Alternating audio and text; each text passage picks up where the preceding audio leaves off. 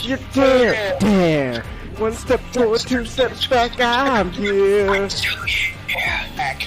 Do it! Do it!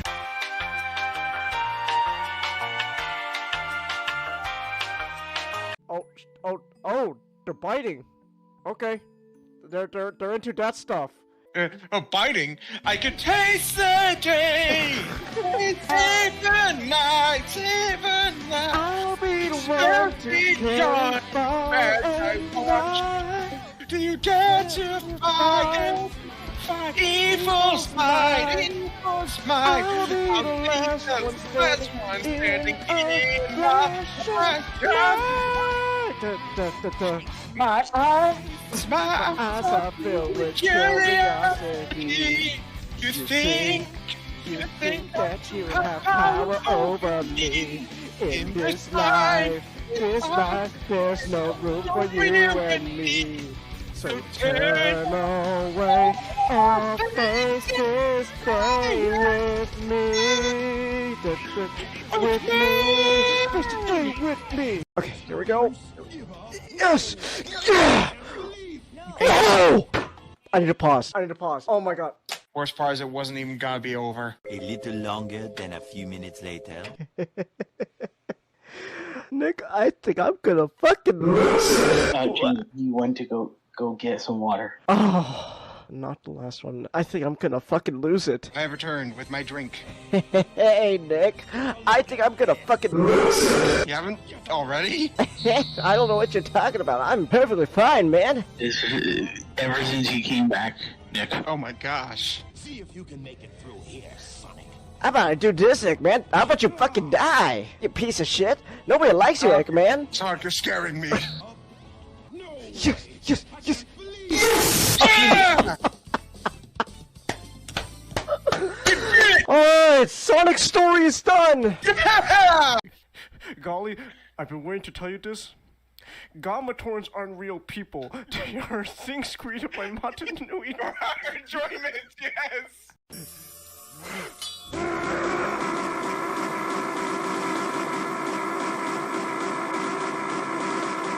That's enough. I am alive, and in your debt, my sister. Tahoe, are you okay? I'm no longer sexist. There's all the links and all that in the about section. If you're watching on the replays on YouTube, all the links in the description. Look at that! Hey, did you see that? The fucking cat just spun into a little ball there. Let's go! Hey! 808! Hey, who's a good kitty? Who's a good kitty? Oh, look at that! He's playing patty cake with a cat. Oh, oh, there's a little robot doggy. Hey, boy, hey, who's a good boy?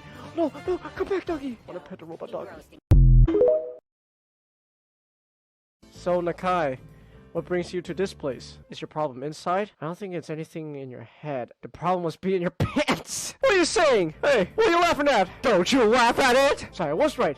There is something wrong with your tackle, isn't there? I have a hard problem, arrhythmia. It's not small, damn it! She's shuffling about relentlessly, constantly swinging one leg over the other knee and then back again. She has a very irritated look on her face. Something wrong? Yes. No. Yes. She closes her eyes and draws in a deep breath. Hisao, you might not want to hear this, or maybe you do. I'm having my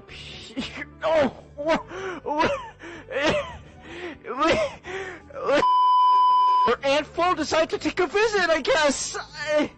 You enjoying this scene, Chase? I don't know. I mean, you sure you still want to get risk cutting in the rain? Of course! What, the threat of rain's supposed to stop me? Nick, Amy's literally the type of person who would go, do your worst, Storm! Wind chimes! You know what they say, the more the merrier. You know what they say, the more the merrier. You know what they say, the more the merrier. You know what they say, the more the merrier. Oh my gosh, Eggman's getting annoying. Oh my gosh, you gotta get out of there now. Oh. Oh.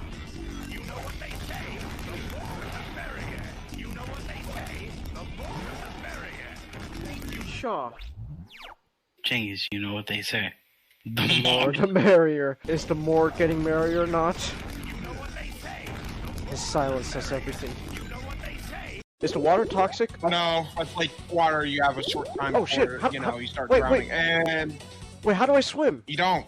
Sonic can't swim, Genghis. Oh, and it's been a while since I It was played. in Sonic 2. He swam pretty well, though, in the movie. No, he didn't. He saved Knuckles. He had to use a rock to get down. It is in the fucking. Genghis, I am mad. Are you sure you're okay?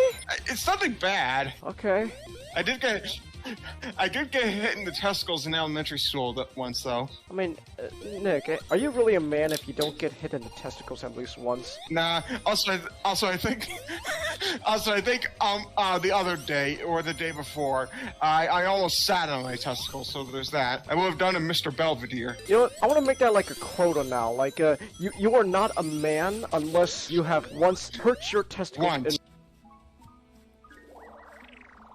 Yay, they're happily reunited. Oh, that's Man, happy. would it be funny if, like, somehow, like, the fucking, like, things just immediately died right there? I was fucking kidding! Oh my god, you were Fucking kidding! They actually died on the spot! I was fucking kidding! What the fuck? That would be great. Oh! I'm just reminded of the... Wait, hold up. Oh shit! Super Saiyan just fucking tossed him like a ragdoll! Yo!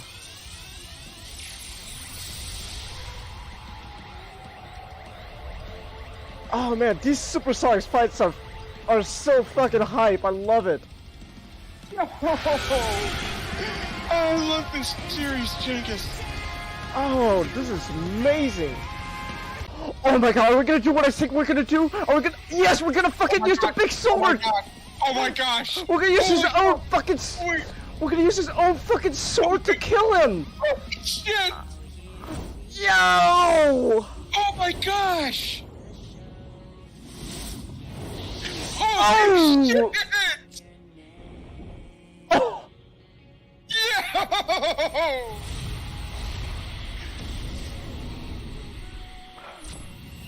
Yo! Holy shit! Let's fucking go! What the heck's going on? Here we go!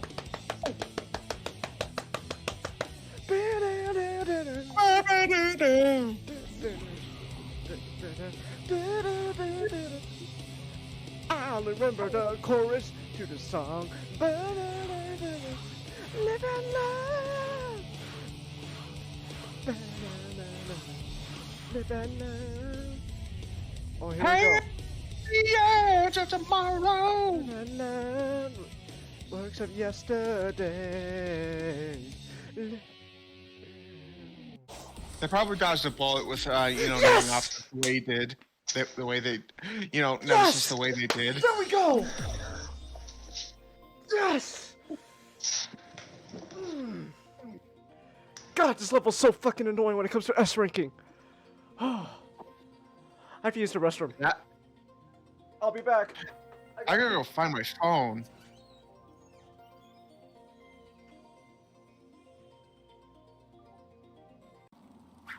Oh, no, you're not criminals, never mind then. Say, Oh, they're political prisoners. Political prisoner camp. Oh my gosh, Hugo just fucking straight up built camps in Arkham What the fuck? Dude, no. They built it to keep away from the other Oh! prisoners. Oh, they're homeless camps. Oh my gosh. Genius. When you said camps, my mind went to, oh my god, Hugo built those fucking camps in Arkham? They're like my mind went to fucking World War II Germany camps. Strange put not only dangerous thugs behind those walls, but also folks he doesn't want talking about him. Okay, well hold on. Actually, I have to ask Nick. So, he didn't build those camps, but I have to ask, would Hugo build those camps? Legitimate question, by the way. Well, what do we I have don't here? know. Weird out of place plants, That- check. Mindless hypnotized That answer henchman, honestly terrifies check. me even more. The oh so subtle odor of rotting That honestly terrifies me even check. more. It's just, Looks like I found the entrance to Nick, Ivy's lair. you pretty much just went. You just pretty much. It was like, wait, so Nick, would Hugo Strange build like, the fucking Nazi camps And your answer's just, eh?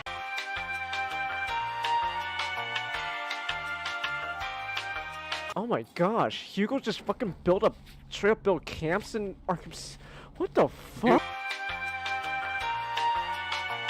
I'm going to see what the bad ending is. Let's leave Arkham City. Fuck this place. It's not so great. I never actually did the bad ending before, so it is new. Yay! Credits! That's it! That's it for the game! Yeah, everyone's fucking dead. I thought I was gonna see like the city like worse than it was before. Chase, it's kind of like putting a hat on a hat. I don't know, but like Arkham City's already shit as it is, but I also expecting like buildings to explode. I'm just trying to explain what I think, like Arkham City, but even worse is where are those explosions? What do you think is happening? 9/11, but with every single building. Wait, shit? That's really happening? Yeah, it's Protocol 10. Protocol 10 is Okay. Ah! Whoops. Wrong PNG. There we go. Right PNG. There we go. Alright. Testing the audio. 1 2 1 2 1 2 1 2. I see you in the chat, Chelsea. How do we sound? How do I sound? 1 2 1 2 3. Say something from you guys. You know you'll have unique York. What was that, Eternal? You know you left New York. It's a tongue twister. Ah. Alright. Oh, my nose. What was that? Everyone's talking over each other now. Wait, okay, never mind. Alright. The green circle is back. That's one way to describe SGT. Hey, Ray. Guess the emus didn't get him yet? I don't know. He's with us, so there we go. Alright. Okay, so just a heads up, not gonna try to keep this whole opening stuff short, and let's try to power through a bit because we got quite a bit to talk about, and knowing some of us, our topics are gonna take a while. Some of our topics are gonna take a while, so I want to get the relatively shorter stuff out of the way, and then we could get into the more lengthy conversation topics. So yeah, that's the plan for tonight. All right. James, you're gonna hate me Why? because I have a bonus topic at the end. Why did you? Damn it, Nick! Why didn't you tell me? You didn't say you didn't say anything. You just said I don't got anything. Literally, when I woke up today, you're like, I don't got anything. Oh, okay. I literally just thought of it now. Ah. Okay. It does have something to do with what I did today. Okay. But we'll get to that. Okay. All right. No, just know that my feet hurt from walking around a bit, but you'll know why soon. Oh, was there a convention? Next week. Next I week. Did, I did something different this week. Ah, okay. All right then. God, speaking of conventions, though, after watching Jobby's video, I do want to, sometime soon in my life, go to a TF-Con. I do want to go to a TF-Con, just cause. Yeah, same. But I couldn't go because I had class. So. Yay! Yeah, you sound so excited. Oh, believe me, Comet, I adore college so much. It's so fun. It's so fun. High five. Okay. High five. Okay. If not, Finger blast. Okay, Changus. Yes, Comet. I didn't know any better, Changus. Blink once. It would sound like you don't like Changus. What are you talking about? I love college knot. What do you mean? I love it. It's amazing. I have so much fun just what it feels like just rotting away in a classroom. Blink, it's so much fun. Like once for yes, twice for no.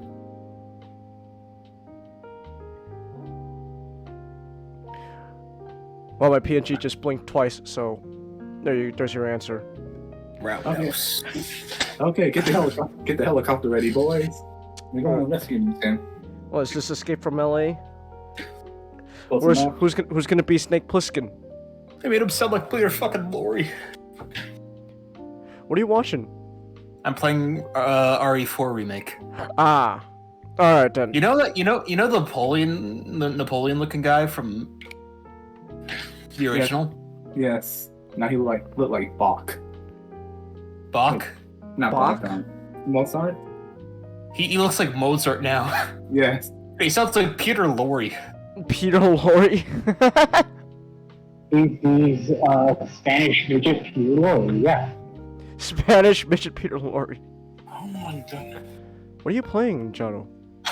Battle for Middle Earth, so... Ah. Is one of them wild? What? Maku was at least at one point intended to be a Toa and Nika. Really? Why didn't they go with her then? They chose Holly because they felt Holly would be better known to the fans as she starred in this Manui online game too, and Mask of Light. Ah, the movie. Yeah. Okay. That makes sense. Holy shit, the shotgun fucking cut this guy in half. What? Wait, what? I used a shotgun, And you cut him and in the man half. is now torso-less. Damn. What kind of shotgun are you using? Oh, God is my witness. That man is broken in half. That's He's using the boomstick. the boom It's called the stick. riot gun. The riot gun. That sounds amazing. Damn, the fucking riot gun. What are you laughing at? So okay, Okay. Huki, after several months after the whole Mario Nui shit happening, thanks for coming to my birthday party, Maku. Thanks for having me. Make a wish. It's already come true. Maku throws Toahuki down to the ground. No, Maku! Not like this! It'd be funny if the fucking tiny Matoran can throw a Toa down like that. Just throws him onto the floor. Help! No, please, no, not like that. Mako, I'm abstinent. I'm abstinent, Mako. Oh, I get what you're going at now. Man, that was great. Hey, where'd you get that tattoo? I don't know. Oh, That's no. just a hell of a drug. What?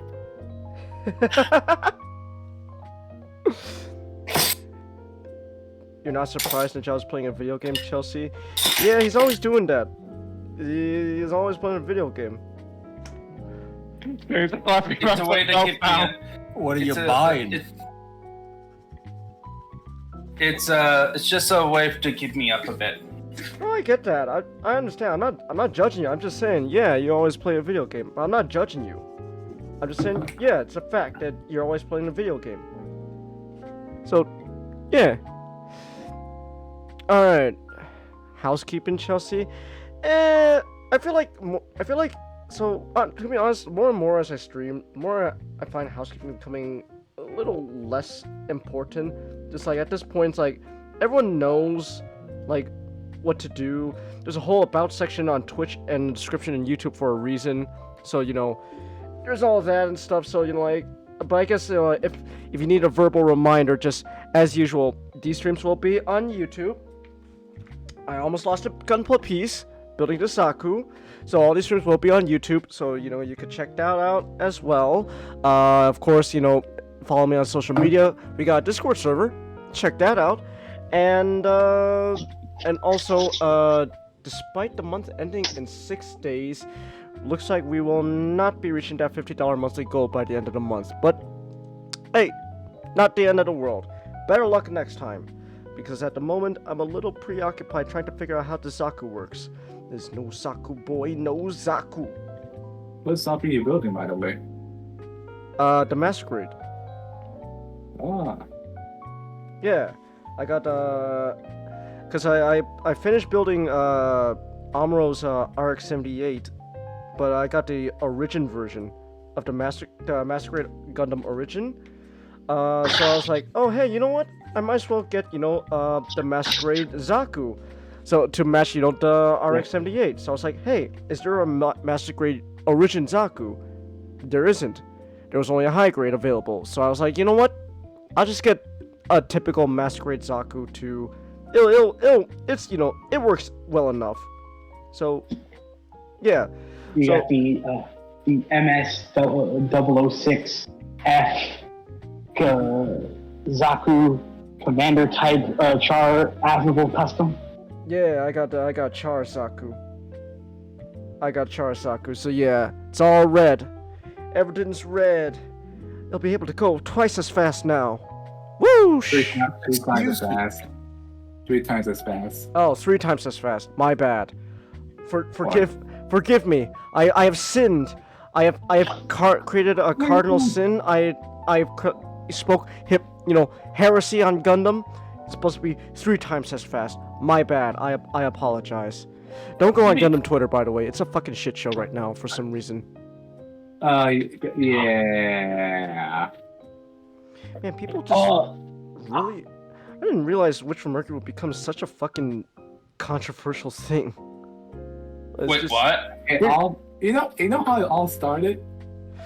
A Yeah, poll. It started with a fucking poll, and then after that, people like just started creating controversy for no reason over Witch from Mercury, all because, oh my gosh, there's a possibility that there may be lesbians. Oh god, it's the end of the world. It's like, okay, why'd you have to fucking blow up Twitter for that?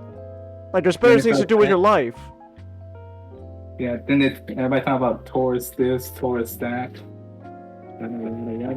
What the fuck do they even mean by Taurus? I just like, well, What? he's cool. I like Choo Choo. Well, Choo Choo's amazing. Choo Choo is best girl. Choo Choo is best girl. Are they going to subvert and make Guel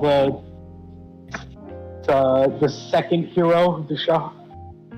yeah, I just like the post they gave her in the season 2 cover. Yeah, she's like flying like Superman just at you, just whoosh. No, she's flying like Gal Gaigar.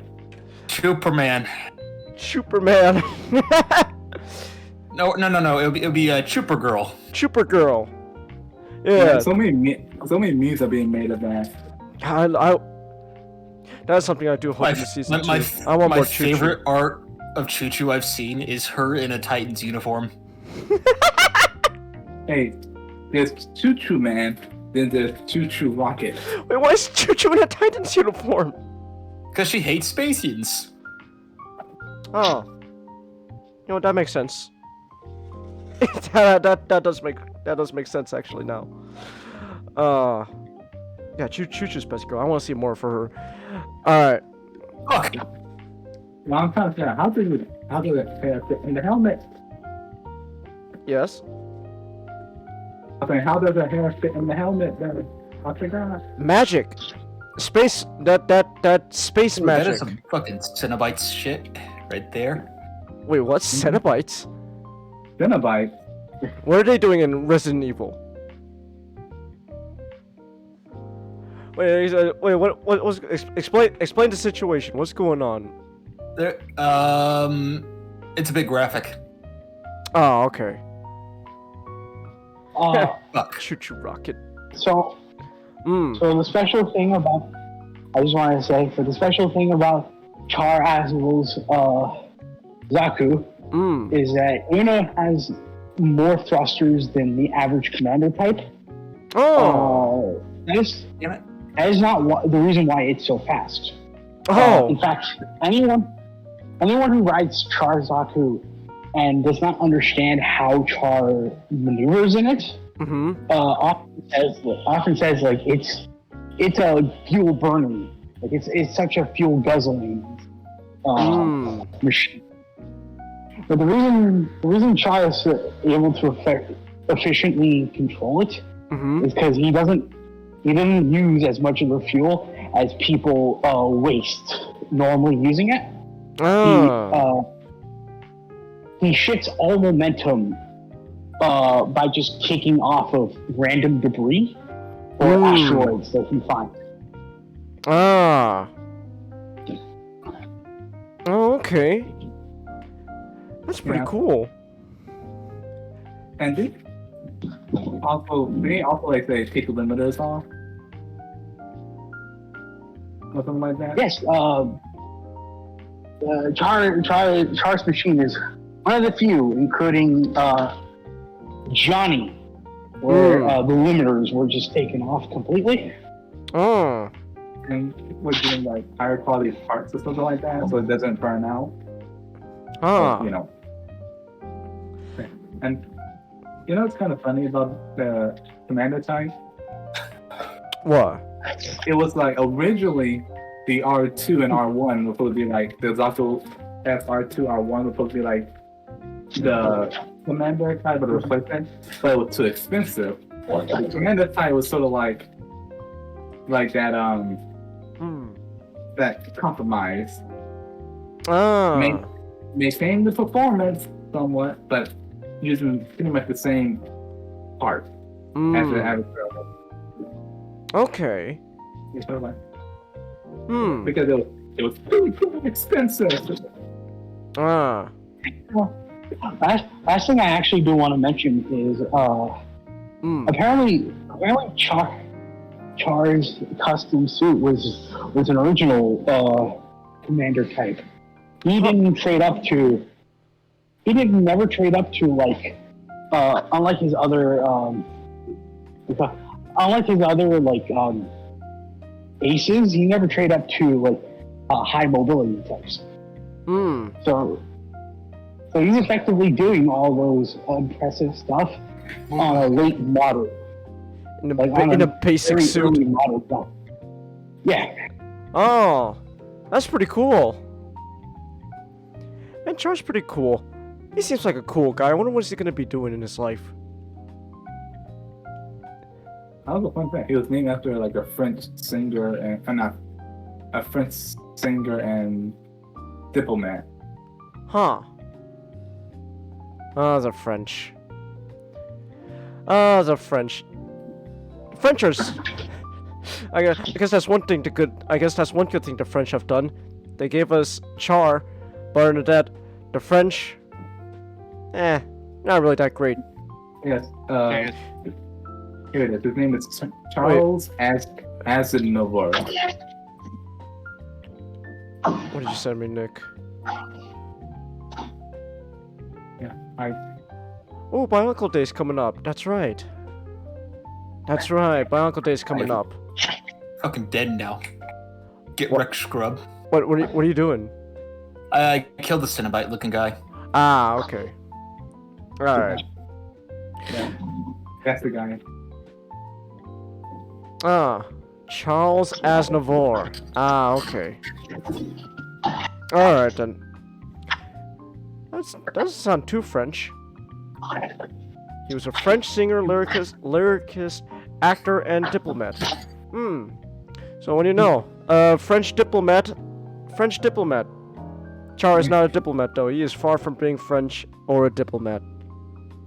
That's kind of funny. That in he was a diplomat, Changus. It was? It wasn't a really good one. Yeah, but he was a diplomat once, and then, the Titans killed his family. And so the gloves came off. Titans?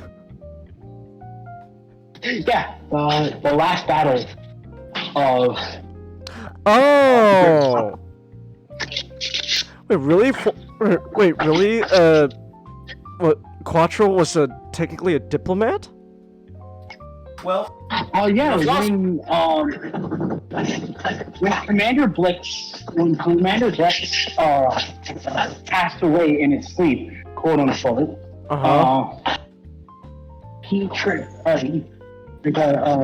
Char was his second in command. Oh. And so he got the president. He overtook presidency of the AU over from him. Huh. And so there is a great, there's a famous moment where in Dakar, in the Earth Federation Assembly, Char basically just went, look, we can keep doing the song and dance of trying to weed out the Xeons, but Oh my goodness. innocent people are dying because of all this rampant power that the Titans are holding. So let's try to change things. And then even though the Titans were cut off completely from the Earth Federation, I didn't really stop them. I didn't stop them. Well, sorry. Federation is useless. Not to mention, he was a diplomat at one time. He had to get access from the Air Federation. Oh yeah. He was pretty good at. I guess he was pretty good at that. He got access. They gave well, not only did they get access, they gave him the nukes too. Just oh, wow! Not only did you give him the meteor, you also got nukes now. Here is a dildo-shaped gun, and here is those specific bullets for this dildo-shaped gun. Now stick this up our ass and pull the trigger. There you go. Wow. For Char, him being a diplomat was always just something he hated doing. Because he never liked giving speeches. Really? He gave a pretty good speech, leading Neo Zeon. It's like, hey, the whole, your souls are weighed down by gravity. Everyone was pretty pleased with that. At least Zeon. They're like, yeah! I don't know, you gave a pretty good speech there. Yeah. Point is though, long story short, that's one thing the good French were for, I guess. They inspired Tomino to give us Char Aznable. But other than that, the French, not really cool. Speaking of French not being cool, hold on, I'm actually gonna segue into our topics now. I don't want to keep waiting. But so speaking of French not being cool, yeah, John Wick 4. The French are not very cool. That's the takeaway from John Wick Chapter 4. The French are not really cringe. Cool. Yeah, French people cringe. Because John Wick's whole major antagonist for this movie is a French prick. So yeah, the French not really cool. Alright, so yes. The Japanese cool changes. Oh, was that on?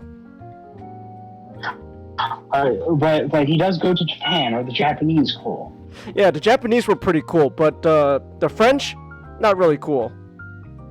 And I guess China's somewhat cool because they give us Donnie Yen, and Donnie Yen's pretty cool too.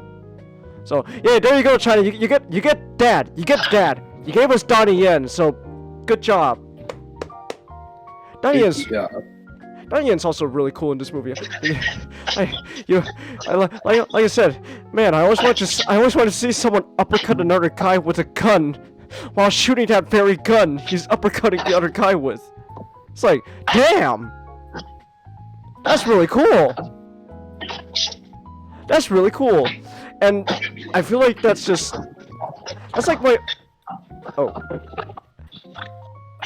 you good, Nut? Yeah, you can go ahead. It's just I heard some like, stuff on your back. I was like, hey, you good? You alright, man? Yeah, that's just something I'm doing. Okay. Don't let me keep you. Alright.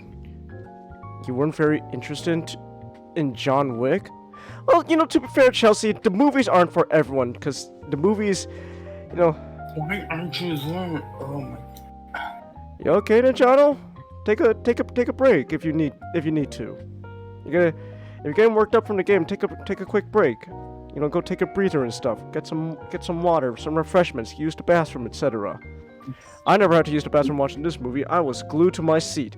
So that's already a good sign. So already, John Wick. Who are you and what have you done with the real Chelsea? I refuse to believe she wouldn't enjoy a movie that's all about killing people. I don't know. John Wick, if it's not for her, oh well. But to those who are into John Wick, yeah, this movie's it's pretty good. Yeah, it's pretty good in my opinion. So so I'm not gonna try to take too long on this review. Okay, so and also this is somewhat spoiler free. I'm not gonna spoil any like major like plot point about the story and etc. But like like I can like describe certain like set pieces of actions that goes on. That doesn't really spoil too much. But so I'll say right away. When it comes to like the John Wick movies, and John Wick 4 excels once more in this, is the action in this movie is pretty great. And also this movie, I like this movie because guess what? Nunchucks are cool. So anyone who tells you nunchucks aren't cool, screw that. John Wick shows you that nunchucks aren't cool. That's right, John Wick's a nunchuck user. Let's go nunchucks. So yeah, so there's that. I don't want any more debates. End of discussion. Nunchucks are cool. So yeah, the action is really cool, and then like and it's also very interesting also when it comes to Donnie Yen in this movie, how the action scenes when it portrayed with Donnie Yen, it's really interesting. One thing to note is that Donnie Yen's character, he's blind. He's a blind Chinese man recruited by the High Table to hunt down John Wick. What a wow. Damn. Okay. But despite being blind, that does not stop Donnie Yen. He does some really interesting things. Like, so with Donnie Yen, when it comes to action, it's interesting how it's like this like the typical like like the martial arts he's known for, those like kung fu movies, etc. They kind of incorporate that into his fighting style, including his gunplay. So like, and also just weapons in general. So like, for example, Donnie Yen, he has a because he's blind, he needs a cane, but then the cane is also a hidden, is a sheath for a hidden sword. And with the sword, the way he uses it is not your typical sword play. Like, it's more like he's using it along with like his martial arts moves, like the typical like movements with your hands you would use in martial arts. It's just add a sword to that, and there you go. Which makes for like really interesting ways to use the sword. Like, he's very quick with it too. Like, he doesn't like go like slice, and etc. Like, it's very quick. Like several times he kills people like repeated, like very quick succession, repeated stabs to people. Like, just cha cha cha cha cha, bam. So it's really interesting. And also when it comes to his gunplay as well, he has his normal gunplay as well. But then there are times where again he's somehow able to incorporate the gunplay into his martial arts. So again, uppercutting a guy with a gun while shooting that gun is something I didn't know I need to see, but that was really cool. It's like, whoa, damn, Donnie Yen, that's really cool. But so Donnie Yen is one of the big, stars of this movie when it comes to action, but also Keanu Reeves himself is also really good. Because as it turns out, Keanu actually did like 90% of his own stunts in this movie. So let's go Keanu. You can see Keanu.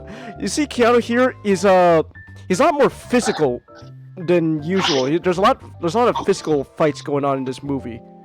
But that's not to say there's still gunplay and stuff, because he's the expert at guns, and it's just really cool.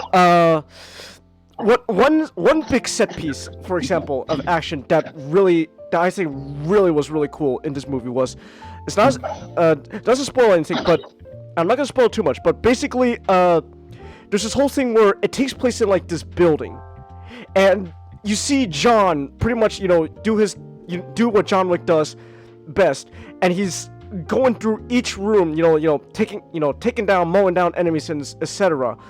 But what was really interesting is like halfway through, all of a sudden the camera starts to shift, it starts raising from like the ground level to a more aerial shot until it's directly above the rooms, and all of a sudden it's like I don't know how to describe it. It's just like it feels like a video game. Top down. Yeah, top down. Top down. Yeah, top down. It's like a video game where like it's like a top down shot, and you can see like from this big wide angle, John from top down go into each room, and do what he does to the other assassins, etc. It's like that's really interesting. Like, and that's also another thing I didn't mention last time I talked about John Wick, is that each movie does try to find a new way to keep the action interesting, and so one of the interesting things was obviously in this movie was whoa, like there's like this like whole top down sequence, and it remains like that for like quite a bit, and there are times where it will eventually cut back to like ground level, but then it'll go back to a top down shot, and it's just again it's like it's really interesting and unique, but at least to me, I dig it. So yeah, the action in this movie is, in my opinion, top notch. There are some times where I feel like when you notice it, you kind of have to start suspending your disbelief like a bit more than usual. So there's another big set piece action in this movie was there's this whole thing where John is in has to do business in pretty much like a club, kind of like the first John Wick movie. In fact, they even use like the same music as the first John Wick movie, but it's kind of interesting though, like because John's doing what he does in this club, and everyone's dancing, but when he shoots someone, no one notices, or rather, it seems like no one notices until you realize, no, wait, no, people do notice, but they don't react. They just keep dancing. There's like there's one part where like he has to fight this big chunky dude, and like he's like stabbing him like multiple times, and the crowd, like the club goers are like literally creating like a crowd around this whole set piece, but they're not doing anything. They're just still dancing, and it's never really said if they're like just normal people at a club or if they're also like part of this whole assassin sort of hitman thing going on. There's a scene I like from Drive where kind of a famous scene where Ryan Gosling, this character, is going to execute like a mob boss with just a hammer and a single bullet. Oh. And he's doing this in the dressing room of a gentleman's club, with all the girls present. And the girls, they don't run out of the room like you expect any other movie try to do. They're just silent. They're just sitting there like very shocked. But there's a sense you get from the scene where everyone in that entire room has witnessed a situation like that before, so there's no real sense of there's no real sense of so someone's like they're terrifying, but I guess, but then the thing though with this movie though is what I'm describing, like no one's reacting, but then all of a sudden like at the very end, after John finally kills the people he needs to, then that's where everyone just starts running out in fear out of the clubs. Like, oh, so now you run? Okay. Oh, I guess so. I don't know. It's weird. Like if you don't notice that, that's fine. But then I noticed that, so it's like, okay, that's a little. So like I couldn't get it out of my mind. Like it's still a really cool scene, but like overall it's like that's a little weird. Like just like these people are literally like forming like a circle around John, so like a little tiny arena in this club so he could kill these guys, and they're just still like dancing and stuff. But then after that's done, they're like, okay, now we should run. Ah! I think perhaps like their reaction is very slow because considering what happens in clubs, they just don't notice that he's naming a person. Huh. So, like all they would know is like, oh, he's probably beating up someone. So people again just fights at a club all the time. And so they realize, oh no, that man's not moving. Well, time to go away. Racist, they're probably on drugs. You know what? To be fair, that's that seems like the simplest answer. They were probably on drugs. Why didn't I actually think of that? That's so simple. They were probably fucking high off the rockers. Yeah, that's what I said. Oh my gosh. So, but like, besides that, like, you know, besides that, like, the overall, the action is really, it's really fun, and just, so like, if you don't care about the story, and you're just there for the action, you'll be satisfied. Not to say that the story isn't good, so, I'm not gonna go into the whole, I'm not gonna spoil too much of the story, but like, I will say this about the story. This is most definitely a conclusion to John's story arc.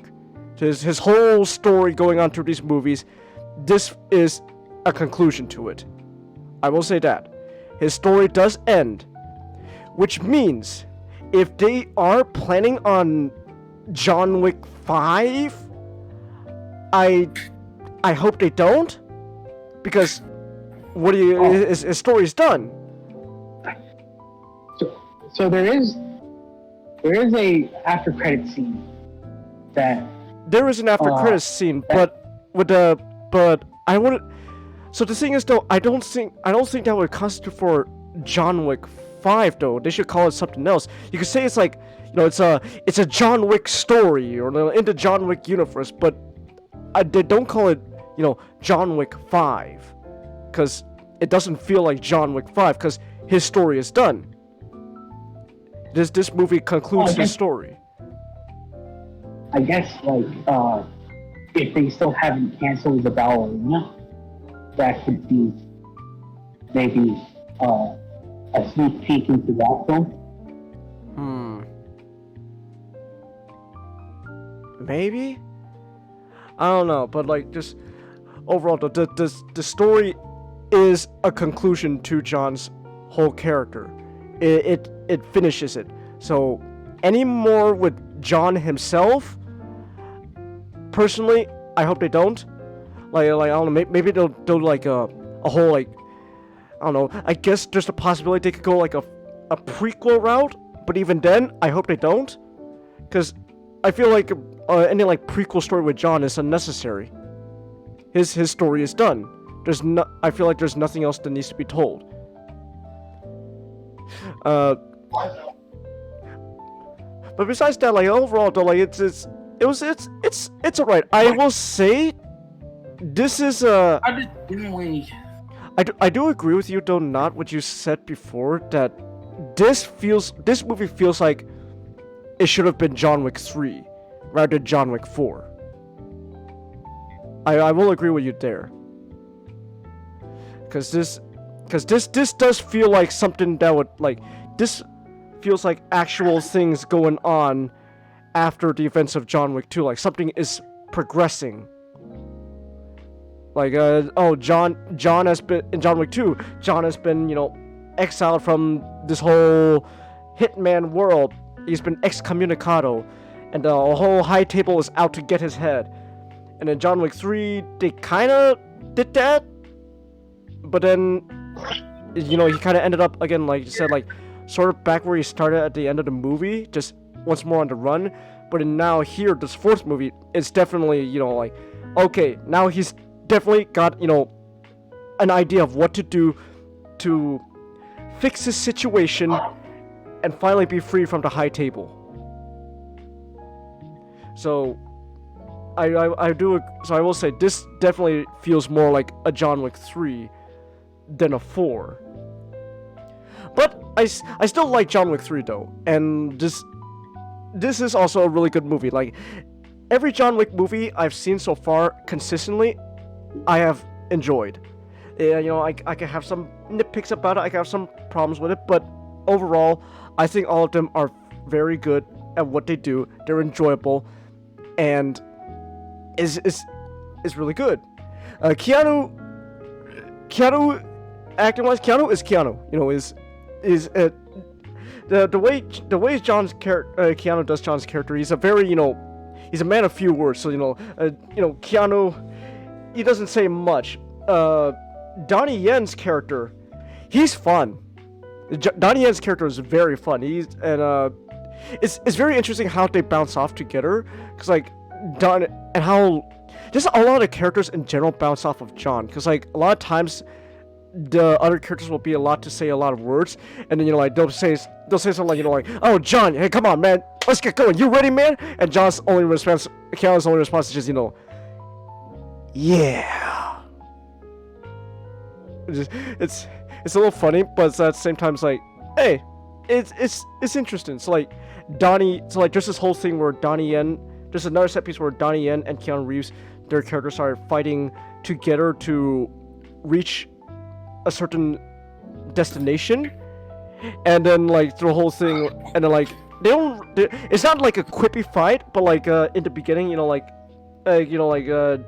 Donnie Yen's like, hey come on John, let's get up already, come on, let's get going, you ready? Yeah.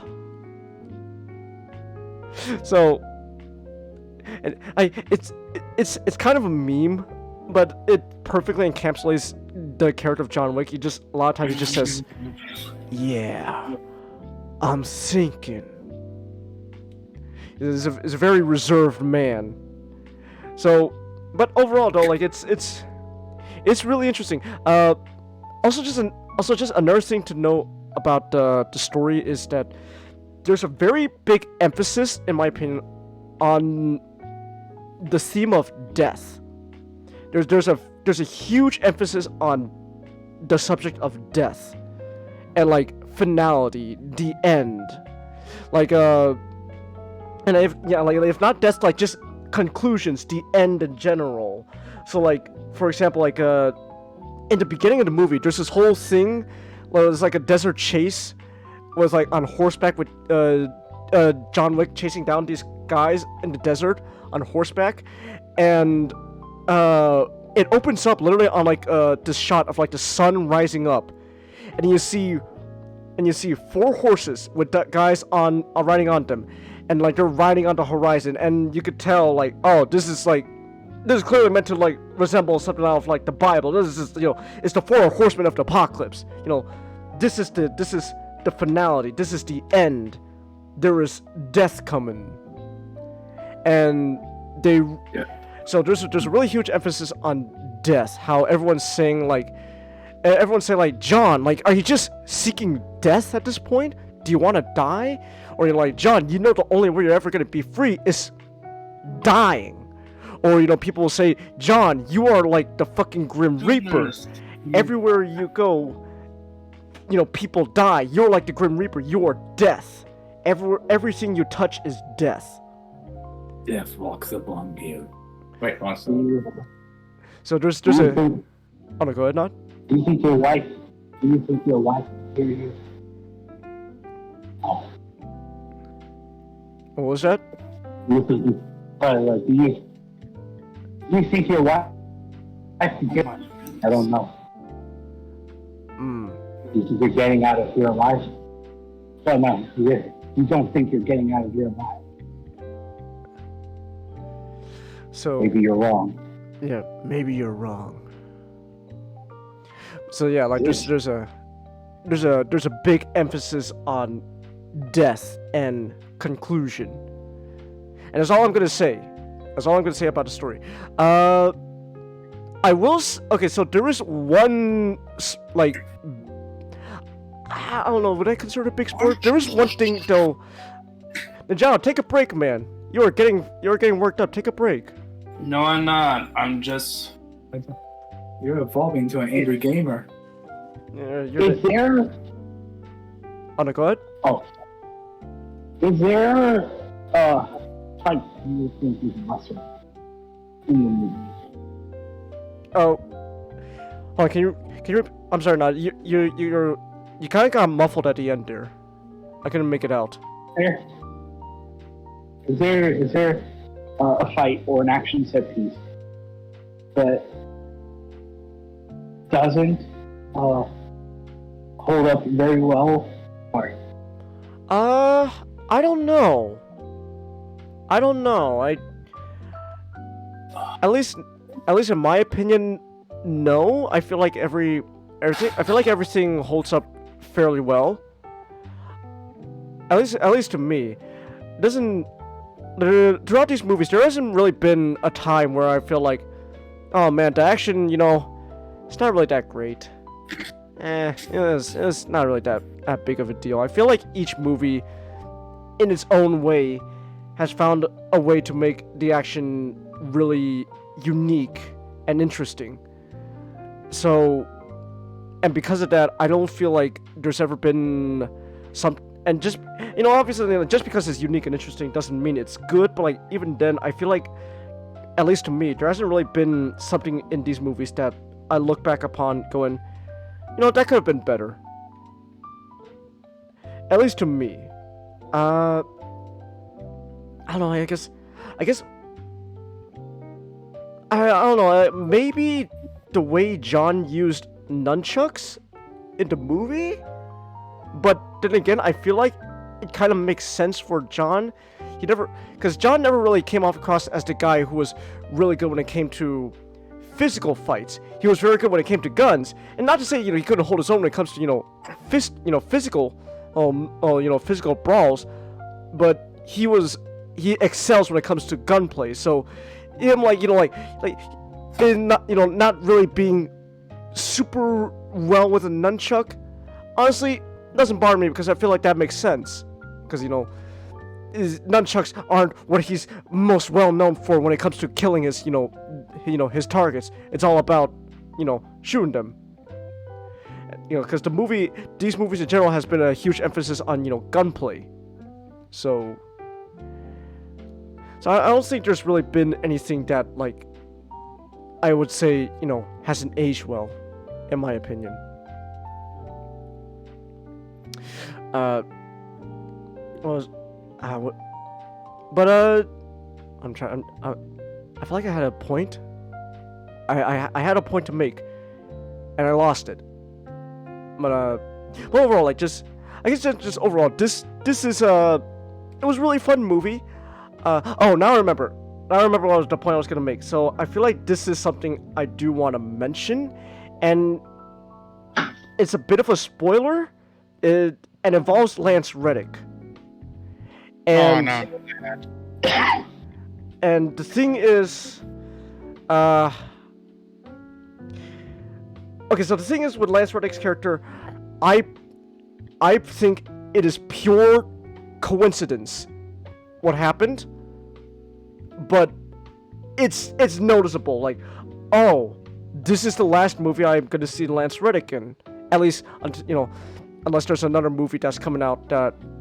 You said there was another movie Lance Reddick was working on, right? There is the White Man Can't Jump remake. The ballerina is supposed to have him in it, so I don't know whether or not that is. I think that's a story that takes place between 3 and 4. So it makes sense. I know he's at least gonna be in season 2 of Space Brickleberry. Space Brickleberry? Farzar. So, you fucking somehow got Lance Reddick to do 2 of their shows. Yeah. But with Lance Reddick's character in this movie, what happens? I think it is pure coincidence, but it's kind of unfortunate coincidence that it just happened to coincide with the recent news with what happened with Lance Reddick. So it's like, wow. I don't think they did it on purpose, but it's a really unfortunate coincidence that it happened, considering what happened with Lance Reddick in real life. So it's like, is it a scene where Sharon gets to ride off? Or is it just like something that happens? Charon. Something does happen to Charon. That's all I'll say, and it's just, it's like. I feel like with the whole thing of his character, and the concierge. Oh no, not the. Yeah, he's the concierge. The concierge. They are ride and die. They knew in 3 they were marked men, and that like whether or not they make it through, they don't believe that what they've done was in vain. Yeah. So it's like that, even with sort of like the tragedy that happened very recently, makes sense. At the very least, I hope that they did give this, because he is a character who's been in like all 4 films. He is, and what happens to Charon does happen really early on into the movie. So, but there is a whole thing where Winston does, respect the character of Charon.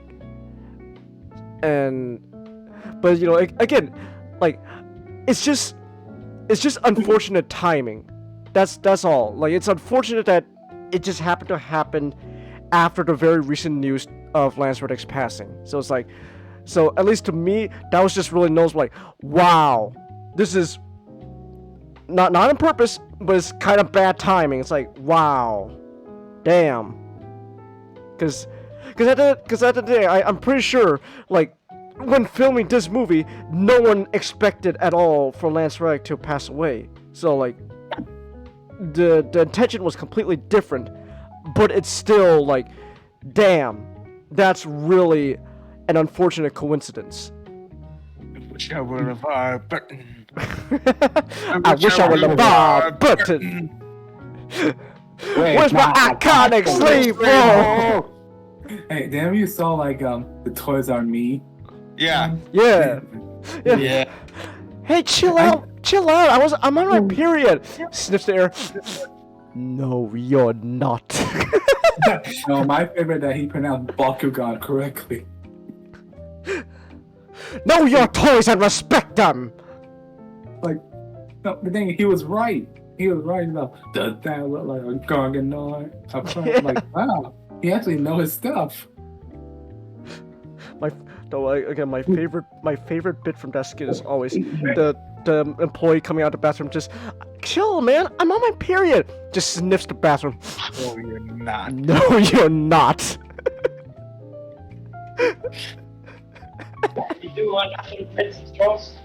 If you fail me, I will go into each and every one of your homes and shit in places that will leave you for the rest of your lives. No. So help me. If I see one little crack stain, I'll go in your homes. And I will shit in places that will leave you confused for the rest of your lives. I just love the way he said that. Yeah. So, but like I said though, it's pure coincidence what happened with the character of Charon and Lance Reddick. But it's like, it's, at least with me, it was just noticeable because oh man, it wasn't their intention, but damn, this didn't, I wouldn't say it didn't age well, it was just more just unfortunate timing of circumstance. That's all.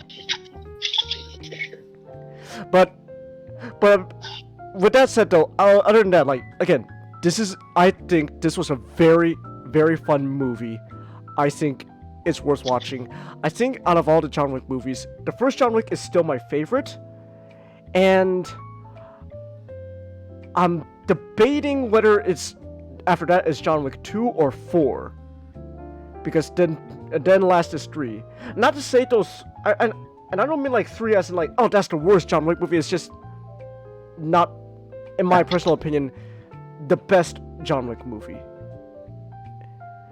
So it's it's John Wick 1, and then it's like teeter-tottering right now in my mind between 2 or 4, and then after that is 3. So, but yeah, it's a good movie. Go check it out. That's my like spoiler-free review of John Wick Chapter 4. I don't know, maybe when more of us watch John Wick Chapter 4, we could do like a whole spoiler talk version of it. Who knows? So yeah. All right. So yeah, that's it for John Wick 4. Ninjato, you want to take a break? You want to talk about the game you're frustrated with? I was on break and I wasn't frustrated. Well, maybe a bit, but I wasn't salty. Okay. All right. Oh, in that case, we can move on. So. Yeah. So I'm gonna talk about because today is Tolkien Reading Day. Huh. So today is actually the date where the ring gets destroyed. Huh. Yeah, Tolkien added fun details of like adding an actual calendar to the events of Lord of the Rings, because he wanted to make sure the continuity was right. So he did actually add a little bit of a calendar. Huh. Okay.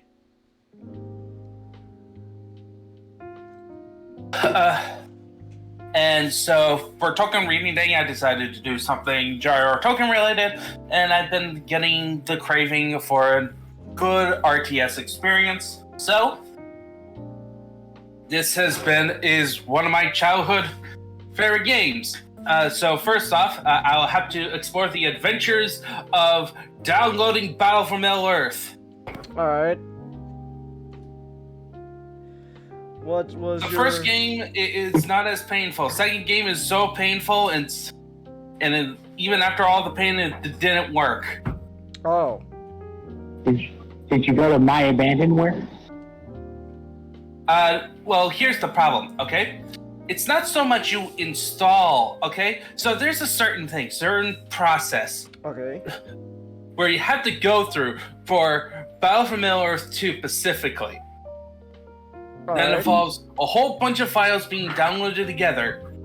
And then, if you manage to do it all correctly, there's a chance that Windows 10 screw you over. Is there like a whole bunch of rights issues causing it to Battle for Middle-earth 2? Because Battle for Middle-earth was during the EA stint. So a lot of EA's games has just been like unlisted. And like Warner Brothers is not releasing them.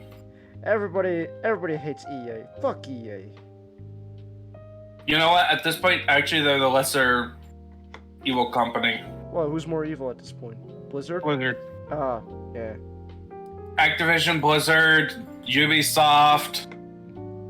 Very much. What did Ubisoft do?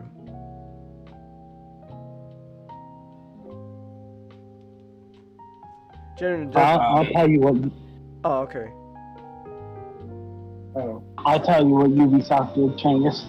They're sitting on the Driver series, and after San Francisco didn't make enough money that they were hoping for, they just said, "Oh, you know what?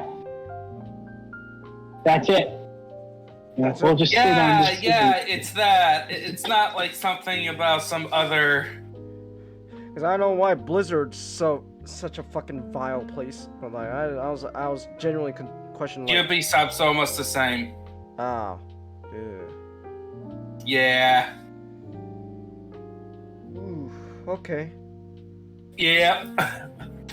But anyway, so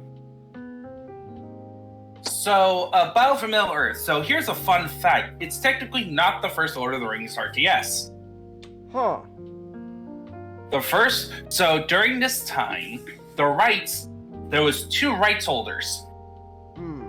You gotta love talking about Tolkien rights, by the way, because they get confusing. Fun. But essentially, so at one point, the estate was making their own Lord of the Rings games when the Peter Jackson films were coming out. So the Fellowship of the Ring PS2 game is based on the book, not the movie. And the Two Towers game contains material from the Fellowship of the Ring as part of its levels. Okay, and so Battle for Middle Earth came out a year after the second one of the attempts of doing their own universe, which was called War of the Ring. And War of the Ring is an RTS that has a very similar graphic styles to Warcraft 3. Oh, Chelsea, you are so innocent. Blizzard as an ice cream. No, Chelsea. Oh. God, I wish I was as innocent as you, Chelsea. Okay, so anyway, so this game came out a year later, and a year after The Return of the King, so it covers the entire story of The Lord of the Rings. And you play 4, and there's a good campaign and an evil campaign. Evil campaign is them taking over, is you destroy Middle-earth. Fun. Yeah, that's usually evil campaign Lord of the Rings. It's the least interesting thing because it's like, this is how evil wipes out everyone else. Yeah. But it's fun though. It's like, come on, let's just kill everything. Well, yeah, but my version of interesting is like story and like all that. Alright. You know, the actual art in terms of art aspects. So anyway, so good campaign. It has an interesting format where you have you play a mission with the Fellowship, right? Okay. But then you switch to either Aemir, depending on how far you into the game, either Aemir or like Faramir. Basically, you're going to be controlling multiple good forces, and you're going to play basically a random mission. But the random mission gives you benefits for the overall campaign. Okay. So you can either get more command, which means you get more units available. You get power, which adds to one of the core mechanics to the game, where every time you kill units, a little blue bar circle comes up with either the Eye of Sauron or the Arwen necklace thing. And when it goes through the full circle, you get a point in power, and power allows you to do special big abilities, which range from healing to summoning a bunch of Ents. Ooh, Ents, okay. Or if you're evil, you can summon the Balrog as the ultimate.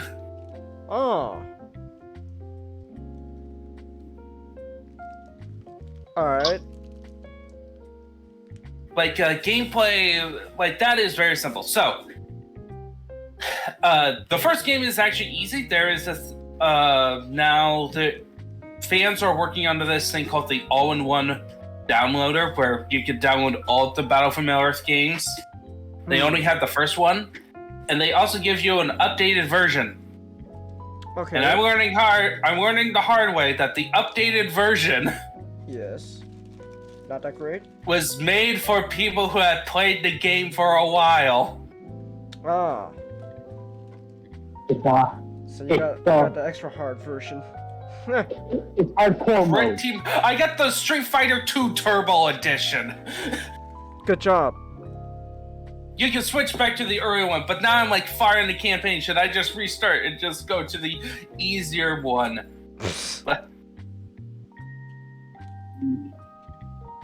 Alright. It's kind of funny. But they did some also good UI. I do find some annoying things. This game, so do you know how RTSs work? Give me an example of another RTS. Maybe it'll StarCraft, Dawn of War, Command and Conquer, Halo Wars. Oh, Halo Wars. Okay. Okay, Halo Wars. Yeah. Okay, yeah. So think of that. So you have like, and this is definitely similar to Halo Wars. So you have like a base, and in this one where you have pre-selected spots to build your buildings, as opposed to the sequel where you can like, where it's more like a traditional where you can place your building almost everywhere you want. So you build a base, then you build up troops and you go attack, and your goal is to take out the enemy's base. Right. And then of course the enemy is trying to do the same to you, and that's where the dynamic. And then there's always points in the map that either you can make little bases, or you can make another big base, or you can find a place where you could just build resources. And this one, resource gathering is very similar compared to other RTSs where you don't have to build workers, you just have to build a building. Okay. You don't have to worry about protecting your workers. You could just build a building and it can do its stuff. Alright. Sounds fun. Yes, and then in this one, you also, like RTS, you have hero units, and hero units level up. In this one, so as opposed to a lot of RTSs where one unit is one dude, one unit is like a squad. Okay. And then another cool thing is that everyone gets to level up in rank. The more they kill enemies, the better they get. And for hero units, they get special abilities. Okay. Which could add the problem of micromanaging. Huh. Because so RTS has this, the way the game is balanced usually is that a lot of the systems are either encouraging micromanaging stuff where you always have to keep an eye on your units, or strategies where it's like, oh yeah, you can just relax a bit. And it does a bit of both, which most RTSs does, but I think it leans a bit more to the micromanaging, especially with the fan mod. Alright. Like seriously, I just looked up and it's like, why is Helm's Deep so hard? I beat it like on medium the last time. Oh. Got micromanage the shit out of it. It's moved down. They kind of boost it. They kind of put in like max warriors in a lot of them. And then also, right now is Rohan and me who wanted to build for Earmere just all cavalry, for the cavalry charge at Helm's Deep. I hated pikemen because this game, much like RTSs, loves how hard counters. Okay. So when a unit is weak against another unit, it's super weak, essentially. They kind of fold like paper, but as long as you get one guy of that unit back to like a fountain, or you can heal him, the other units will return. Okay. Like that's usually the bouncing aspects, but yeah, kind of annoying. And then in the Helm's Deep, I hate archers. Alright. They do a lot of damage, and then my archers is so busy shooting everyone else from like getting up close that they get picked off.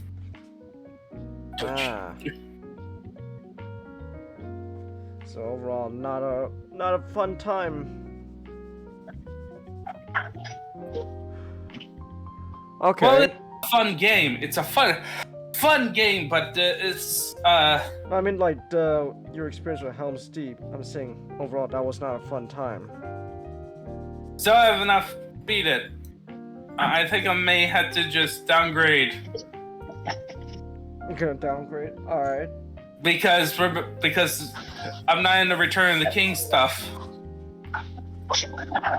Huh. Also, I was struggled in a Lothorian because it was a mission where you couldn't have any of your heroes die. Huh. And they sent in a whole bunch of stuff. Okay. Alright then. It's a very fun game, and like it's an awesome series to play. I haven't played them. I tried downloading the remaster version, but there's a Warhammer Total. No, not a. There is Warhammer Total War, but a Lord of the Rings Total War. Huh. So they had a remastered one. Fans made a remastered one on Rome Total War Remastered, and I tried it, and it was frustrating, and I couldn't get it to work. Ah. That sucks. But there's another one that I'm gonna try on Medieval 2, which is the most famous Total War mod. Huh. Because somebody literally recreated the map of Middle Earth using Europe. Wow. Dedication. Yeah, and new units, like a whole bunch of Madlads. Basically made their own Total War game. Oh, okay. Alright then. That sounds fun. Yep. Okay. Anything else you want to say about this game? No, it's a fun game. It's a fun game? Alright then. Neat. Alright. Mine is nice, it's short and simple. Wait, can I ask, where do you get this game?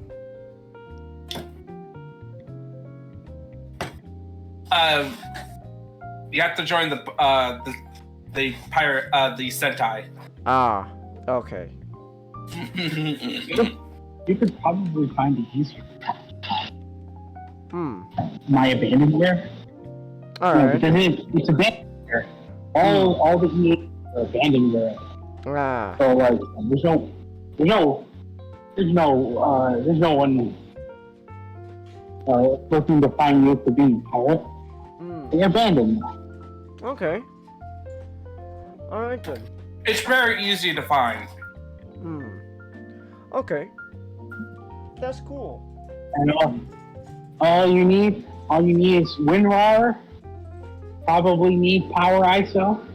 And then you can just take your time then.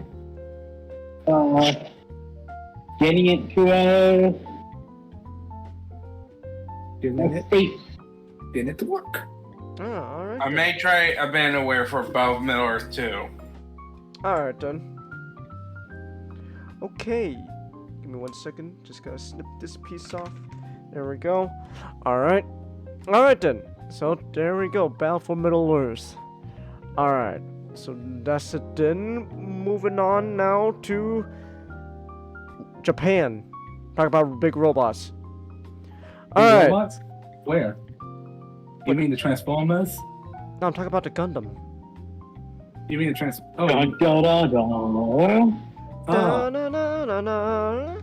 Alright, so... What's so a Gundam? Gundam. Alright, so Comet, you want to talk about the original Gundam. Well, specifically, the trilogy. Yes. Now, I'll real quick. No, I won't talk about all of it because it's like really, like, all 3 movies are like 2 hours and 19 minutes each. Getting a grand total runtime of 441 minutes. Woo!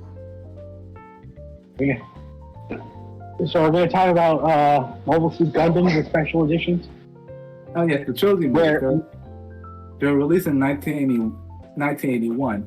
And the interesting thing about the trilogy movie, and they followed pretty much the story, the story, pretty much just like they took all the episodes of Mobile Suit Gundam, spliced them together into 3 separate movies.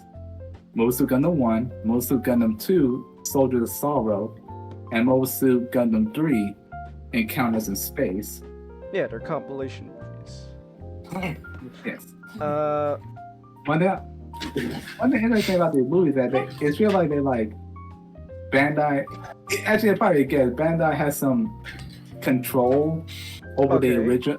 Pretty much has over the original movie, so that they were forced to add stuff they didn't want, like I forget what it's called, the gun thing, the G armor. Yeah, the G armor. Yeah. Well. To be honest, Black Comet. A lot of what's in the compilation movies. I always call them like they're the special, the Mobile Suit Gundam special editions, because they were the ones. The compilation films are the ones that Tomino likes the best compared to the television show, because he could cut out all the fat, and he can cut out all the things he didn't really like about the TV show, and he can like introduce new types much earlier. Yeah. Alright. That's what I was trying to get at. He, Bandai out of the way a little bit, he can do what he wanted to do. Like, I really like how he replaced the G Falcon and kind of space with another gun cannon. So, alright, so because these movies are just compilations of original Gundam, instead of just trying to go through the plot of these movies because it's the original Gundam, explain to me. So, what are the differences with the show? Like, what got cut out? Were there anything that got added in, etc.? Well, instead of they get a couple of episodes to kill the Black Tri-Stars, they were killed all at once. And also, I'm proud of doing it because there's a little funny story behind how I acquired these movies. Alright. Yeah, so I was on vacation, and I went to this place called Movie Stop. Alright. Yeah, pretty much it's like GameStop with a movie. Oh. I found these DVDs used. Right now, they're going for like almost $50. I got it for $12 at Movie Stop. All 3 of them for $12? Yeah, they're like on one case. Oh, wow. Okay. Damn, that's a good deal. I know, right? Okay. Yeah. Dang. And saying how I got 0080 for $10 at the same place. Oh. Nice. Okay. Yeah, but the main difference in movies is that like it felt that's not smooth. Like I said, they cut out a lot of fat, cut out the filler. They cut out the filler episodes. And I think a couple of episodes I think they kept like when Garma got killed, Garma had a significant other. At least I can't pronounce her name, but essentially, the episode where she tried to get revenge. That got cut out. Yeah. Oh. I think they kind of kept that in because, but the little neat thing is that she went to revenge and she died, but they did not know why she came after them. I think some of the interesting thing about comparing the compilation movies to the television show is it all falls down just on what you like from both. Because I kind of like the compilation movies where they're just and they are very concise telling of the original movie or the original show in a film format. Yeah. And they tell some things better than the TV show, but then there's just moments from the TV show that don't appear in the movie that I think add like I think added to how good the original television show was. Yeah. Like I said, like that when, you know, Garma's love interest or whatever trying to get revenge and she just died and they don't know why they came. The white base crew doesn't know why. If I never know why that she came after them. Yeah. Yeah. Cause you know, like real. And they just buried her. And I think I really, you know, there's few things that stand up for me in the movies, and because the movies is like Amuro, relationship between Amuro and his mother. It's a little bit ticked off at his mom because you're like, okay, let me get this straight. You didn't go with your husband to go during the fundamental years of his life, of your son's life, because he didn't want to live in space. Just make sure that they're all completed. Then he comes back. Killed Cozina that would have killed him. Got mad at him because Xeon. I realized I didn't raise you to be like that. And I'm like, and then realized, but you weren't there. You were barely there at all. Well, that was always the tragedy. It's like, she had to watch her boy become a killer. Yeah. Yeah, that was always the tragedy there. And they cut that out? No. We counted moments that stood out to me. Because there were like two tragedies. He became a killer. Well, he was always, you know, killer. And she kind of. Quick question: did we ever cover the original Mobile Suit Gundam series? Yeah. It was a while back though. It was a while back. Then maybe what we should do is, you know, focus on the differences instead of just recapping what we already covered. Well, I assume that's what we were doing at the moment. Yeah.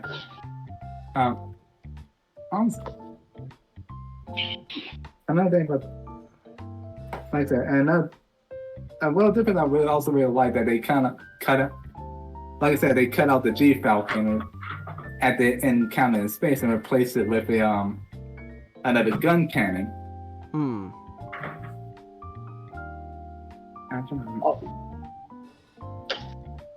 Gun cannon. Okay. Oh, go ahead, Nod. There's a moment where actually took out that I kind of wish they sort of put in, even though it will like make the pacing wonky. Is the first time Amuro just like exerts from white base when he suspects like they're gonna replace him. They're going to replace him.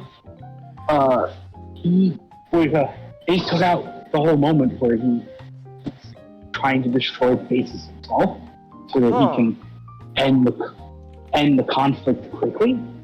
And that really sweet scene where he saved the Xeon soldier. Yeah. And the Xeon soldier told him, "Oh no, you're not the Gundam pilot. Because no way can the Gundam pilot be as kind as you." Yeah. Oh, never mind. They also cut out when Amuro ran away. I believe he attacked a minor Xeon base. Okay. That's what it said. Oh, they said. Oh, sorry. Yeah, that was the whole. Because they cut that out, and so when Amuro deserts, it's already just him like burying the gun in sand and walking towards the nearest town and meeting Rambles face to face. Alright. I guess what else is there though, like to differentiate from the original show? Like, okay, I have to ask, like, is there anything they added at all in these movies?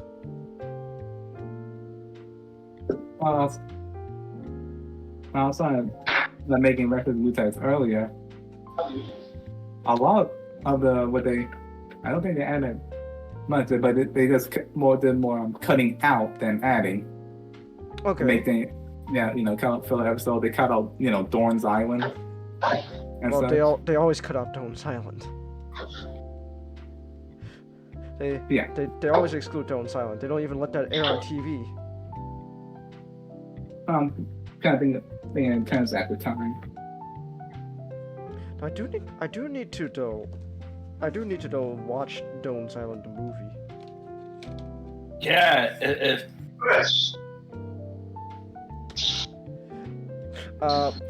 all right, but anything else though? Like what's like a?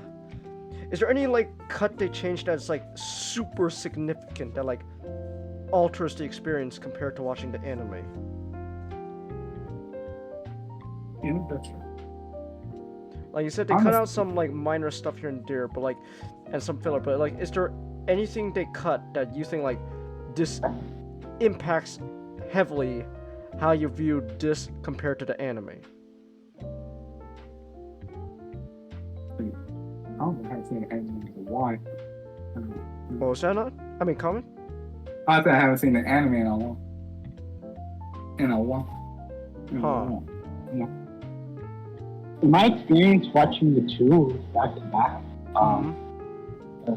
there's something really they cut out that's important, as so much as they just take out several little scenes that like I said, just several little scenes, several little episodes and moments that help put a bit more like gravitas towards to the original show. It's like, all in all, this is just a very great retelling of the series in movie form. Okay. In my opinion, it's much easier to watch. It's easier to watch? Yeah. Is it because of the better animation?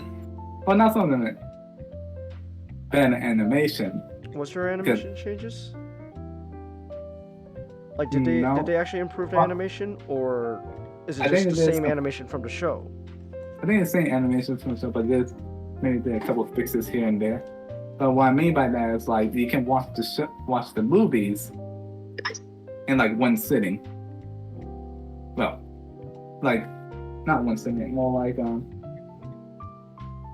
there's nothing to interrupt. No, I get that. Interrupt you. Though I don't recommend watching it in one sitting. Watching all three movies in one sitting. They're like 7 hours long. Okay. I guess alright then. Is there anything else though, like, people should know about these movies compared to like the anime?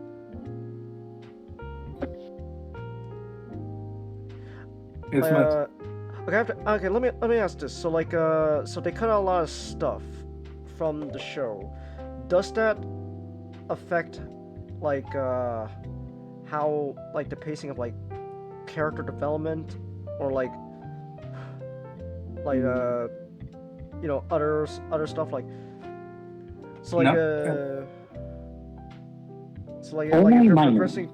if they're progressing through a plot quicker, is there anything you felt like, oh man, because they cut this stuff out, this feels like rushed or anything like that? Well, the only thing Okay. The only thing I felt was not thinking. In my opinion, I don't think he had that much good development in the first place. Was Kai? Okay. Because he's a bit of a. Well, Kai sucks. He gets better.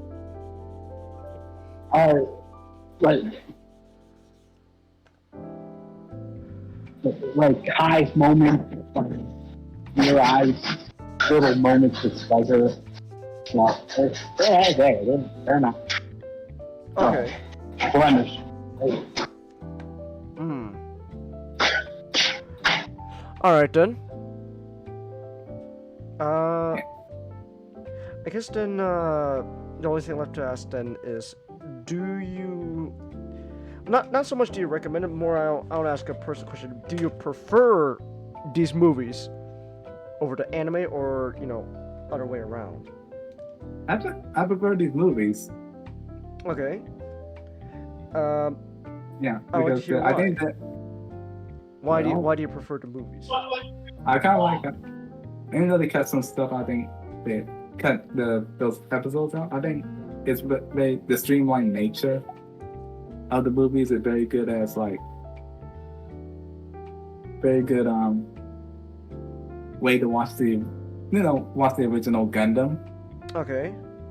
And a good way to if someone doesn't have good way to introduce someone to Gundam. And you prefer this over showing someone new the original anime?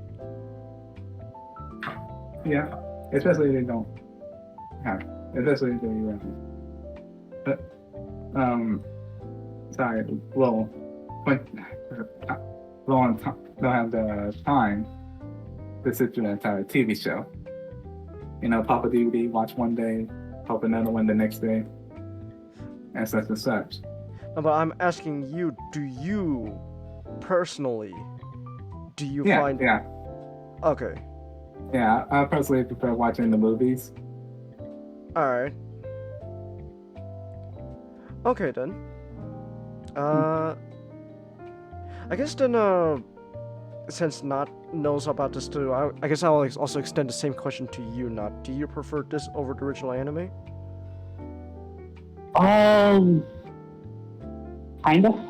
Kinda. Because I like sort of the whole bringing the new type, the whole new type idea at the forefront. So it's a story. It kind of feels like something that develops as the movie goes on compared to the television show, where it's just the third act, and that's it. It's the third act, and then boom. That's all you need to know. Though I would say I like the television show a lot more, because there's just those wonderful little flourishes, and again, just the small little moments that help make the show, help make the series special. It's the same, I would say, for the Zeta movies. So they're pretty good. But I think in my heart, television shows is better. Okay. Alright then. Alright, there we go. Any last words still, comment? Yes, Char is a good friend. Char is a good friend. Char has never Nothing bad ever happens. Char has never betrayed anyone in his life, which is technically true. Yeah. And the best part, he reunites families. That's true. Don't worry, Garma. I'm going to reunite you with your sister. Shoots her in the head with a bazooka. The greatest headshot in history. Greatest headshot in history, indeed. Char's killing Garma didn't really fulfill anything for me. And then Godzilla was like, okay, I don't care. He's like, what the fuck? Okay, no, I'm gonna have to kill you, because he's just... Fuck you, Cassilia. Alright.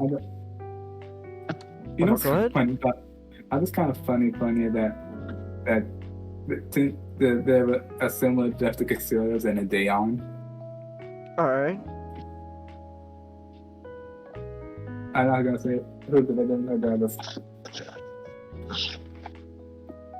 Okay. I'm not gonna say who was the victim, but I just gotta find out. Somebody did the exact same death in the day on. Alright then. Okay. Alright. Alright, so, with that said then, we can move on. It's been 1 hour, Chelsea. It's been almost 2 hours now, Chelsea. Alright. Alright, so, I hope you can stay a little awake a little longer, Matchstick, because now we gotta take a little detour from robots to talk about Digimon, because SGD said he might not be here for too long. So, SGD, are you with us? No. I need to head to bed. Alright, have a good night, Jado. Alright. Have a good night. Alright, so SGD, since you are pressed for time, let's talk about Digimon. Okay, so with the Digimon Ghost game ending today, in fact, as of right now, it's over. There's no more go home. They announced Digimon Seekers at Digimon Con, which is a web novel. So every week, they'll be releasing a small installment of writing for about a year. And the total word count will be around 60,000 words by the time it's done. Okay. And the story itself is about a cracker named AGE Nagasumi. And for those of you who don't know what a cracker is, it's basically a... Dang Yankees. It's a black hat hacker. Okay. So a hacker A cracker is black. So it's not a white guy? Darn. I'm disappointed. So a hacker that does exclusively malicious actions. Ah. And as you do, he meets a Digimon, and then he has to stop a massive cyber terrorist attack. Our hero is a hacker. Hacker Like, man. so he's going to fight the hacker known as 4chan. Hacker So man is we here have to save the day. Yeah, so we have a black hat cracker who's actually Asian having to team up with a dog to fight a black man on the internet. Okay. Whoa. That's starting on the dangerous now. AG Nagasumi is a 19-year-old loser cracker who earns daily money with dangerous work related to the digital world. One day, Professor Ryuji Senji, who's the guy to his left in the background, entrusts AG with a Digimon linker, which is just the Vital Bracelet B with a special blue band. Pre-order now. You can't actually buy it with a Vital Bracelet. You have to buy the Vital Bracelet separately. Oh. Money. It's kind of weird, because you think they would at least, because they didn't let you buy the bands for any of the other Vital Bracelet B models separately. Like, you want this green one, you need the Demon Slayer one. You want this yellow one, you need the My Hero Academia one. But this one's like, no, you can just buy the blue one. And the newest model of Digimon Duck, along with the Digimon, when AG meets Lugamon, a wolf Digimon with a mysterious interface on his head, his life changes completely. As, of course, Lugamon is the Digimon staring directly at the audience. And the three Digimon together are all prototype Digimon, which all have Digicore interfaces, which are the red things on their heads, or Lugamon's magenta thing on his head. Alright. And the thing about prototype Digimon is the lore's kind of weird, but they all have the X antibody, and they're all natural carriers, which I don't think the X antibody is going to play a part in this story. Alright.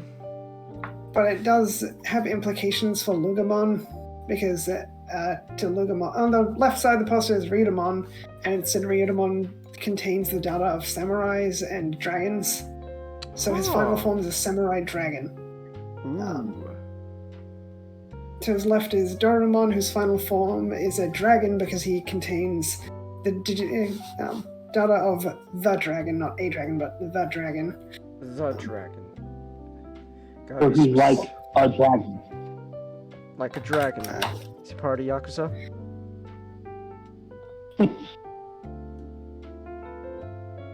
And Lugamon's Digicore is said to contain data of the warg. So he'll end up being a giant wolf, probably. Huh. And the other characters to talk about are the guy with the Pulsemon, so the yellow guy is Pulsemon, who's the original mascot of the Vital Bracelet. Before they largely ignored its existence in favor of Gamamon. Who is...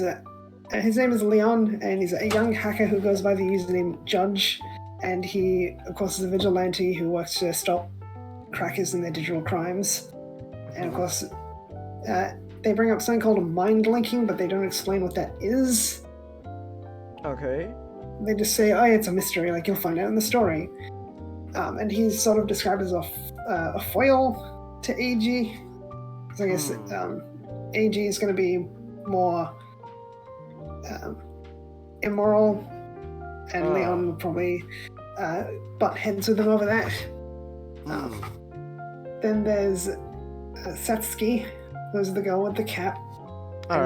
She is the deputy chief of Tokyo Metropolitan Police Department's 11th Investigative Division's Cyber Crime Unit, the Digimon Crime Response Team, aka Digitai, and she's basically very straightforward and very blunt with a foul mouth. Above her is her boss, Yulin, who's the chief of the Tokyo Metropolitan Police Department's Digitai team. And so I'm expecting the front three characters, AG, Leon, and Setsuki, to be the main-ish characters. I don't expect Yulin or the professor character to do very much in the story. But you can't see on the screen, but there is another character who is Tartarus, all caps. Alright. And he is going to be the bad guy of the story because he leads the hacker group Sons of Chaos. Sons of Chaos. I must destroy Chaos. Chaos. And they're going to be the bad guys of the story, and we do see some other Digimon on the poster. So on the left side of the poster are Commandramon and an unidentified new Digimon. And also a second unidentified Digimon, which is more of a military gunship. Okay. We have gotten a good look at that one because they released reference sheets for it. But all we know about the other one is it looks a lot like Metal Greymon, but it's very much not a Metal Greymon. It looks like Metal Greymon, but it's not. And they're all collectively part of what's known as the D Brigade. Alright. And interesting thing about the D Brigade is the Commandramon originally it was just Commandramon, Sealsdramon, Tankdramon, and Darkdramon. And 1 in 100 Commandramon could become Sealsdramon in the tested as Selection D. So I wonder if they're beefing up the ranks with something like a troop carrier, which seems like they would definitely need. And this other Digimon, which like maybe that's the other thing that a Commandramon will evolve into. If it doesn't pass Selection D, like maybe it's the top washouts of Selection D. And on the other side of the poster are two already known Digimon, which Megadramon, which you can tell from the wings alone. Because Megadramon has a variant Gigadramon, which has metal wings, which are completely different. And it's also gray instead of orange. And the red guy is Chaos Dramon, which is an upgraded Mugen Dramon. I was going to say, I was like, considering that I might just use English terms, like, no, screw it, I'm sticking with the Japanese, it's too natural to me. And Mugen, Chaosdron's just generally associated with the crack team, and a lot of along with Megadramon, because Megadramon's parts are used to make Mugendramon. Mugendramon becomes Chaosdramon. There's some random bits of text on the poster which are just signs like diner, cafe, and store. Alright. That's all that's really noteworthy in the poster. Kind of expectations is this isn't going to be very good. Oh. How come? Just the track record. Allegedly, this will be targeted more towards an older audience, which I can't find evidence to that. But if it is, like, Digimon's history with trying to appeal to older audiences haven't really done too well. Because they don't seem to understand what makes a mature story mature. I feel like it's a trend for just a lot of things in general, though. Like, every time they say this is for a mature audience, it's like, oh. When you mentioned the whole following around an amoral antagonist, I was like, oh, is this for a mature audience? I kind of already guessed what your initial thoughts were from that. I'm guessing AG is going to be amoral because Leon and Lugamon are, I think, described as being more on the side of good. So I think it's more of him doing illegal stuff just to get by, not necessarily because he's a bad person.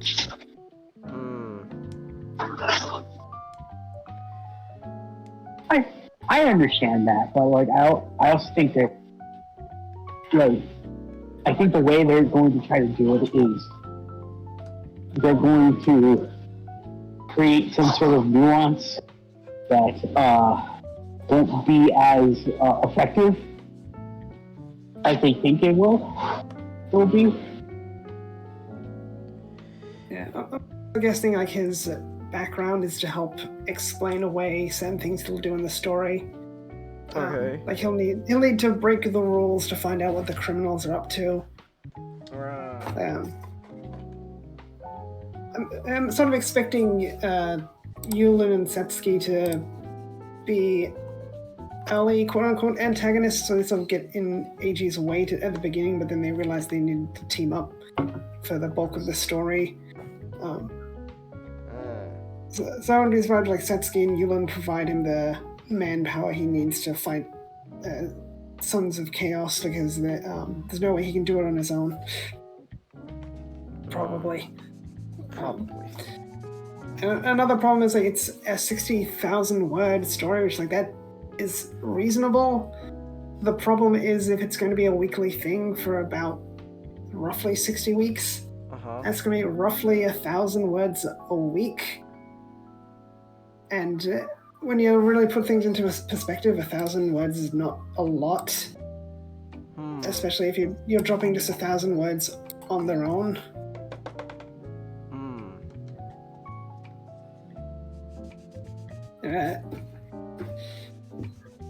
I've read the Digimon light novels, which are a very wild retelling of the first season.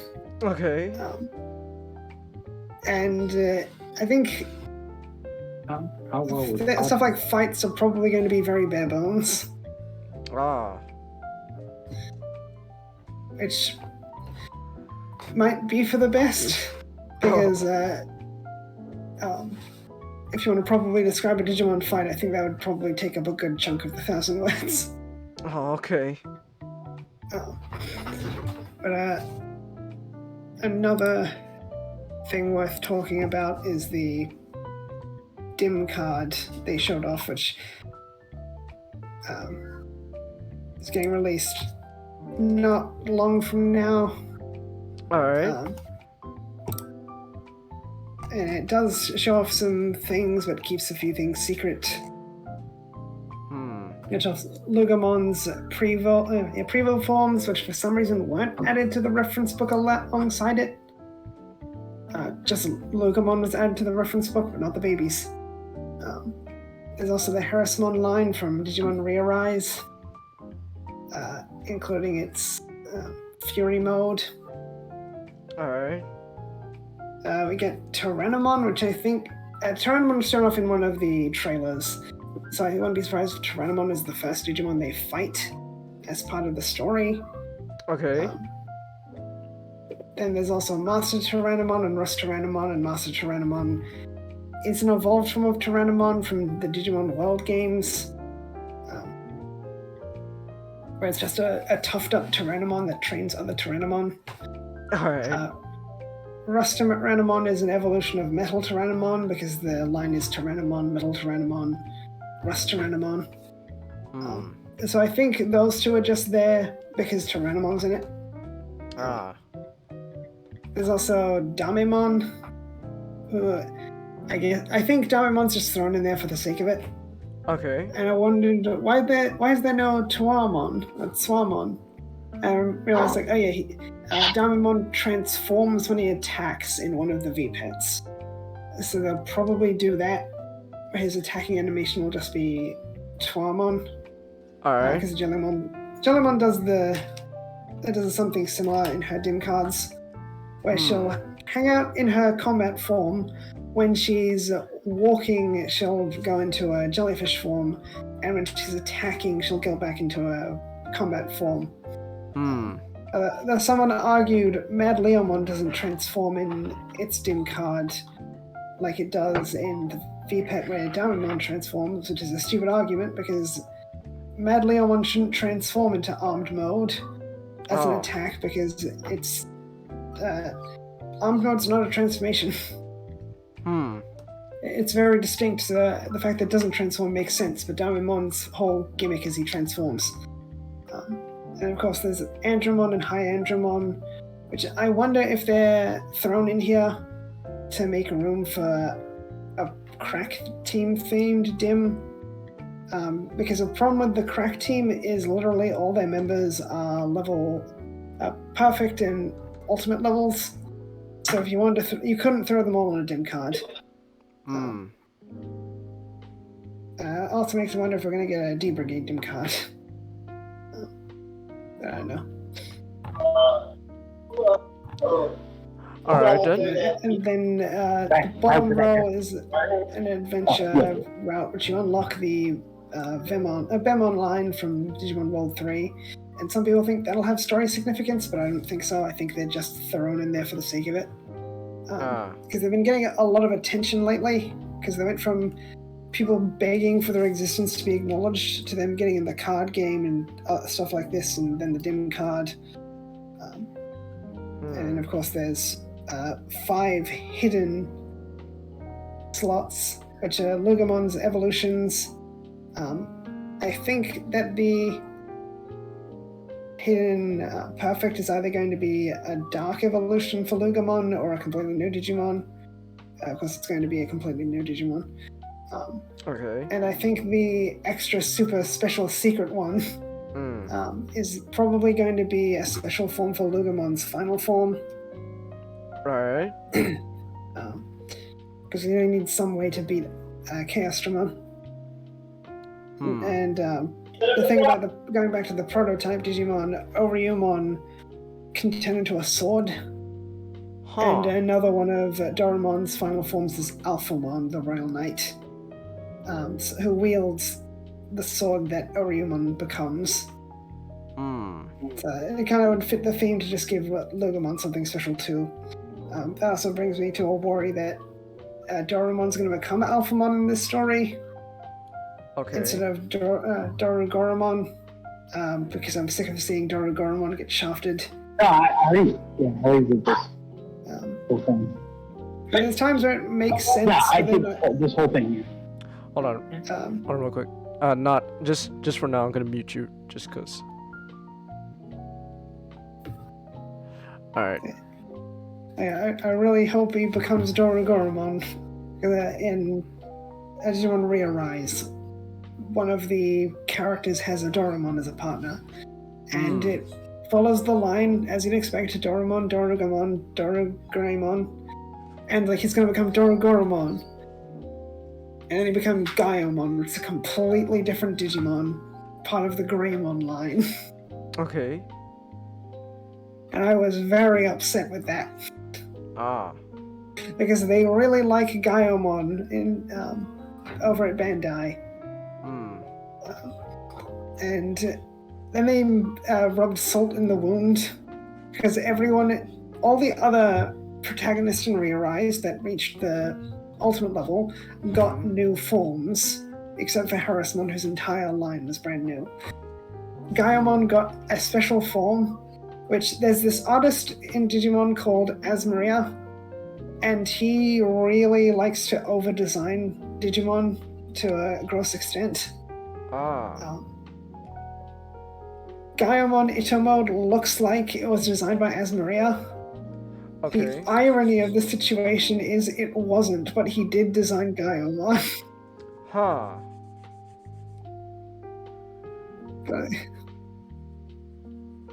But I don't think he's gonna become Gaiomon this time. Like, hopefully it's Dorogoromon. Right. I do hope this is good, but on the bright side, at least we'll get new Digimon. We've already got a handful guaranteed, which is a handful more than Digimon Survive, which didn't give us anything really. And that game's garbage, so you can't do any worse than that. This could be garbage and still give us new Digimon, so every new Digimon is more or less a redeeming feature. Okay. Okay. You really don't like Survive. I'm looking forward to this, sort of.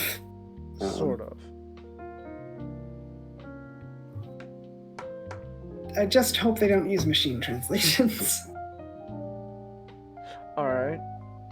Because they do machine translate some stuff on their website, but other stuff I think they've been translating it properly.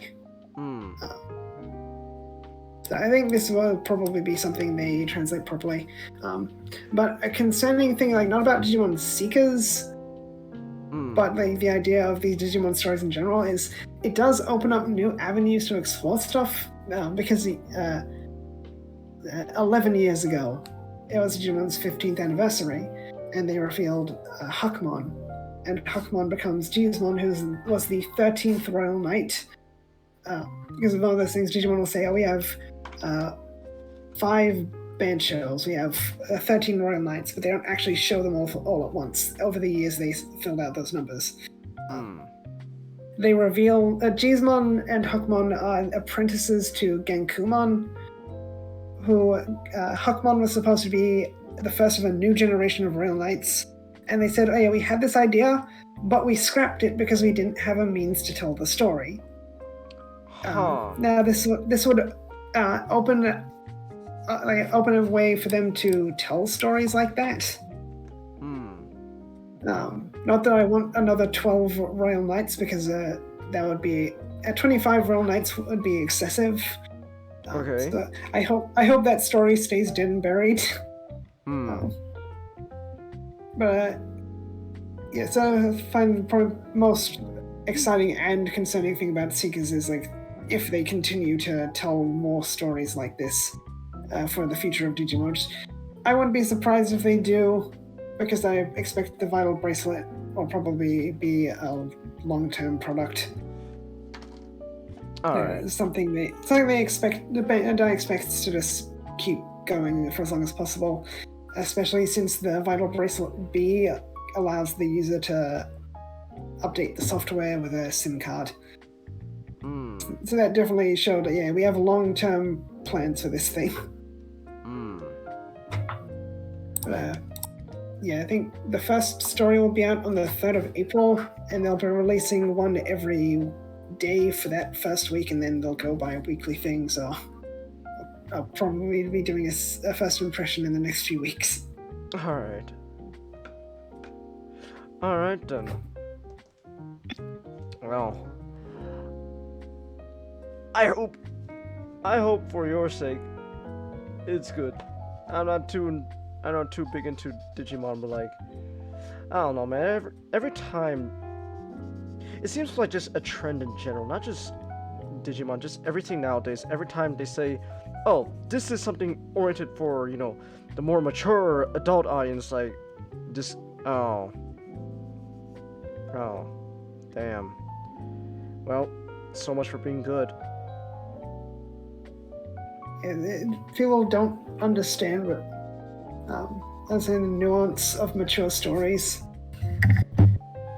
Yeah. Digimon Savers was a mature season because it actually understood how to handle things seriously. It wasn't just shoving it in your face.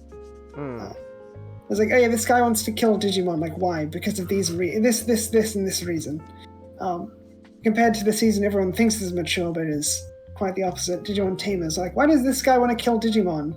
Because Digimon are scum. Why does he think that they're trash data? Why does he have these prejudices? He's a good guy now. Huh. That and all the D-Reaper stuff, which like torture porn, like a PG-13 torture porn isn't really mature. It's like calling what? Torture porn? Whoa. Yeah, if you watched SpongeBob lately, Oh gosh. There's just bad things happening to someone for the sake of it. The difference between Tamers and SpongeBob, though, is Squidward is actually a long-term character, compared to Jory, who wasn't a character until the D-Reaper arc. And besides the stuff with her sexually harassing Leon, I wish I was joking. Okay. Another reason why the English dub is better. Another English dub is better. Alright. But yeah, I haven't seen anything saying Seekers is for a mature audience. Like, hopefully they just remember, oh yeah, this franchise is for kiddies, because that's when it's at its best. Also, people keep calling Mugamon the 25th anniversary Digimon. Like, the problem with that is he came out this year, so he can't be the 25th anniversary Digimon. That was last year. We don't have a 25th anniversary Digimon. Also, his profile doesn't have a 25 on it, and none of his attacks reference 25. All the past anniversary Digimon referenced their numbers, especially in Zubamon's case, who literally has a 20 on his body. What about Gamamon? Gamamon's not an anniversary Digimon. Ah. The anniversary Digimon are Dracomon, Huckmon, and Zubamon. Okay then. Alright. Alright then. Any concluding thoughts? I think that was my concluding thoughts. That was your concluding thoughts? Alright then. Okay. Well, hopefully Digimon Seekers ends up good. Alright then. Oh, real quick. Can I unmute you now? Is everything good on your end?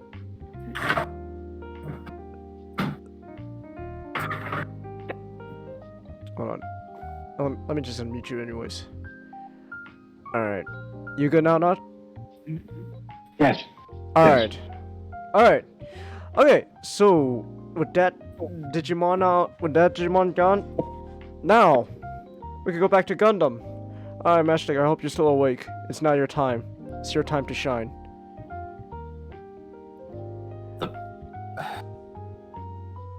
So you didn't like this Gundam show? From what I heard, no.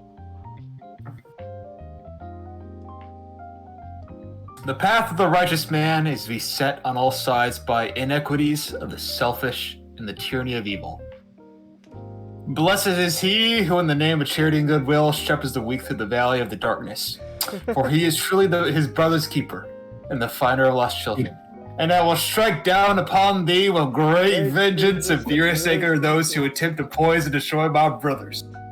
You will know I am the Lord when I lay my vengeance upon you. Alright, so what does Pulp Fiction have to do with Gundam? I fucking hate Age. Does Marcellus Wallace look like a bitch? Does Marcellus Wallace look like a bitch? I fucking hate Age so damn much. You hate it. It sucked ass. Ah. Fucking unicorn had he had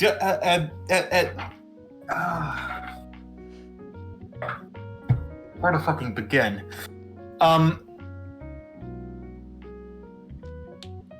just fuck.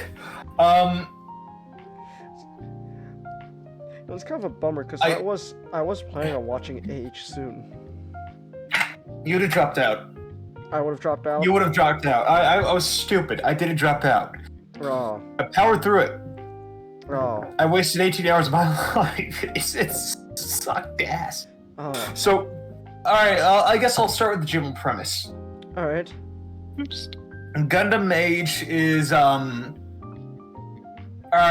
do you guys really care if I go into spoilers? If you hate this show so much, nah, fuck it. Just spoil it if you want. Besides, it's technically it's Unicorn is probably show. Worse, but Okay. it's not as boring as AGE. Boring. Ah.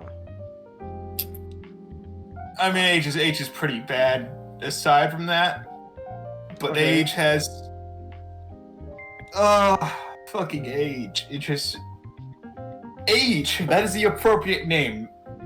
AGE. AGE. It feels like 10,000 years has passed, and it translates out. It translates out to only 2 minutes. AGE is. I'll get that in. But AGE is about not only references its pacing. Mm-hmm. It also references both the timeline. It's called the Advanced Generation or AGE. Alright. And it also references the fact that this Gundam series is divided up into 3 arcs, set over 50 years. Hmm. And it it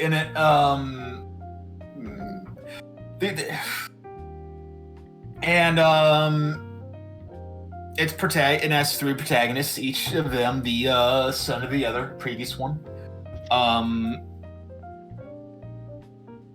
It actually has a really good premise.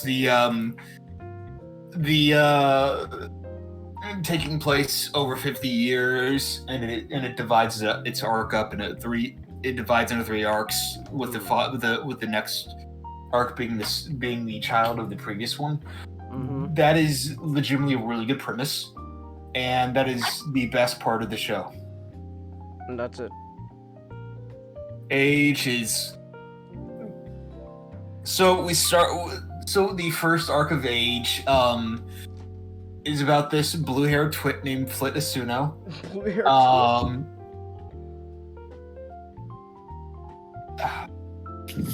I don't particularly not care. even like the characters either. There are some characters I like. Okay.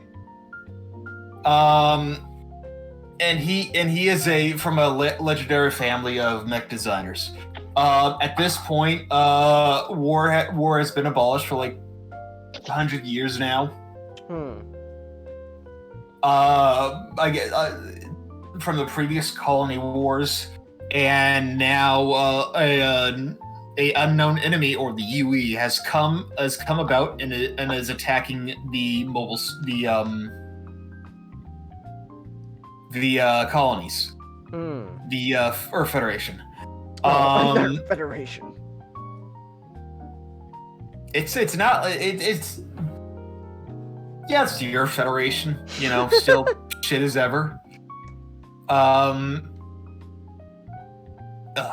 Eventually, after like 3 episodes of just being on the colony,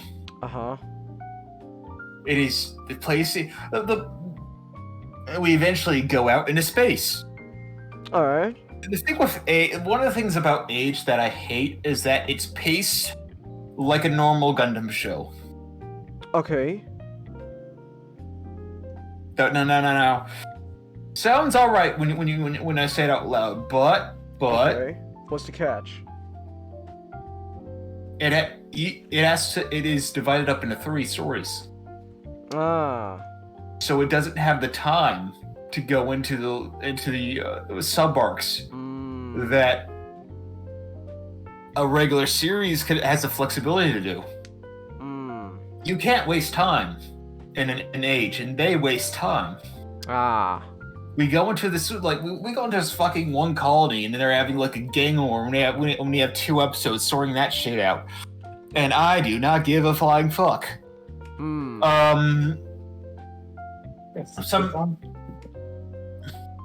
Oh, you saying comment?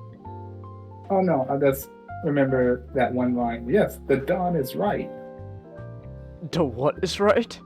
The fucking Dawn. What was the Dawn? The fucking The mafia guy. The one with the short guy. No, the short guy. He wasn't the guy with that looked like the 17th century pirate. The 17th century pirate. Alright. I don't think that's not till the 3rd generation. No. That was the end of the second arc of the first arc. Okay. We got Flit Asuna, who is kind of.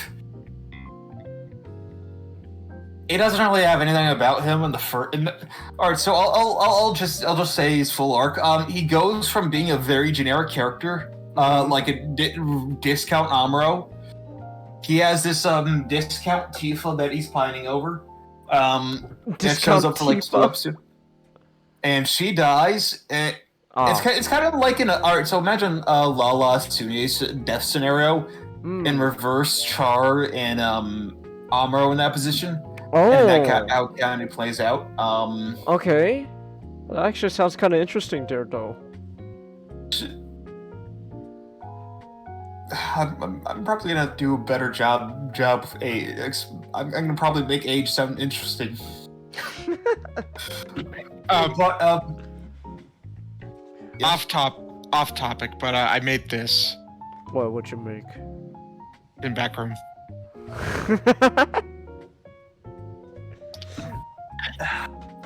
I expect nothing, and I'm still let down. Eventually, Flit Isuno was like, "All right, I'm gonna start dressing like Basque Ohm and start acting like him too. Okay. Kill them all. Kill all the vegans. Genocide them. Wow. I will become a savior to humanity by killing all the UE. And the UE are Martians too. So there was a abandoned Mars Sphere project, and they're like, "Ew, we got disease, and the Earth Sphere doesn't want us anymore. Now we're gonna go and attack the Earth Sphere." So are you saying that Flint wants to kill all those dirty Xenos? Yes. Okay. The UE is kind of interesting in the first arc, where they are presented like maybe they're aliens. They're not. They're not. Yeah. They're humans. Yeah. Then, honestly, and Japan anime tend to do that trope a lot. Do you think it would have been more interesting if they were just actual aliens? Yes. Yeah. Would have been better than what they did. Yeah. At the time, someone mentioned to me that they did. Wait, never mind. What were you gonna say, comment? Well, I'm not sure if you watched the anime or not. No, I haven't seen AGE, but I don't. Not like... AGE. The referencing I was referencing. Have you ever saw Nadesco? Nadesco? Yeah. It's on my list to watch, but I know it's like a super. It's like the EVIT. It's like a deconstruction. So I want to watch some Super Robot Wars. Not Super Robot Wars before. It's a parody. I heard it's really fun though. Yeah. It's super. It's a real robot. It's a real robot show. You just put super robot pilots in it. Oh, that sounds amazing. Gengar for it? Ganga. Yeah. So okay, I'm not gonna say spoil it then. I know Geki Gengar Girl, that's like their in-universe Getter Robo. Yes. Alright. So yes. So explain. So why else do you not like this show? Not Master. Okay. You know, I'll just go. The pacing is fucking slow. It's shit. Like even even episode by episode, it's not that great. The most of the characters, they never made me care. Oh. Some of the few I like was Wolf. This kind of like a bit more macho former racing pilot who became a mobile suit pilot. Ooh, okay. He's pretty cool. I liked. There was a slice of life mini arc in the second phase at the beginning of the second phase. Okay. That was good. I like Rodic, the captain of the first. I can't remember the captain of the. I like the first and third captains. You don't like any of the other the second captain? The second captain was pretty boring. Grodek is basically Discount Jamil. Oh. Okay. And the captain of the third one, Natola Enos,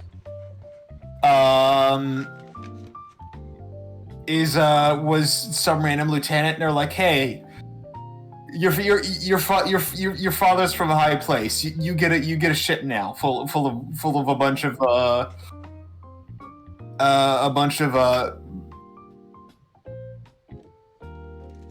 the unwanted troublemakers." I liked her little mini arc. A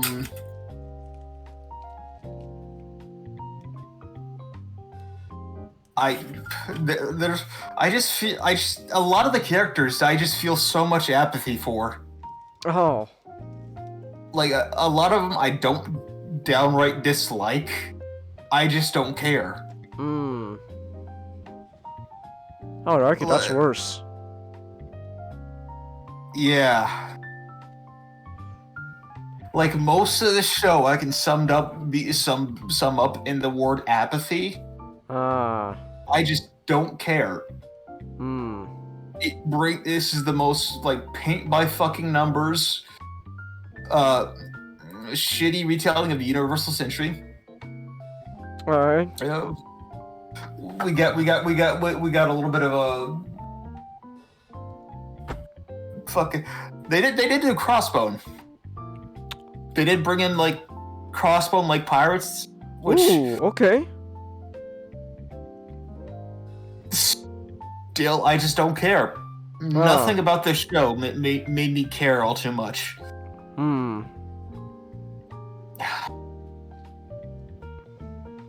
What about the mechanical design?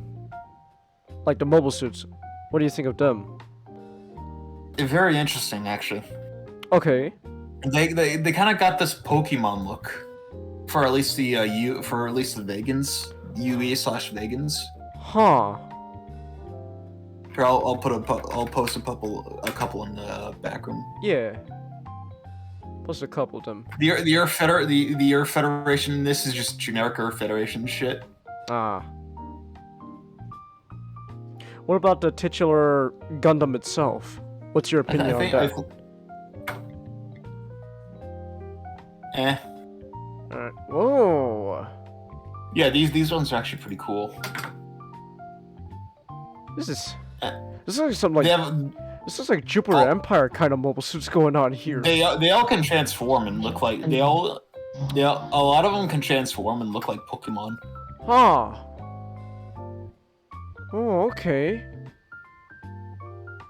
Yeah, these are very unique looking suits. They are really cool. The vegan ones.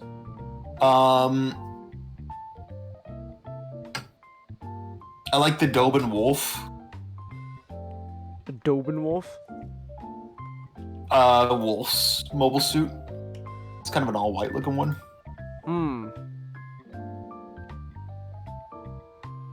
Ooh.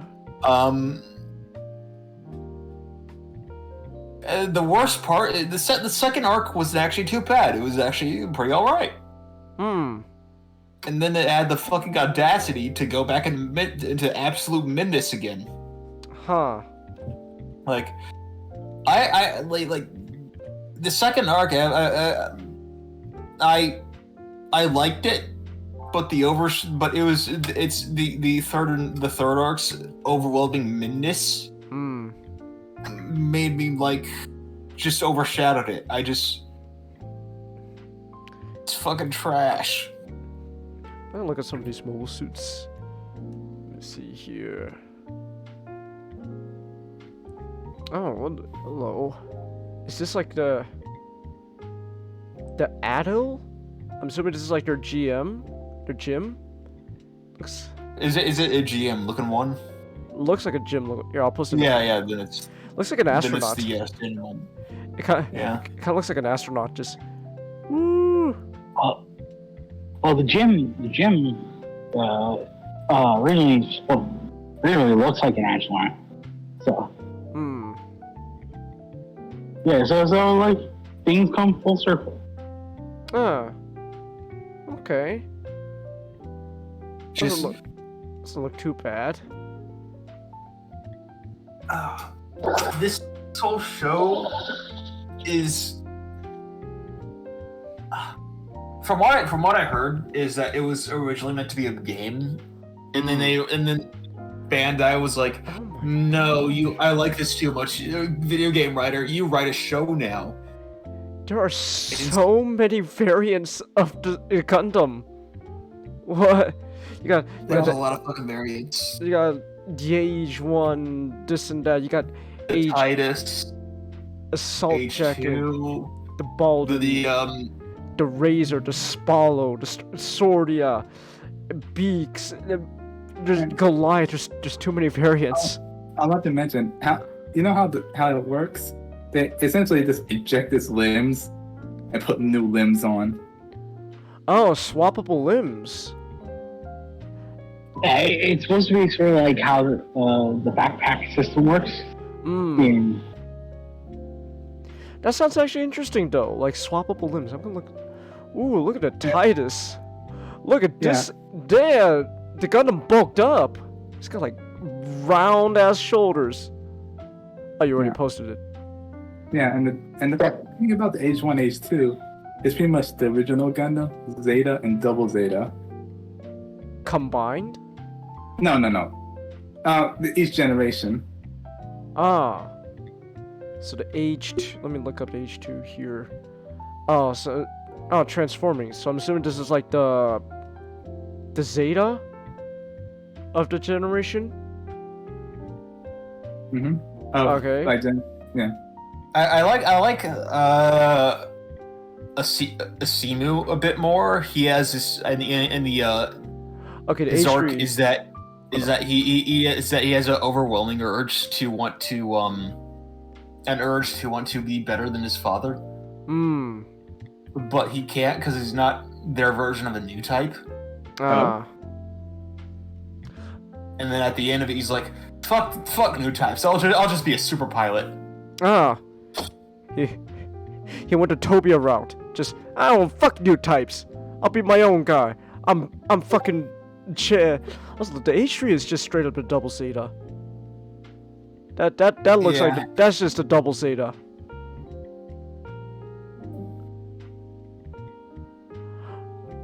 Alright.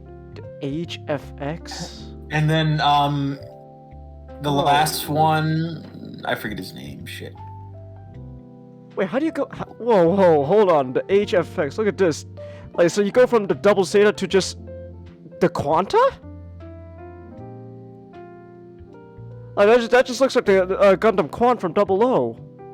Yeah, and those three things are as funnels. They are funnels. So they just, it's just abyss. It's just, so you go from, so they just decide to just fuck it, just become the Quant. Okay, that's interesting. Yeah, but Kyo's the last protagonist. I don't like him. Okay, I specifically don't like him because he's like. You know what I hear about Kira Yamato is that he's like, war's bad, and then he goes on to pilot a mobile suit and fight people. Yeah. Kill. Fun. He's not. I wouldn't go as far as to say he's a hypocrite because he does try to avoid killing people. Okay.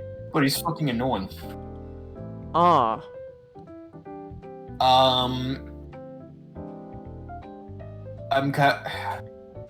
They had in the last episode, you had like Flint be like, "All right, I can commit genocide now," and then he gets suddenly sees a vision of Tifa, and he's like, "Genocide is bad now. I learned my lesson."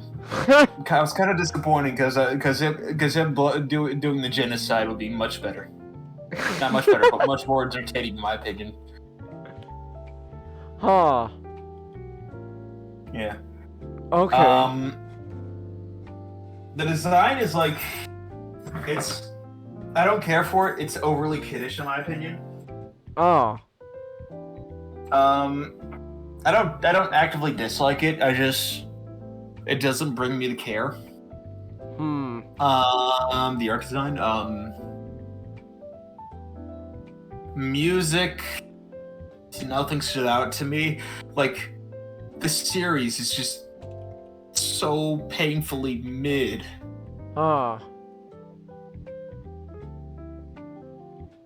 Do yourself a favor and don't watch it. Oh, look at this guy. See, like look at this Gundam. It's like a full armor. Yeah, that's pretty much what it is. It's the full armor Gundam version of AGE version of the full armor Gundam. Huh. And then there's. Oh, this is like when the FX is burst mode. Oh my god, that's just. Whoa, okay. This beam sabers out the wazoo. Wait, so the funnel, the bits become beam sabers? That's overkill. That's a little overkill, in my opinion. It's like, wow, it's just, oh my gosh. That's overkill. It's gonna be a difficult model to put together, to find space for. Huh. But here's one of the pirate moves is the Jack Edge.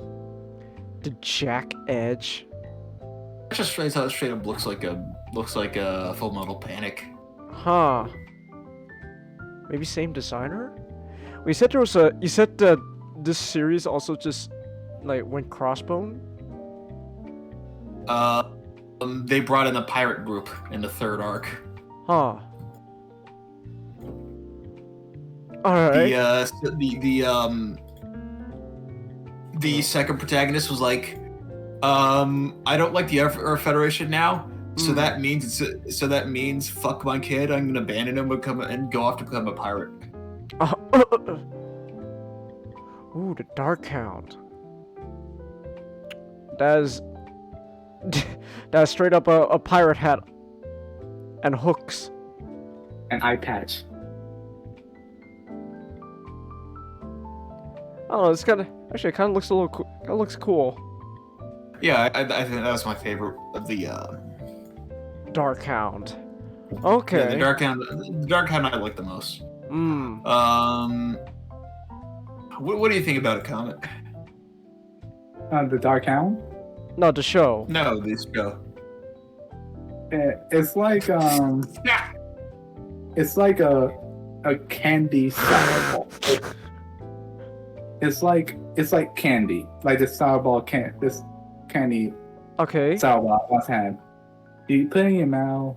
The coating is sweet, but the more you suck on it, the more sour it becomes.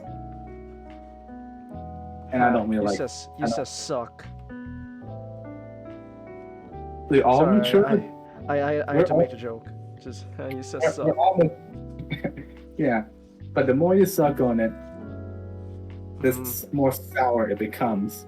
Until you can't eat anymore. You know, it's like an alright sweetness, and it just tastes alright at first, but then you gotta spit it out. What about you, Not? You said you dropped out the show. What made you drop out? Oh, he's muted. Damn. Alright. Not's muted. Oh, he's typing something. Okay. Alright, then in the meantime, while Not's typing out, let me ask you something, Magic. What do you think was like... What do you think is like the most boring part of the show?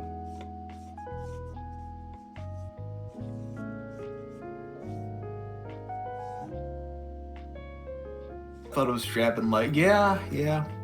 It's drab and lifeless.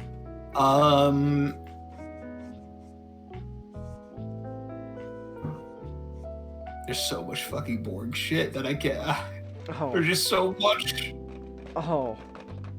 It just. Drab and lifeless is a perfect summary. Is a perfect embodiment of Gundam AGE. Just. Most of it is shit. Damn. It doesn't. Like it would have been. This is a special type of like technically, you know, like maybe like Seed, maybe worse or something. But do you feel like Seed isn't boring, is it?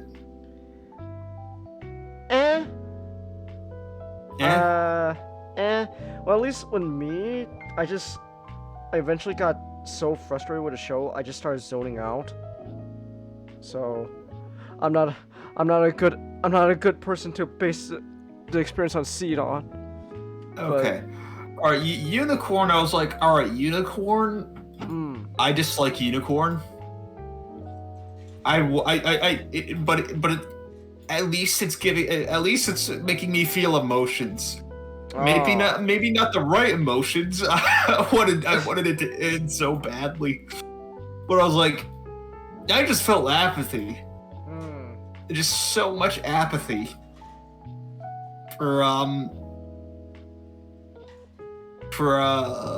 AGE, and I feel like that's worse. Yeah. Like maybe like Seed from a technical Seed 1 at least was trodden. It's the entire way through. Okay, I watched Tron, but I don't get the reference.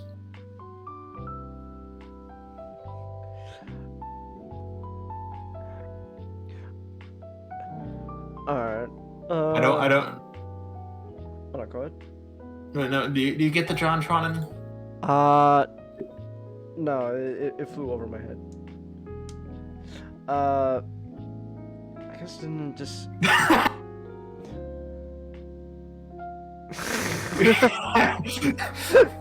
Yeah.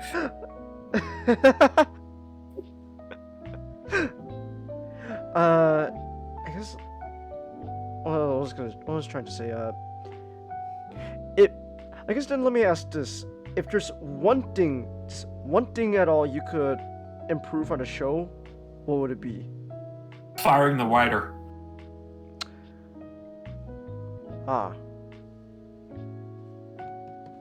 All right.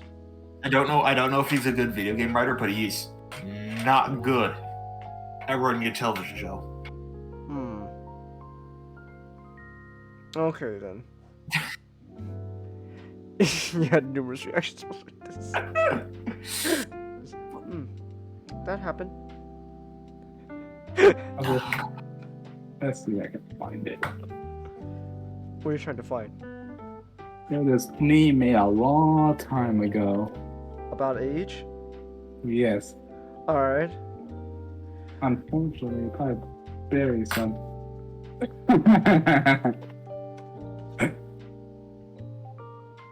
While I was looking for that, I found this.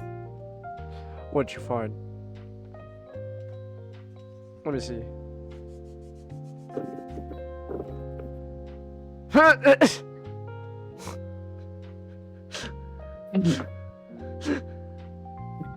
Okay, that's kind of funny. Yeah. But Age is just... You're better off not watching it. Do not get into it. Oh. Okay, then. I'm considering... here's how I think of it. Mm-hmm. I decided to skip... Originally, I decided to skip Seed and Seed Destiny because of the shit I've heard about it, and now I'm like, you know, should I do Seed or Seed and Seed Destiny? I mean, they can't be as bad as Age. Like, I don't know. Anything is gonna be improvement over Age. Maybe I might do it just to say that I watched all the Gundam shows. Age is just that bad, making me consider what. Ah. Alright then. Okay then.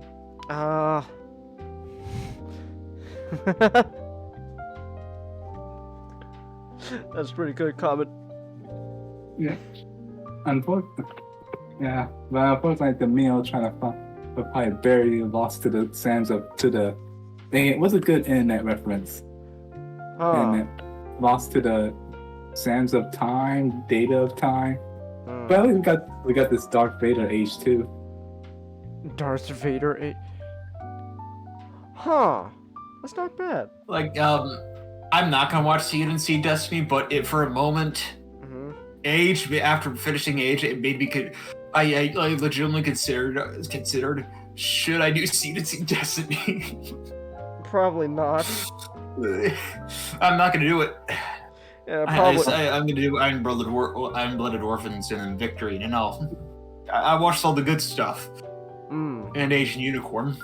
But I watched all the good stuff. Alright. Yeah, have you started IBO? I'm a few episodes in. What do you think of it so far? I'm pretty good first few episodes. Much better than Age. Alright then. Like after watching Age, you could put anything remotely good into my face, and I'll be like, all right. I'm eating some gourmet shit now. Some gourmet shit, man. He cuts it. It's just like a fucking some like just random fast food fried chicken, and I'm like, man, this is a gourmet shit. You're like a man that's coming out of the desert all dehydrated, and the first drink you see a bottle of liquor, you just drink it all up. And it turns out like, why are you drinking out the pea jar? I'm thirsty. So much better than fucking Age. I doubt IBO and Victory is gonna be like that. I hear IBO and Victory are like the greatest series, but they're still pretty good compared to like Age. IBO's first season is, in my opinion, was really good. I'm gonna be honest. The second season, I'm gonna be honest, I don't remember much from it. I don't remember much from it other than, hey, Orga, you wanna be King of Mars? Well, shit, N-word, that's all you have to say. Do they become the King of Mars? Do you not remember? I don't remember much. I don't know, something about IBO's second season just wasn't as memorable as the first one. Okay, not has a turn. All right, let's hear about. What do you think of? What do you think of Age's first arc in depth? What do you think of Age's first arc? I thought, wow, like I don't know whether or not playing this would make it better, but this sure does feel like this feels worse than watching paint dry. This feels like watching grass get destroyed by genocide.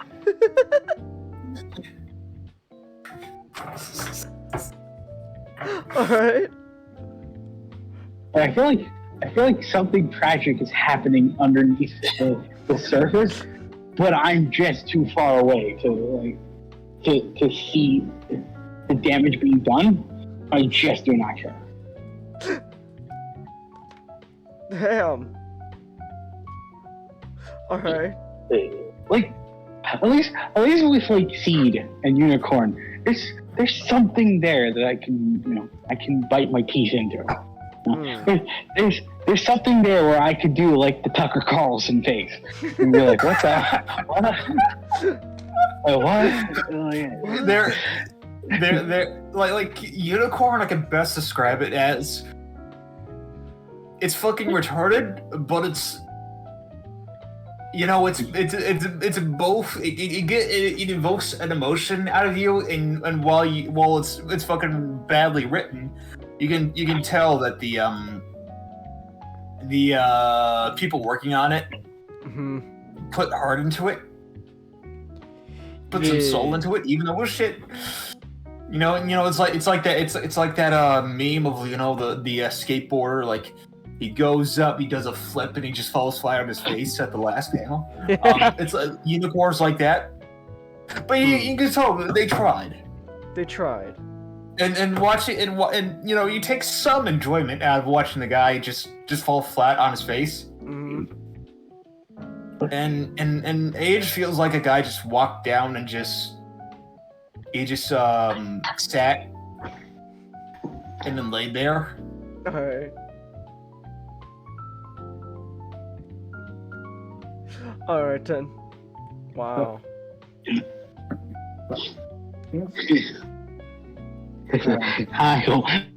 So Master, no. Oh, I'm going to Mars. I'm gonna be king. I'm gonna be king. Okay, all right. What about Okay, we're talking about Victory and IBO. What about Victory and IBO? What do you comment in not? What do you think? What do you guys think about it? I didn't see it. Oh, sorry. I didn't see either of those series yet. Really, you haven't seen IBO either? Well, I'm starting it right now. I heard about it. It just the Gundam designs turned me off a little bit. Really? Huh. I'm starting it right now. You wanna join up? Maybe one day. Oh, when do you start? I've already watched the first 2 episodes. Huh. Oh, okay. Okay. In Victory, I watched the first episode. Alright. And you're done. I can't wait to finish Gundam up. I'll be going on to like Esclafone, Full Metal Panic Season 2, Pat Labor, and then Armor Trooper Votoms are the series that I'm gonna balance after that. Votoms. Oh yeah. Alright. Oh yes. Victory is an underrated gem. I'm confident in saying that. Because like, sure, there may be a lot of kind of the depressing sobering stuff, but to me it kind of feels like the same passion Kamado put behind Zeta, where he's really pissed off at the position he's getting, but fucking pissed at Sunrise and Bandai.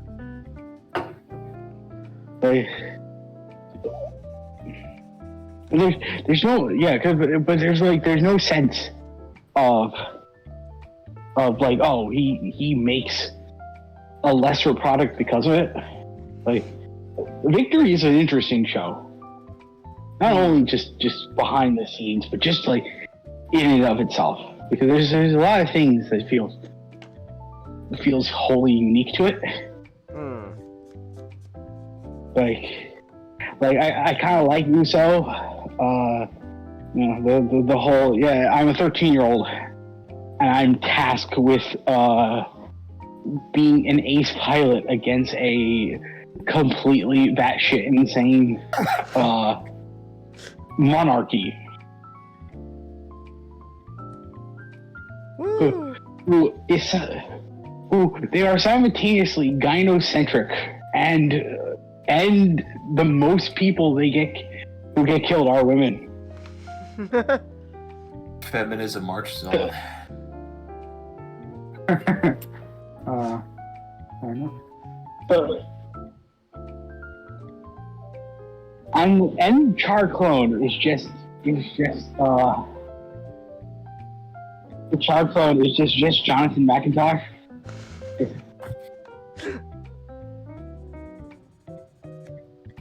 He wears the mask because he doesn't want to breathe the earth air because he thinks it's filthy, and he believes that society should be led by women because.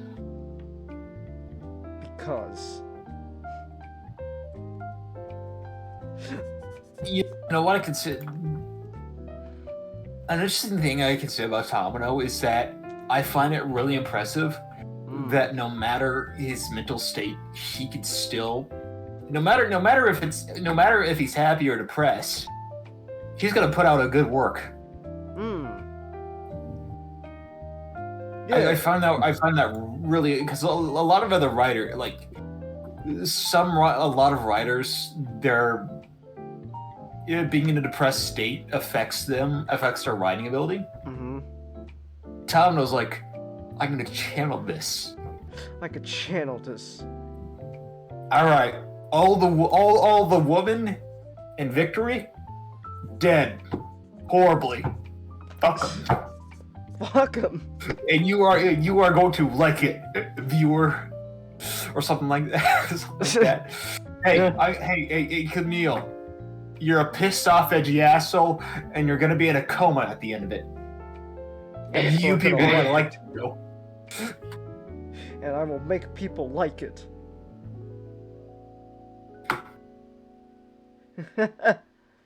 Yeah. Alright. Crossbone written before or after? Victory. Or no, after. Oh. Yeah. Crossbone's after Victory. Well, written after Victory, so. So yeah. Okay, I just got my hands back on Space Runaway Ideon. All right, all the children dead. Everybody dead. Oh, these all dead. I want them dead. Fuck them kids. They saw that one death, the beheading. The one with the laser gun beheading.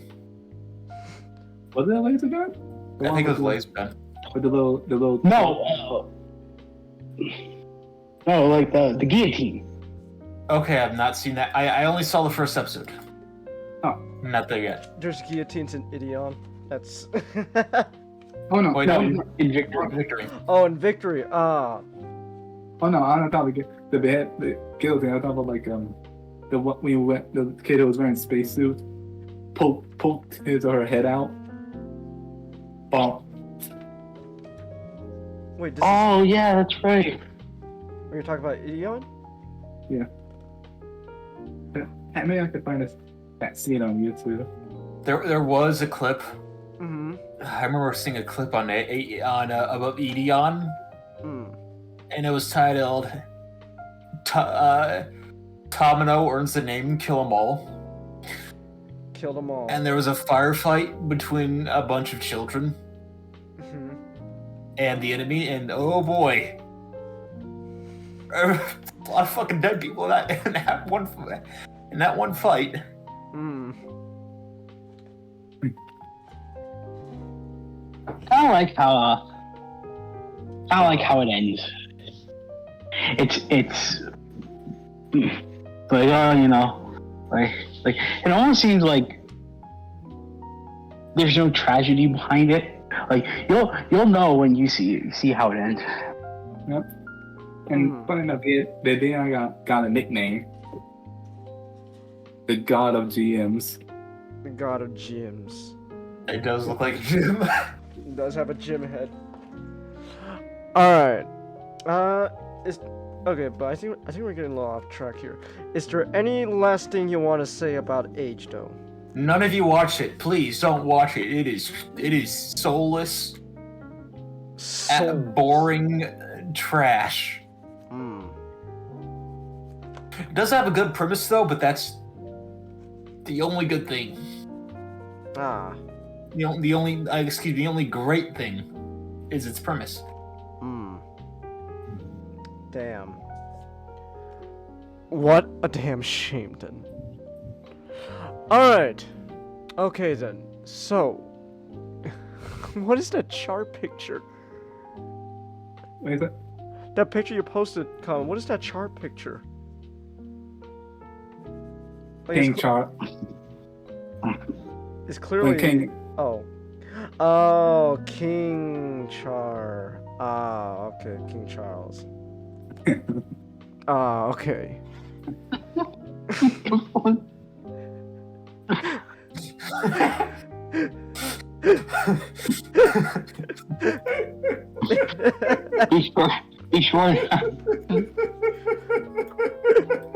Be sure not to like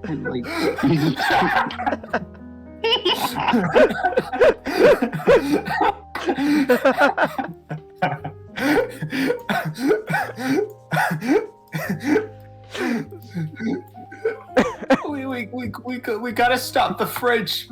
Let's throw a colony on them. Destroy them once and for all. We'll destroy them once and for all. Alright. I just love he looked like such a funny villain. He does look like a Gundam villain. I gotta head out now. Alright. See you guys later. Have a good night, SGD. Oh, wait, have a good day. Wait, SCD? Yeah, SGD had to head out. Oh, okay. Yeah. Alright. King Charles stuff. Okay. Alright, so with that said then, we are now down to our planned last topic before Nick just all of a sudden in the beginning of the show just said, oh, I got something to talk about, so You're welcome. Thank you, Nick. Alright, but so this is something that we talked a little bit about last night. I wish you were there, Nick. We had a wonderful conversation. So I would have. If it wasn't for the fact that I had to do something, and I'll talk about it when we get to me. Okay then. All right. So not in a couple of months, the 7th Transformer movie is coming out. Mr. Vichangus. I believe it is called Rise, which is very monkey. Something's definitely rising. Transformers Return to Monkey. Something's rising. It's not my hopes though. I don't like saying that. But so Nick, so here's the thing. So in anticipation of the new movie coming up, me and Not decided. Yeah, so. Yeah, you would not. You forgetting I volunteered as well. Well, okay, so you as well. So, but basically the idea was every month until June, we review 2 of the Transformer live-action movies. So next week, one of us will be talking about Revenge of the Fallen. What? I wish you did. I wish I wish you told me so I could actually have watched the first one in preparation. Already chose to talk about Transformers, the first one, the 2007 one, like in the beginning of the week though. So. Did you watch it at some point this week? No, but I do remember enough about the 2007 movie because I watched that. All right, fairly recently. I can do that too. Also, am I also glad Pointless Hub finally released his chapter 4? When you realize that the Romeo and Juliet law is used incorrectly in the movie. This scene's so much worse now. Anyway, I also made a blank version of this just in case anyone needs it. That's cute. So I expect nothing, and I'm still let down. So in anticipation for the 7th movie, we're gonna talk about all the Transformers movies. So Nod, you said you want to talk a bit about the 2007 one. Yay! Question mark. Yes, Chingus. I'm glad you asked. So I wanted to talk about the live action adaptation of everybody's favorite changing toys. Changing toys. What are you, a Hasbro executive? Because yes. I didn't know that. I've been lying to you guys. I've been lying to you guys this whole time. I'm sorry. Wow. Well, I have a lot of complaints.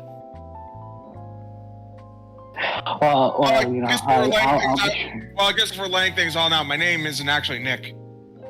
Damn. Fuck. I guess my name isn't Chingus. Yeah, my name is... Chingus, I'm serious.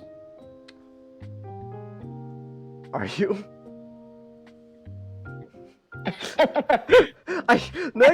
Then again, no, wait, what the fuck, Nick? I know your fucking address. I have your real name. Don't try to confuse me right now. The way Chenka said that, it's like after I was like, oh man, he's gonna dox him? I'm like, holy shit, what's going on there?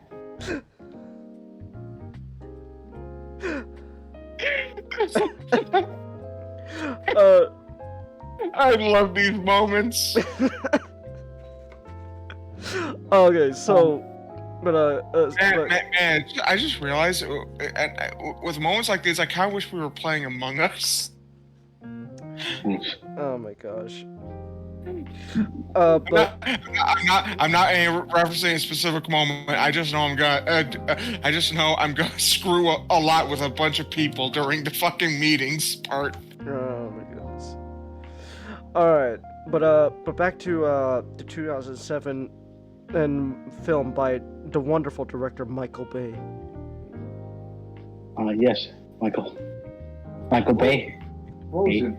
a filmmaker responsible for bringing the world Armageddon and The Rock. So I originally wanted to talk about this beloved cult classic because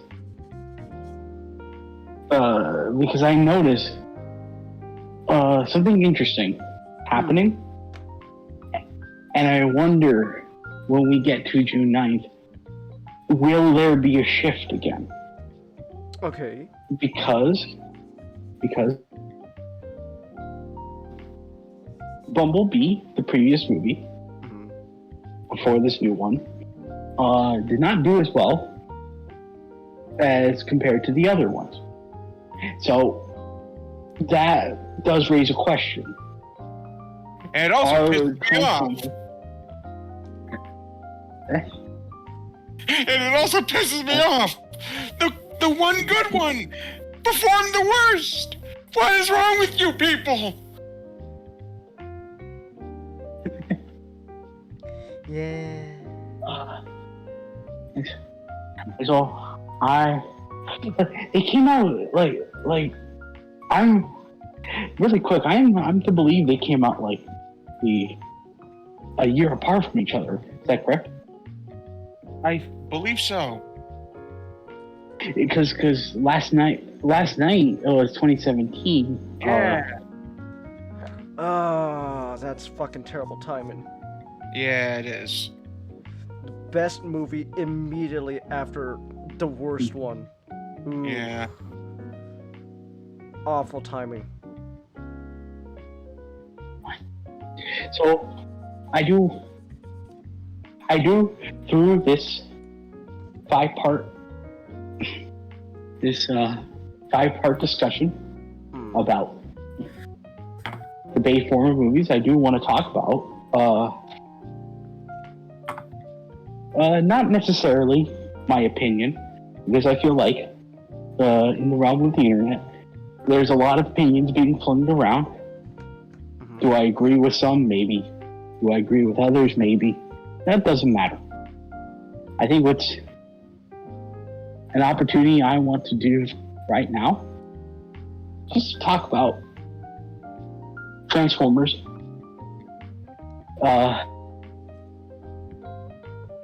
And just in general, just talk about how they impacted the film landscape.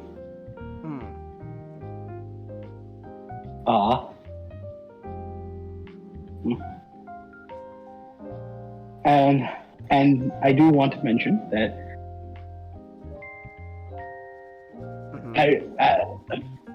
it seems like the MCU, its traction seems to be slowing down. I don't know whether or not that is due to audience opinion souring, or maybe there's just not a demand for superhero stories anymore.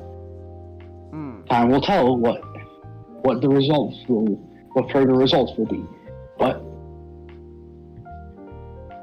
the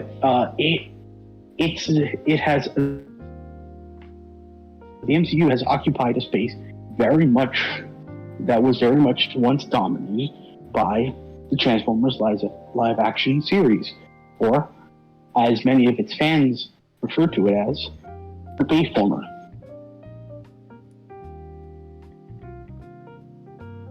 Yeah. And so, right now, before we delve a bit into the 2007 iteration of this delightful little piece, I do like to ask my co-host, Nicholas. Yes. What is your experience with this piece of cinema? What is my experience with this piece of cinema? Well, that's a wonderful question. Considering everything I've said about this movie and this franchise in general, this is my childhood. This is my childhood. Like Transformers. My first ever show I watched was Transformers Cybertron. The first toy I didn't have, but the first Transformers toy I ever played with was from Energon. So, so you can say from the very first Transformers toy I ever picked up, my experience with Transformers was always the bottom of the barrel. So, but oh, what was that comment? I thought you called Cybertron bottom of the barrel. No, Cybertron is a fucking peak. I'm saying the first ever experience with this franchise in general was bottom of the barrel because the first toy I ever played with was Energon. That's bottom of the barrel. Okay, I got my arms.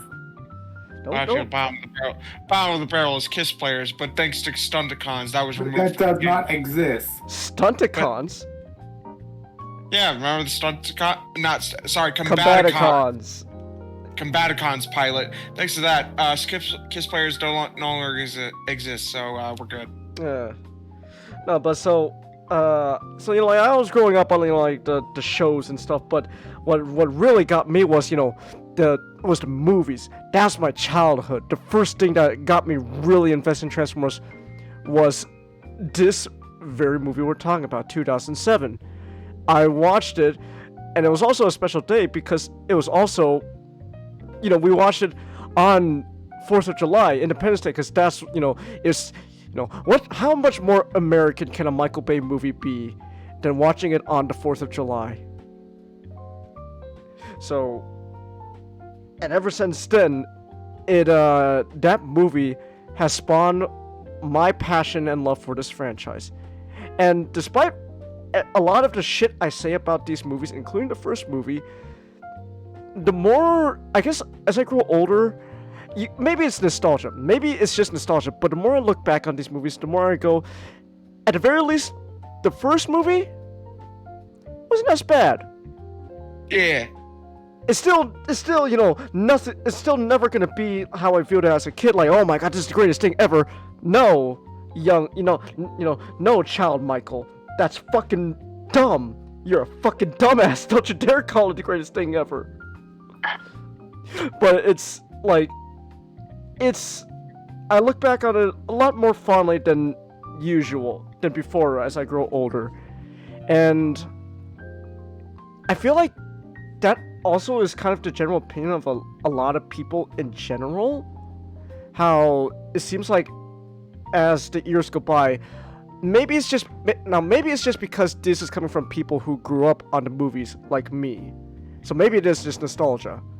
But I feel like the general opinion going forward as the years go by is, again, at the very least, the 2007 movie, not that bad. So, but I have a very, I wouldn't necessarily fond, but I do have a relationship with this movie. So, but what about you, Nick? Since not also asked you this question. I literally got into Transformers because of this movie. In fact, I imagine a lot of people did. Yeah. And I think obviously I feel the same. Like, I fucking loved this movie when I first saw it. I'm like, oh my gosh, this is the greatest movie I've ever seen in my life. But like, thinking about it now, it's more like I don't think this is a good movie. But I think I could 100% appreciate the fucking, like, heart that was put into this movie. Because it felt like, even though Michael Bay, it's Michael Bay. And he didn't even, really even care about Transformers. He still tried. Yeah. There's effort in this movie. And you know what, I can 100% appreciate that. Yeah. And as Pointless Hub said, this feels like it was like the last blockbuster movie, like true blockbuster. Like, I remember all the fucking like advertisements and everything for this movie. Yeah, the mask you could wear to theaters. Yeah, but that's not until the third one. But even still, I guess for the first three, there was so much effort into advertising these. Yeah. There was less advertisement for the original Avengers than there was for the Transformer movies. Isn't that weird? That is a little weird. I know people have pointed this out, but it's also kind of a coincidence. So I'm kind of getting a little off track because this is more of just the Transformer live action movie franchise in general. But it's interesting how that seems to have influenced a lot of movies afterwards, to the point that, like, people have said this before, it's kind of a funny coincidence that the original Avengers movie kinda, at least the final, like, third act of it, kinda has a lot of similarities with the third Transformers movie.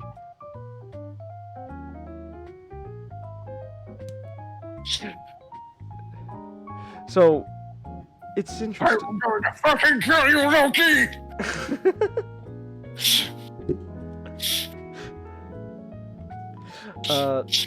Guardians better believe in hell because I'm going to send you there. I guess then, to bring this back full circle, then, let me ask you not the same question. What is your experience with this movie? I'm glad you asked, Amos. So, my experience with this movie is knowing it exists. Because I spotted a because I didn't know I know about the Transformers franchise before. I was a very passive enjoyer of it. Like I would have a toy or two. I always liked watching the G1 shows growing up, but I was never really as engaged.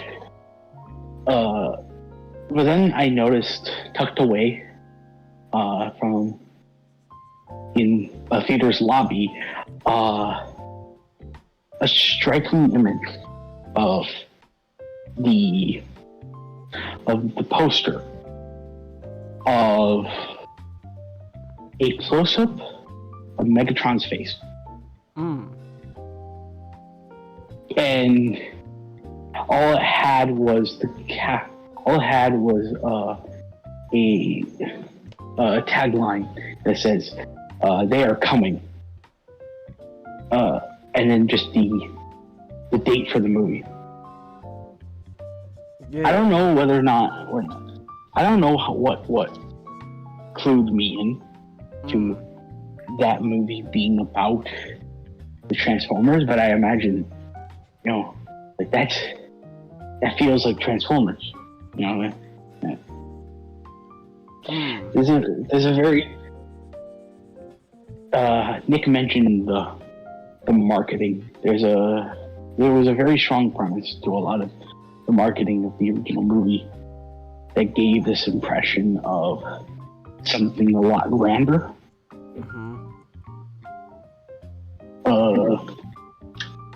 Maybe much more than the finished product, but we will get to that very soon.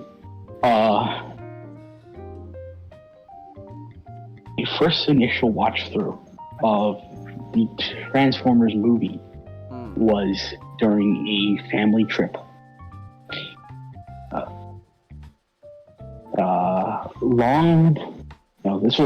This was when the film was kind of long out of theaters at that point. So my thought, during a family road trip, I believe it was driving all the way up to go see family. All I remember was my father had some bootleg DVDs.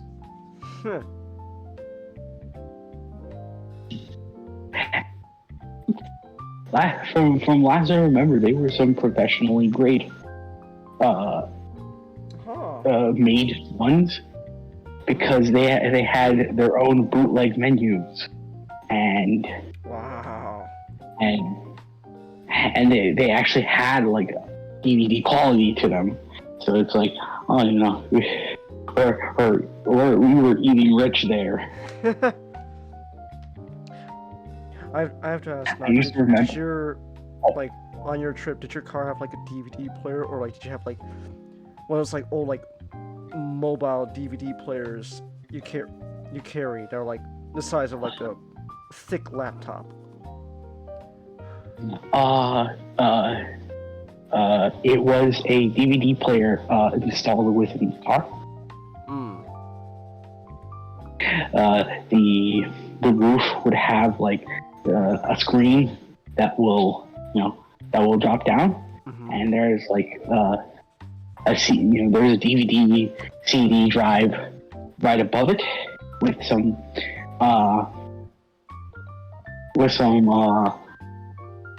controls. Some simple controls to stop and start. I don't know if it ever had a remote. Probably not. Probably not. And volume can actually be controlled from like the the dashboard of the car. So I imagine it was a feature just to lower the volume to talk to the children, maybe. But that was where I watched it, on a tiny screen while driving somewhere.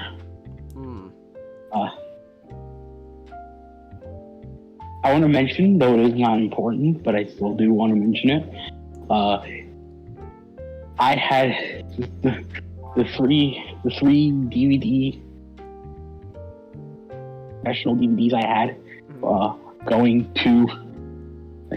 driving on my family road trip were seemingly just the best of 2007, I guess, because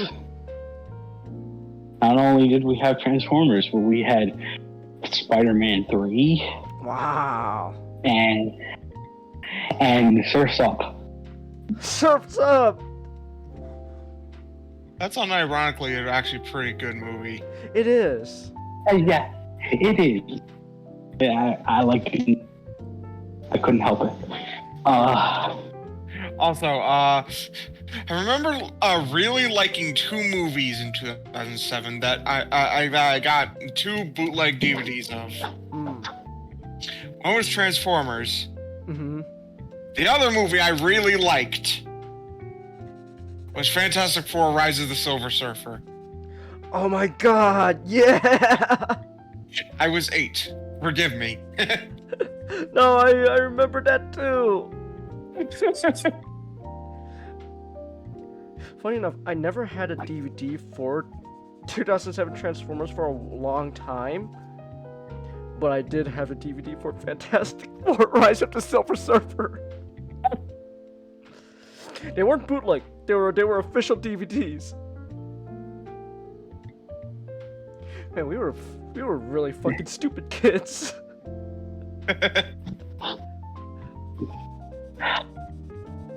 Funny enough to quickly say something before we get back on topic. There seems to be like a reappraisal of Rise of the Silver Surfer. Really? Yes, that people are actually proclaiming that it is a hidden gem. I don't know how much to believe it, because I haven't seen that movie in eons. Yeah. But we might have to sit down and watch it sometime.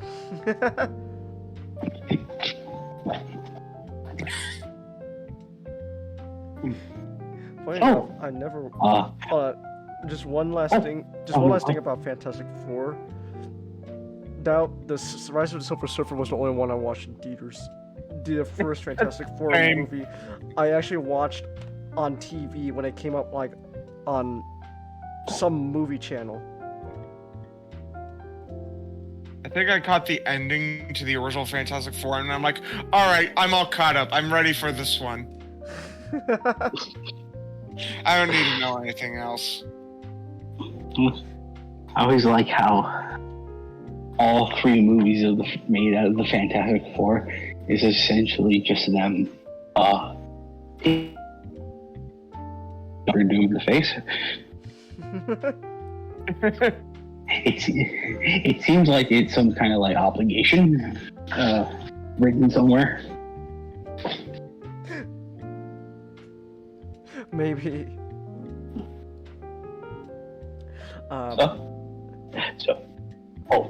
No, I was just gonna help us get back on track. That's all. Oh, I see. Yeah.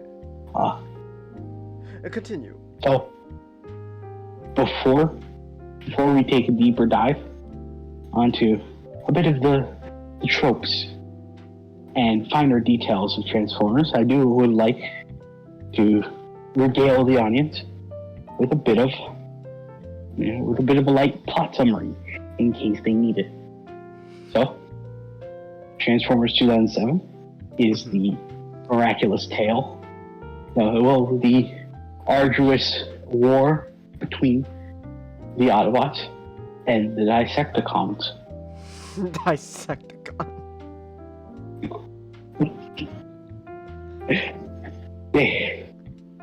and their quest to acquire what they call the cube, what we later learn as the Altspark, which, as a movie device, as a MacGuffin, the late Alfred Hitchcock once coined,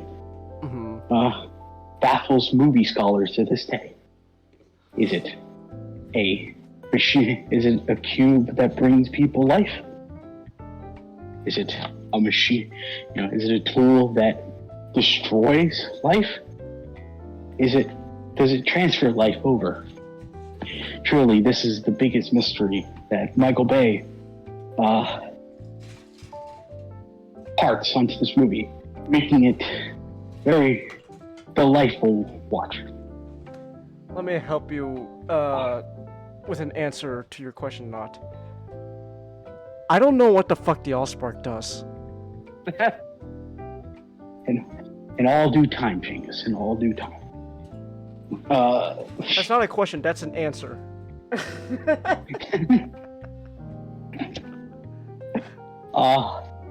Meanwhile, in this quest for the magical cube MacGuffin, we are joined by a teenager played by nearly 20-year-old Shia LaBeouf,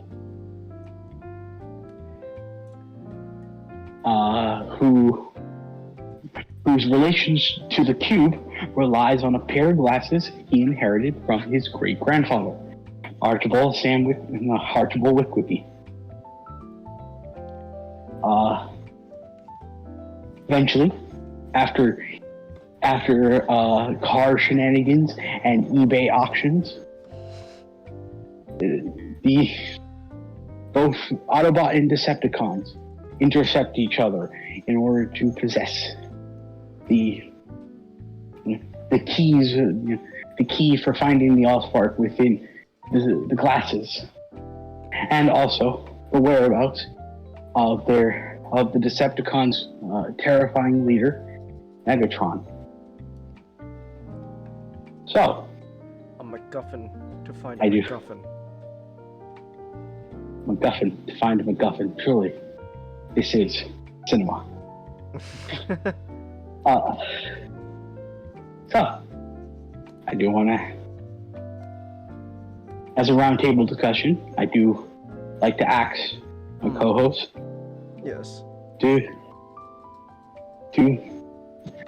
discuss the plot with me. Alright. And sort of the finer details of what makes this such a wonderful little flick. Where would you like us to start?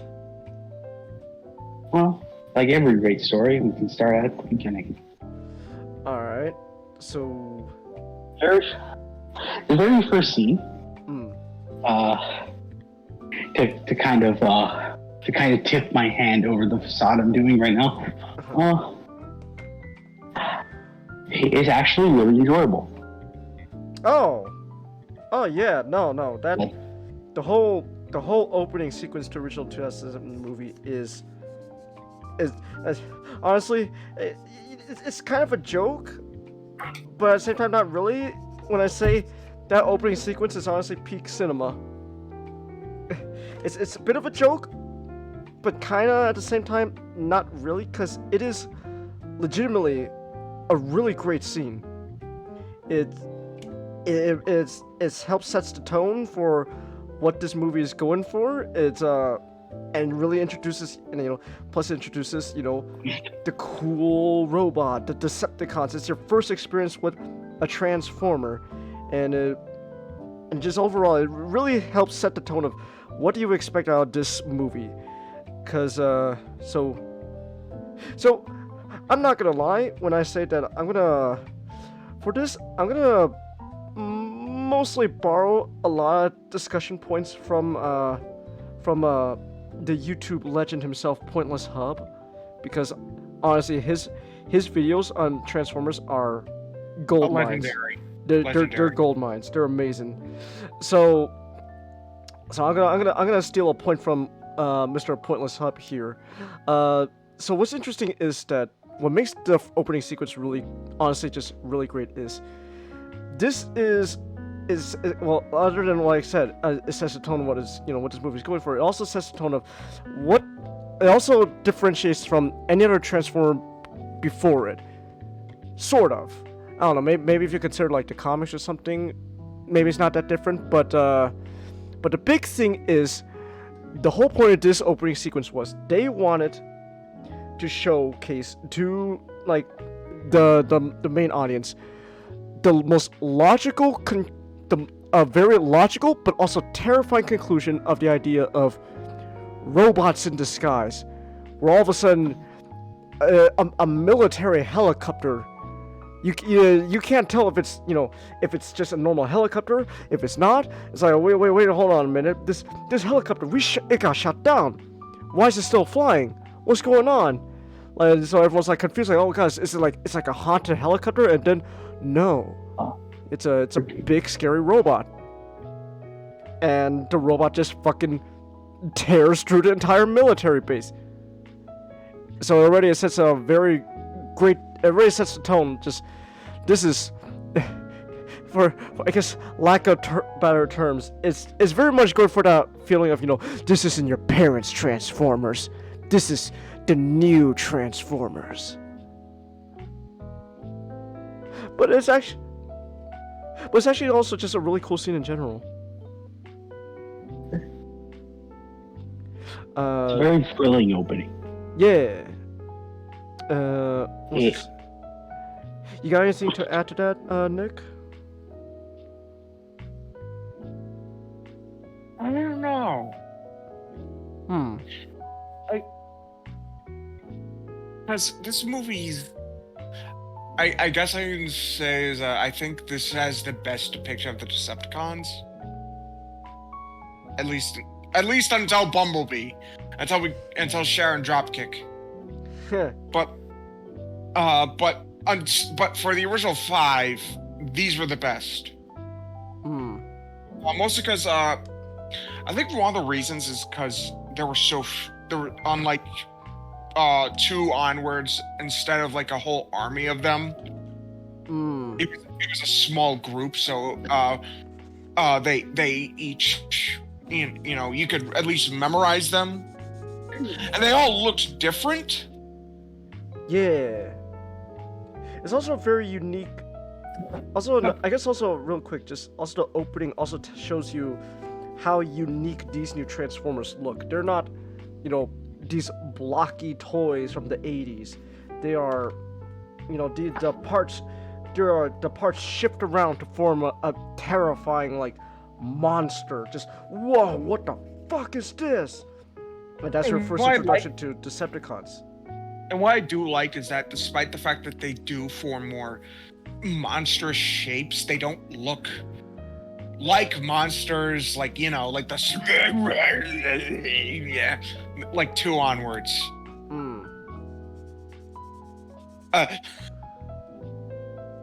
Like I like it's their designs are simple despite the complexity.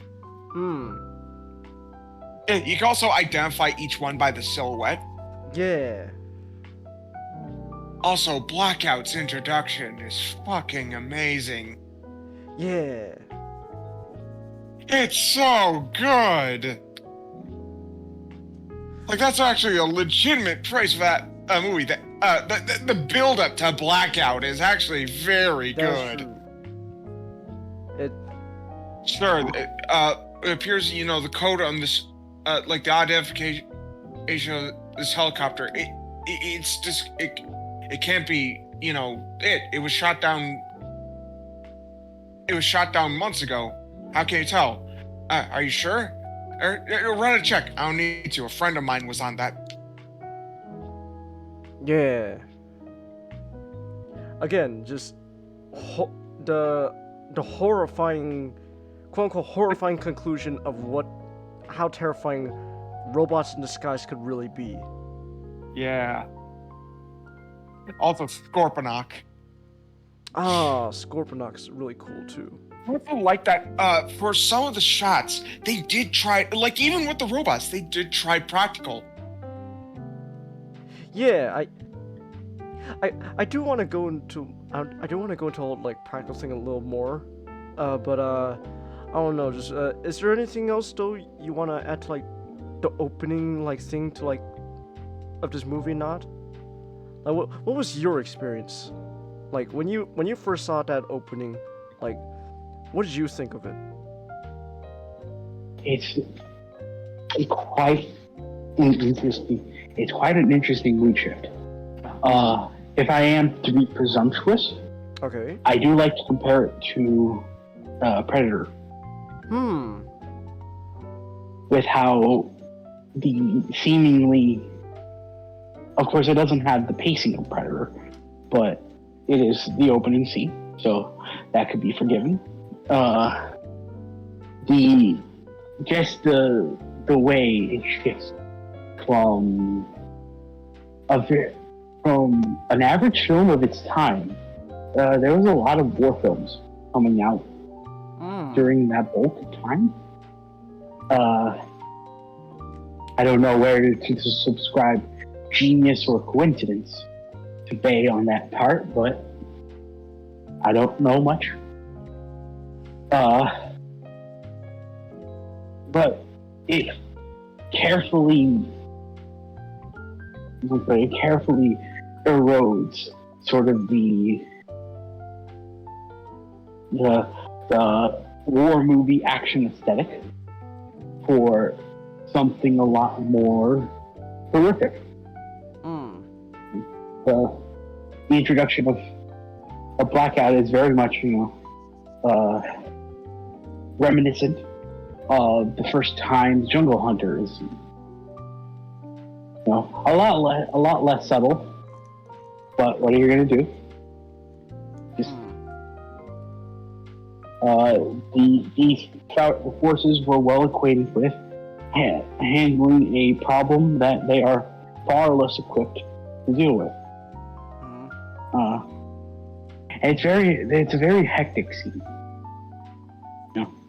With how much they need to turn off the systems in order to avoid it taking any information. And though there can be some criticism lodged towards Bane's excessive use of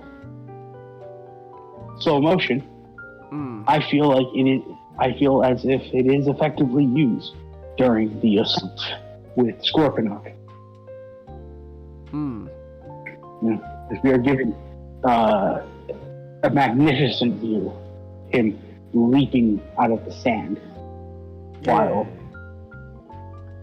the soldiers are desperately trying to run away from it, it gives a greater gravity towards a lot of these things.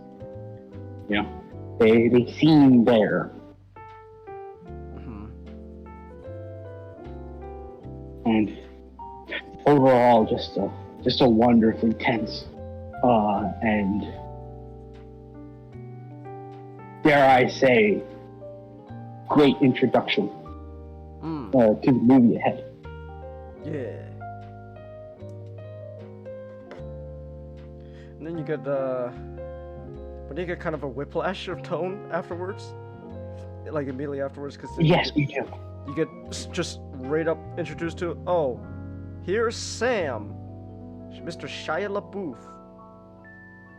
It's all these movies have such a strange color correction that is very unique to Bay's style. Like there's a yellow tinge to everything. I'm not quite sure where that's coming from, but who am I to deny a master?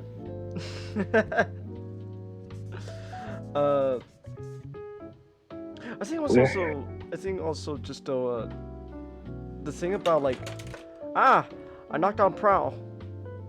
My bad.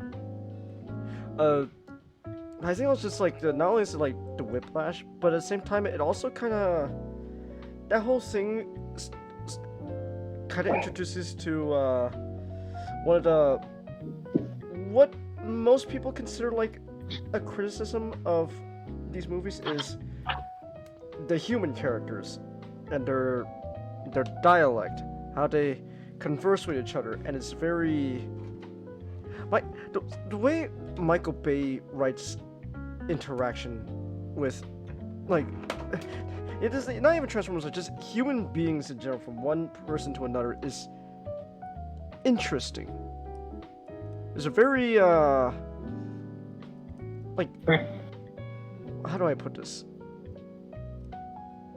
Very caricature of modern living. You know, as a lot of people are quite boastful just about how they feel.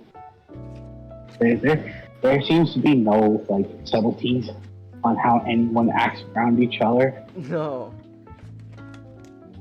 Simply what they are feeling in that situation, they spew out in a fascinating way. Yeah. Like the opening introduction with Sam presenting his report to the class. Just the way it shifts from Sam, you know, expository towards the audience about his grandfather and his discovery and eventual institution after finding the frozen remains of Megatron. Yeah. And then very quickly he shifts into complete sale mode. Yeah, tries to pawn it off. I'm not gonna be honest here, I'm kind of respecting that. This man fully commit to what he was doing, and he sold his heart out to it. You gotta respect the hustle. You gotta respect the hustle Sam made there. And look, he's making a report, but I mean, come on, you know, he's gotta make the money. People buy his, go to his eBay, go to username ladiesman217. It's also very like at the same time a lot of like the behavior people exhibit is very vintage.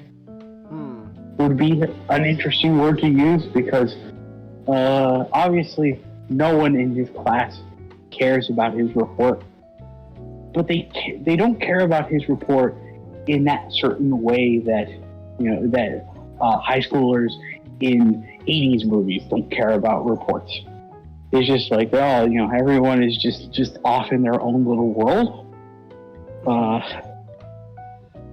It's interesting because this is during a time when you had to socialize with people and you didn't really have a phone. You did have a phone, but all you could do with your phone is download MP3s of the Crazy Frog. The Crazy. Is that what the kids were? Is that what the kids were crazy about back then?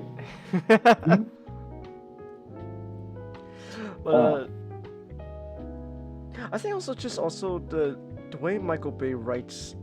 Well, I won't say write. He didn't write the movie, but the way he directs human interaction, just interaction in general. It's everyone's kind of very crass with one another. Everyone's kind of a little mean. And the thing is, like, half the time, you don't know if the what they're saying is supposed to be, you know, taken seriously, or if it's like, is this a joke, or is this a bit, is this humor? I remember when that cop pulled a gun on Sam? Well, not really pulled a gun, but more like, fucking like, oh, you check him out on my piece? You, come on, take it. It's like, you're a police officer. What the fuck are you doing? It's a very inspired performance from that police officer. The way he was inciting an arrest. just all on his own. Yeah. Well, so something like the brash and crash behavior of a lot of his characters would work better in a film like Armageddon or The Rock, where it's an action film that doesn't quite take itself too seriously.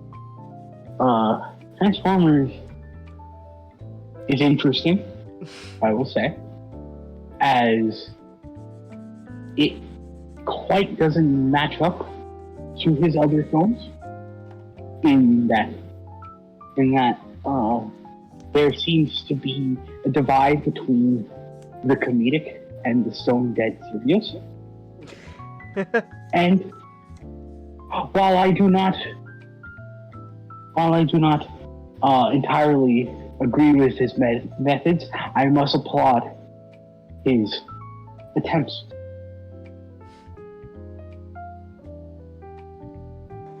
Alright. The final performance, well, one of the final performances from one Bernie Mac. Leaves me in. Oh yeah. That's my man. I always love quoting it. I always love quoting Bernie Mac in the Transformers movie. That's my mama over there. Oh wait, why am I using the sad PNG? I'm not sad. How long have I been using the sad PNG? I don't know. Yeah. I'm not sad. But well, I mean, you know, and to be fair, anyone would be sad about, you know, Bernie Mac, because, you know, damn, he was funny, but, you know, he is not here with us. But I do always love quoting that one thing from Bernie Mac. Just, that's my mama over there. Hey, mama! Oh, don't be like that. If I don't rock, I'll bust your head open, bitch. Hey, she definitely, you know, she can't hear me. You know what I mean?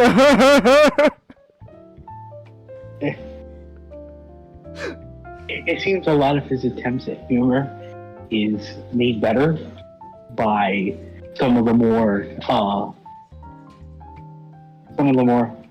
adaptable cast of his movies. Anthony Anderson. Glenn, who's at the door? Shut up, Grandma! Look, don't eat the donuts. You eat the donut, you're guilty. Wait, no, no, I got that right there. No. You got Raph jumping out of the fucking window. No, it says if you don't eat, see, it's a guilt test. If you don't eat the donuts, you're guilty. I ate the plate, the whole plate. They come in. She did it. I haven't been a part of this. Get on my grandmama's carpet. She don't like it when you're on her carpet, especially police. Yeah. Oh, guys. Alright. Have fun. I don't know what you're gonna say, Comet. Oh, I'm saying I gotta head off to bed now. Alright. Have a good night, Comet. Good night, Comet. Although, whether by controversy or not, I do want to commend the cast of these movies. Alright. Because it's quite incredible, the star power, the talent he gets in these movies. I often said before that a lot of these movies are filled with so many Coen Brothers actors that you could just make a movie. John Turturro. Entirely different. Imagine the Coen Brothers making a Transformers movie. That would be something. You got John Turturro as arguably the best human character in these movies. I think he doesn't become the best human character until the second one. You know this because we talked about it last night, but we loved that part in the third movie. Just they're at the underground Russian club. Just don't worry, Sam. I know how to speak the language. That's Svidanya. That means goodbye. That means. One man, alone, betrayed by the country he loves. Betrayed by the country he loves.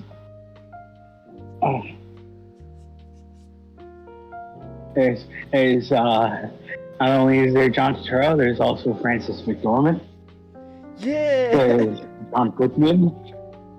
Steve Buscemi. The only one they didn't get out of The Big Lebowski is Jeff Bridges. Crazy. You got literally... The only one they have yet to get so far. I don't know what the hell Jeff Bridges would do in a Transformers movie. Beachcomber? Beachcomber. Jinx. Ah. I think they have yet to get in a Transformers movie was Walton Goggins. Huh. I don't think so either. Yeah. But no, the cast I think is the strong point of these movies because I do like Shia LaBeouf, even though he is not given the best material. Do you prefer He. Oh no, I'll let you finish.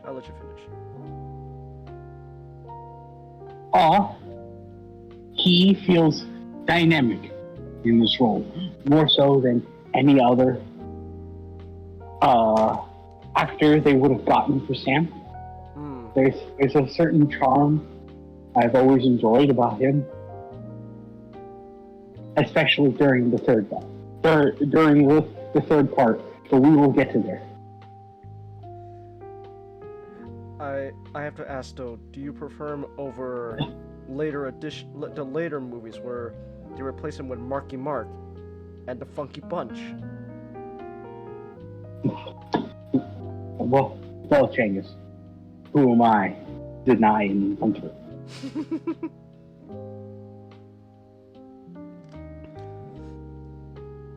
But alas, I do not like to pick the favorites. I will say they're given. They put on the good show, jolly good show. Jolly good show. Wait, what they're giving? Oh. Yeah. Yeah.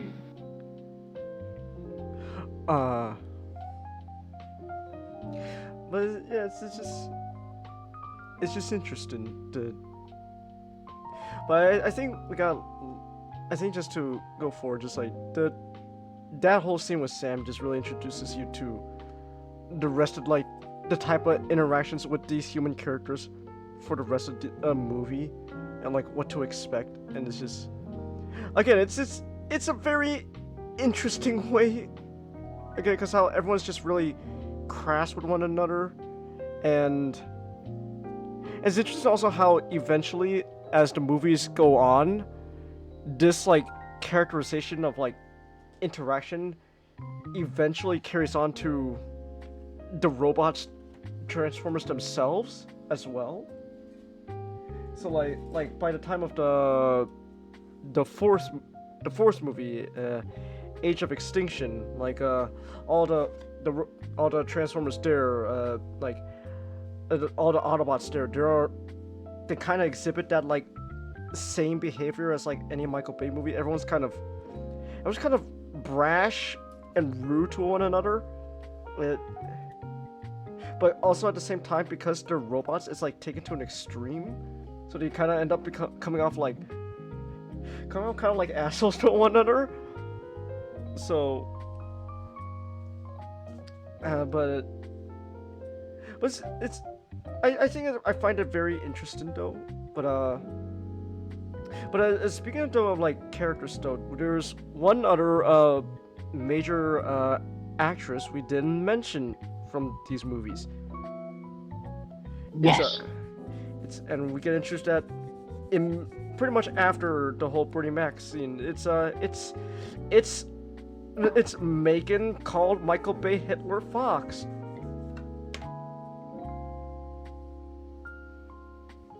Everyone said she had no character, but there was a shocking amount of depth, at least a small depth but depth nonetheless added to her character. I think the reason why most people don't say she has characters is just because of the way Megan Fox delivers her lines. It's Probably. very flat. There's a lot of times it's like, wow, Sam, that's really crazy. Wow, you got a nice car there, Sam. Oh yeah, damn, Sam, not bad. If I didn't know any better, she would sound sarcastic. But yeah, so like she's got a very flat delivery, which I think that's why people think there's no character, because she just comes off kind of flat. Well, flat, and that kind of means she's comes across a little boring at times. But I think ultimately it's just because of Megan Fox's delivery. To be fair though, eventually, after you start to realize, maybe Megan Fox wasn't that bad, because you have to remember, by the fourth movie we get Nicola Peltz.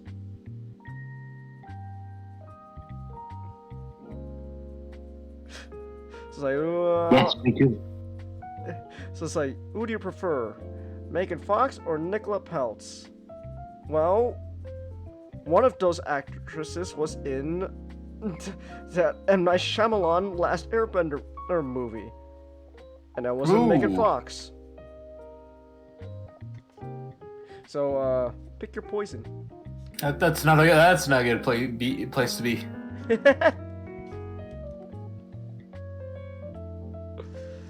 I find it quite interesting that out of the actors from that movie, the only one to come out relatively unscathed was Dev Patel, who ended up starring in the movie Green Knight. Wait, was he Zuko? Yeah, it was Indian Zuko. I heard he was the best. Man, who knew an Indian would end up playing a really good European guy in the Green Knight? I mean, he can pull off the look. He looks Mediterranean. Certainly not English, but Mediterranean, but European. I think he is some kind of like Indian European heritage. So there is that.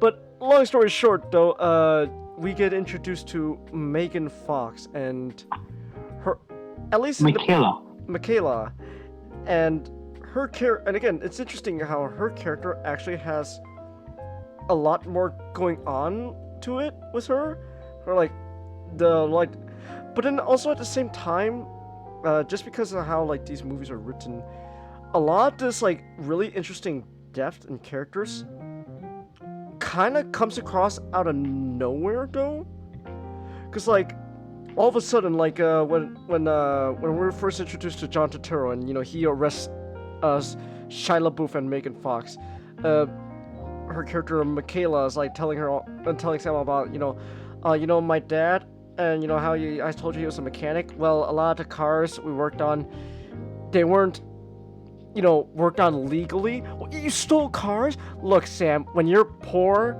and your dad's in prison, you gotta make sacrifices. Something you wouldn't obviously know in your cushy life. It's like, that's actually quite interesting.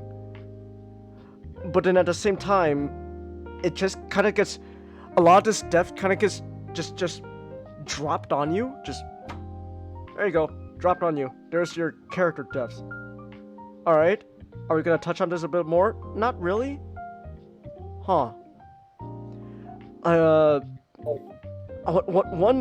Another example of this, I was gonna say this now because I know I'll forget it by the time we talk about the third movie, is how in the third movie, when Sam is with his Victoria's Secret model girlfriend, how there's all of a sudden they just dropped this piece of knowledge. Just, look, I know you don't want me working with an Autobots because it reminds you of your brother who died in the military. You don't want me to end up like him. It's like, Whoa! That's really good character death. Where the hell did that come from? You just dropped it on us right then and there. Are you gonna bring it up again? Not really. Huh. Okay. So... It is a recurring element throughout these films where characters are given motivations and traits that serve little other than to be throwaway lines. Yeah. So, you know, there's that, but then and then I would argue really after that there's not much going on with the human side, because then you know, because okay, so what I mean by human side is I feel like a lot of the most interesting things with this movie comes when we're dealing with either the actual Transformers themselves, or we're dealing with what's his name? What's the actor's name? Who played the military guy?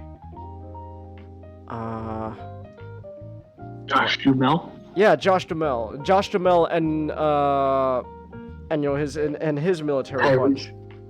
Tyrese Gibson. Yeah. A lot of the interesting stuff when it comes to the human element, in my opinion, seems to come more when they're involved. Because for a while, they're more involved with the plot of the Transformers than Shia LaBeouf and Megan Fox. So you know, like for example, like they're the ones who has to deal with the whole like that really cool set piece with a Scorponok, and then they're the ones who are alerting the U.S. government, hey, this is what we're dealing with. These are alien robots. Whoa, holy shit! What the fuck is that? Those are alien robots, sir. Oh my god, we need to get tanks rolling and all that. We need to assemble our military.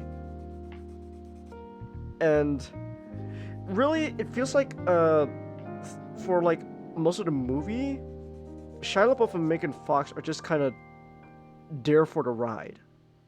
They're just kind of along for the ride, and they don't really get too involved until halfway through the movie, when the rest of the Autobots arrive on Earth.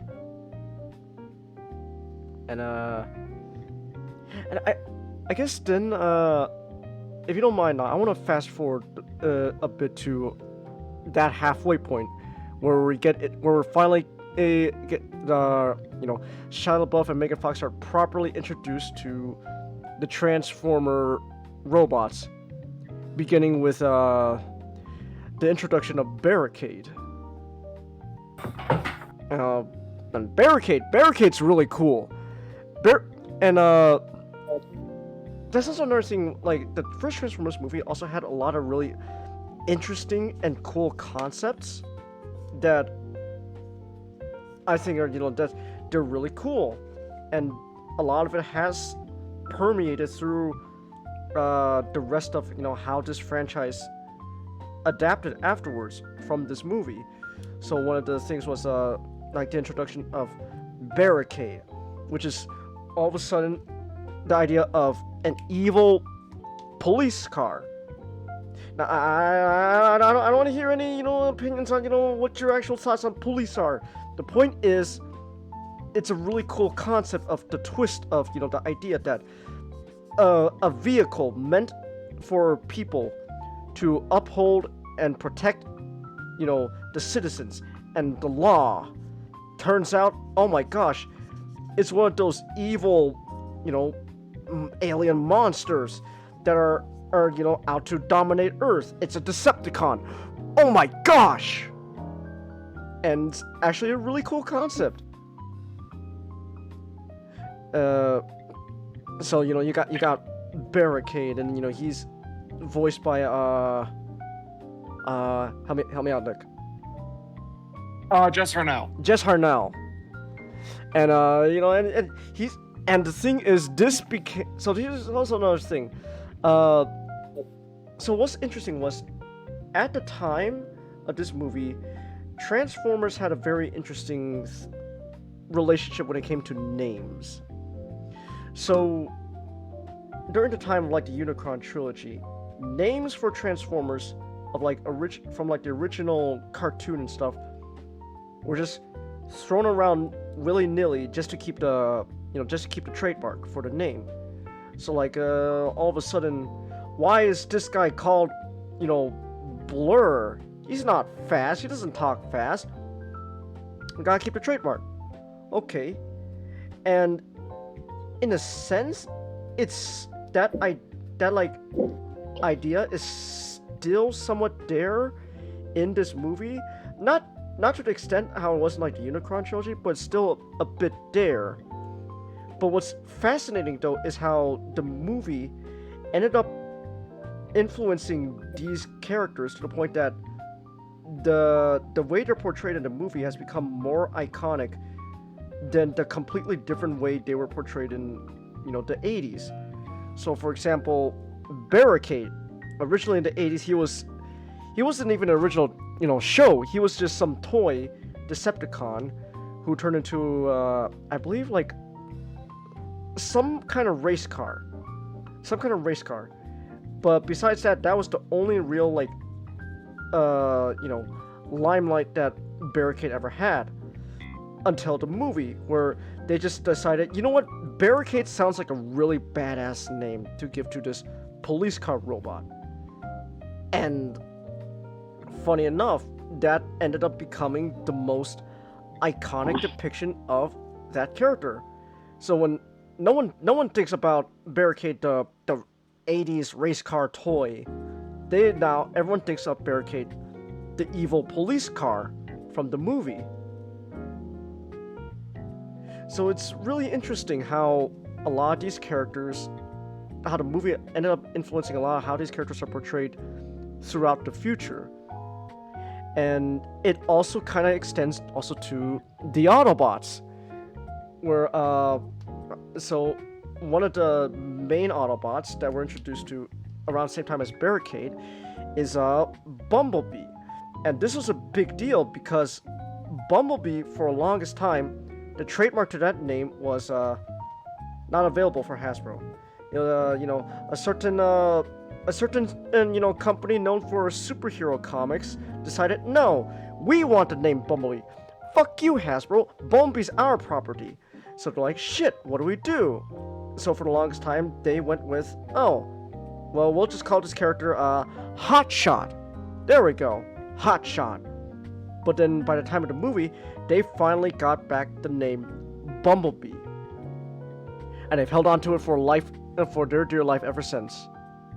And so this was the big return of Bumblebee. But Bumblebee also had a very drastic redepiction in this movie compared to the 80s. Bumblebee's no longer this kid-friendly, round, yellow guy who, turned into a Volkswagen Beetle because, I don't know, something about Volkswagen saying, we don't want our cars associated with, something that promotes, like, violence and war, like Transformers, even though, your company was founded because of, World War II and the whole, relationship with Nazis and etc. But, besides that, also Michael Bay just simply said, I think Volkswagen Beetles are fucking stupid. It's like, what? I think Volkswagen Beetles are stupid. I want all the cars in our movie that the robots turn into cool cars. They gotta be cool vehicles that, that the cool kids love. So, Bumblebee, no, he's not some stupid ass Volkswagen Beetle. No, he's a super cool muscle car. He's a Chevy Camaro. Whoa, Chevy Camaro. Damn, that's so cool. And because of that, because ever since then, because this was like Bumblebee's first major depiction since the 80s, ever since then, Transformers has depicted Bumblebee like that. This yellow robot who turns into that cool muscle sports car that everyone loves. He's the cool guy. Wow. Nick knows this. I forgot where we heard this from, but like the last depiction of Bumblebee that's accurate to how he was originally in the 80s was probably animated. Yeah. And even then, animated was fairly different too with their depiction of Bumblebee. Yeah. But technically because of flashbacks or Spark. Technically. Technically. And technically. So yeah, I would argue really it isn't until the Bumblebee movie that the thought of, hey, you know, Bumblebee can still be that cute little car. That it wasn't until the Bumblebee movie, because before that, everyone was still on the whole, you know, oh, he's a muscle car, he's a sports car. Wow. So you know, it was really interesting there, and also but not just Bumblebee. Like ever since then, the depictions of how the characters are in the movies has drastically influence how they're depicted later on in this franchise in future installments, not just as movies but also shows, games, etc. Well, actually, you know what? I would also argue maybe the War for Cybertron games was the closest to, you know, Bumblebee being that small, friendly guy, but even then, not really. Because it's weird. Like you got this in the War for Cybertron games, you got the small, bumbly, yellow, round guy who's going around shooting Decepticons. You know, making quips like, "Ha! There goes your head. Oops! I guess there goes your leg. Ha ha! Oh wow, you leaking energy on there? Well, whoops."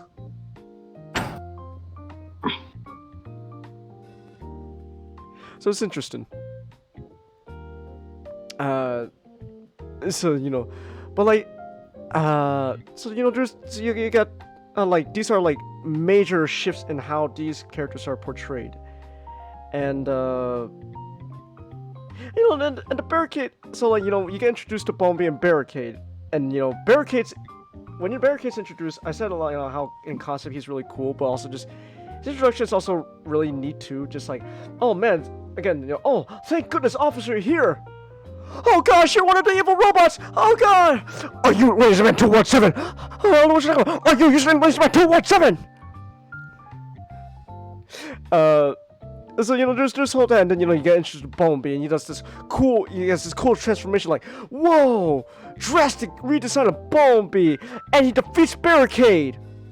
Off screen! Wow! As that will always be a one complaint I have. Just, oh wow, Bumblebee just beat the shit out of Barricade off screen. We didn't get to see it. It's just, oh, alright. Yes, because we wanted a scene where the gremlin robot pantses Shia LaBeouf. Pantses Shia LaBeouf. But then afterwards though, we get arguably the most famous scene, not just out of this movie, but also this franchise in general. The whole Autobots arrival scene. And it's... No, you haven't talked for a while. I'm sorry. This was technically your topic. So I want to ask, so what is your like impression, you know, when the Autobots first arrive, you know, falling out of the sky? Other than Steve Jablonski's wonderful score, it feels like a very flat scene. Really? Because there's not much heroics they're doing. Not so much it is just there's so much as the idea of their hiding their appearance from the populated places they crashed into. Hmm. It's contrasts weirdly with the music used, which dictates, I don't know, just heralds the arrival of the rest of our heroes. But they're not doing anything heroic necessarily, as so much as we are led to believe they are heroes because of the score. Which is a interesting distinction that Bay does throughout all the movies. In his very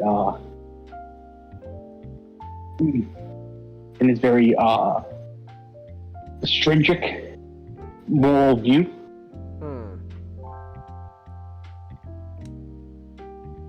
I would have liked to see some of the characters do good before they meet up with Bumblebee. Just to showcase to the audience that they are completely different from the Decepticons, because the Decepticons were given much better introductions just through their actions alone.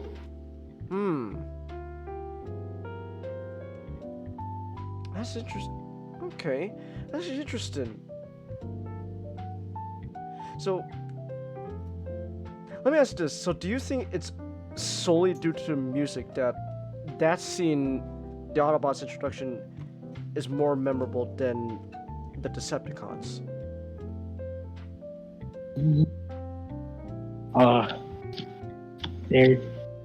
Simply put, if you do remove the score, all they're really doing is just just hiding from the humans. Of course, they do not wish to alarm anyone, but at the very least, it shows a cowardice in a lot of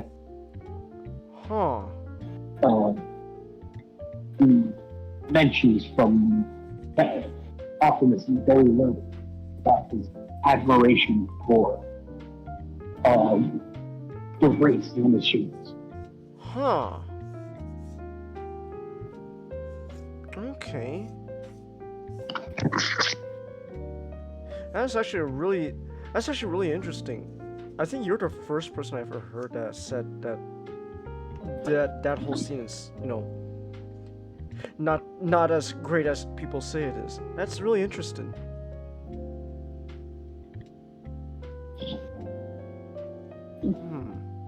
Okay. And don't get me wrong. I'm not like necessarily saying like that's a bad take. I think that's actually really interesting how you have such a really different take compared to what other people think. That's really interesting. I do enjoy a lot. I do enjoy the use of Steadicam. With a lot of how they hide the robots. We don't really get to see fully how they look like before they scan in their alternate forms. So it does present this mystique towards them until we eventually see them fully as their prospective vehicles.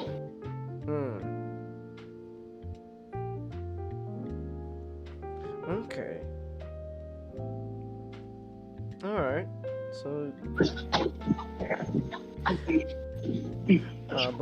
yeah, you get that, but besides that, like at the end of I will say though, just at the end of the day though, that scene is considered like the most like memorable, iconic part of that movie. Just wow, the Autobots are here! Oh my gosh! So, like what? So I think it's interesting that regardless if it is like a really flat scene, it's interesting how people treat it as, will always view it as, something larger than life. It's very whimsical. I can sense that. Because knowing who produced this movie, there is an ET charm to how they're, how they're hiding. Again, I may not enjoy a lot of the cowardice that the Autobots exhibit, considering that they unfortunately do cause some property damage in very populated areas. But there's a sense of wonder, of almost like the whole shot of Barricade, or was it Ratchet, just landing in the backyard of the family is very ET. No, that was I can't. Ironhide. Okay. Yeah, Ironhide. And crashing into the pools.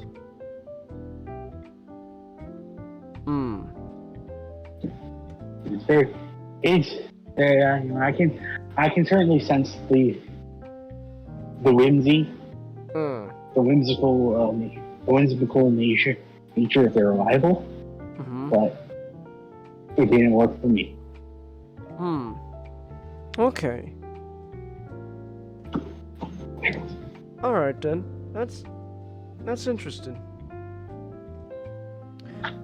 All right, but so but besides that, you get the whole shebang. The Autobots are here. Wow, they're so cool and all that, and then they cause a ruckus at Shia LaBeouf's house, and I will say though that despite people saying that they think that scene could just be cut out, I don't necessarily agree, because I think at the very least that scene gave us not a whole look at the Autobots' personality, but it gave us like a taste of who they are, like how they would interact with this new world they're on. So they're fooling around, but at the same time there is an ET charm again. It's like we don't know what we're doing. Hey, can you please keep off the lawn? What's a lawn? What you're stepping on? Oh, sorry. And there's also one underrated scene that no one really mentions when talking about this movie, is Optimus, is how Optimus is characterized. And the thing is, it's interesting how Optimus in this movie is weird. They're trying to go for like this stoic approach to Optimus. Like, he's super stoic. Like, oh gosh, I'm the role model. I'm Superman. But at the same time, there are moments where he's not as stoic. He drops that like a stoic but I wouldn't say it's a facade, because they don't treat it like it's a facade.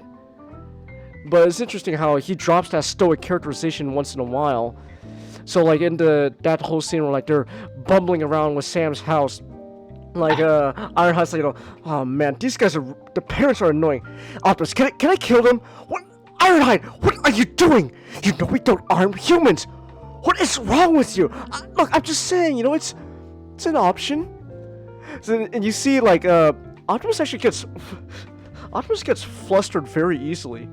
Like when Sam's like freaking like, hey, look, you're freaking me out, man. You're freaking me out. I'm losing my mind. He's like, just calm down. Just go get the glasses, and we'll be gone. That's all we want. And then it was like, oh god, my parents are coming. You gotta hide. Okay, fine. Autobots, move out. It's like, move. What's the matter with you? He wants us to be quiet. Why can't you be quiet? So there are scenes like that. It's like, I do like. So I wouldn't necessarily say that scene is completely useless. Maybe you could have found a different way to showcase their personality, but I still like it. And then, we get introduced to John Turturro. He's great. I don't really know what else to say about John Turturro's character. He's so fun. He's very there is a there is something written that rings very true about Agent Simmons. And in that, initially he was one of the biggest human threats that the Autobots had. Until eventually, in the sequels, he becomes their biggest ally. Yeah. Even more so than the government. Yeah. But John Turturro is just, that's another thing though. With I think John Turturro's a case where it's an example of other actors Michael Bay gets to work on these movies where a lot of times they're just hamming up their performance. Like, they don't really care if what their material is good or not. They're just having a blast saying whatever. I think the best example of this is the 5th movie with Anthony Hopkins. Anthony Hopkins, I'm pretty sure he doesn't give a fuck about Transformers. He's just there to have a goofy ass time. He's talking with Mark Mario. Yeah, but you want to know where they came from, dude? And why they're here, huh?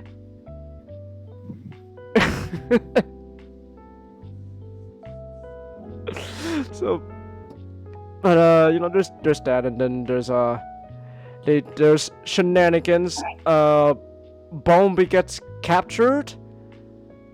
I think I'm supposed to feel something there. I don't. Like there's sad music, like, oh my gosh, you can't get rid of Bumblebee. It was like, but the reason why I don't feel sad is like, Sam, you literally just like technically met him like a couple hours ago. Huh. So there's that, and then the Autobots get the glasses and stuff, and then they go to Hoover Dam, and there's the Allspark, and there's the big bad Megatron, played by Hugo Weaving. Did you say Negatron? Megatron. No, not Negatron. He turns into a canoe, remember? Decepticons! And we are going to attack the Autobot base! Nope, not gonna work. Oh, come on! We talked about this. You say that every time, but it never works out. Autobots always defeat us in the end. I'm taking this from the bot who turns into a canoe! When there's a battle on a gently rolling river, you'll want me.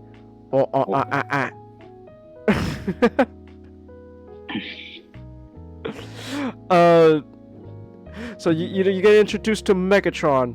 He escapes, played by Hugo Weaving, and we not know since we talked about this last night, but do you know this, Nick? So maybe you do. But I can say this. So it's interesting how the super stark contrast between how Peter Cullen views his role in these movies compared to like Hugo Weaving, which is Peter Cullen takes the role of Optimus Prime super seriously, to the point that even though he says Peter Cullen has admitted that he has problems with the movies, he still treats every time the character of Optimus as serious as possible.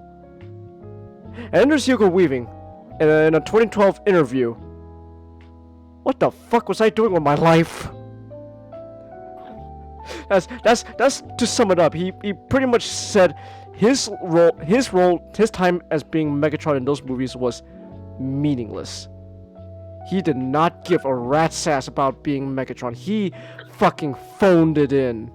He did not give a shit. Literally. Literally. So it's interesting, like just it's kind of funny, but it's just really interesting to stark contrast. On one hand, you got an actor who thinks, you know, he has an obligation to make this childhood hero, you know, portray him as best as he can. And then there's Hugo Weaving, who's playing arguably an equally important childhood character, not a hero, but equal, you know, a childhood character who many people consider equally important. And just goes, it was a job. Who gives a shit? I don't fucking care. So it's interesting viewing that contrast between those two actors. Cause like you know that Hugo Weaving is Hugo Weaving, he doesn't give a shit about Megatron, but if you tell him, hey, we're filming another like Hobbit, Lord of the Rings thing, you want to be Elrond again? Shit, and that's all you had to say. So it's interesting. And then there's a. Oh, go ahead, Nod. I do want to mention. Yes, I do want to mention how very interesting about Bay's view about the franchise in general. You mentioned this very early, Chang, about how he did not enjoy the portrayal of Bumblebee as a cute little Volkswagen Beetle. No, he wanted him to be the super cool muscle car Camaro. Bayes,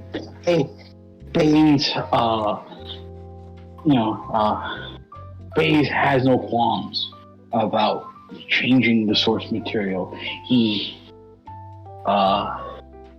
very much is against any form of fan service, which just looking at how that direction is compared to a lot of other franchises we've been getting nowadays. It's very fresh. Like you may, you are free. Anyone is free to tell me that I am full of shit. No, I wouldn't say you're full of shit. And that, not you guys, but someone may. You're full of shit. Thank you, okay, now what we're talking about? Thank you. Thank you. We're still talking about Transformers. Okay. No, but I think it's also interesting, though speaking of fan service, though, it's interesting how it seems like a lot of the Transformers fan service never comes from Michael Bay himself. It comes from everyone else working on the movie. Like the VFX artists, the people who make the concept art for the robots themselves. Like, that's where majority of the fan service comes from. But never once is it from like a conscious decision from Michael Bay's own mind. In fact, one of the really quick, just to rewind the movie, to go back, when I'm mentioning like how you want Bumblebee not to be that, you know, quote unquote that dinky little Volkswagen Beetle. Oh my gosh, how silly. He as if to make a point, he filmed this whole sequence where Sam's first buying Bumblebee off of a car, from Bobby Bolivia, Bernie Mac. It makes a point where Bumblebee just on purpose just destroys in car mode a Volkswagen Beetle right next to him, as if to make a point Volkswagen Beetle. You kidding me? Come on. So it's make it that as you will. I guess then just to start moving forward, Megatron, Hugo Weaving didn't give a shit about his role as Megatron, but Megatron's there. He escapes. Oh my gosh. It's getting a bit late for me. I gotta head out. Alright, have a good night, Matchstick. Have a good night. Have a good night. So Megatron, he escapes. Oh gosh, we gotta get the Allspark out of here. What's the best place to hide the Allspark? A city. Okay, sure. A heavily populated... No, not just any city. A heavily populated city. Oh. Okay. Obviously, the whole point was it was just an excuse to, to have Michael Bay can make this huge action set piece where, the city is being destroyed as these robots are duking it out with one another.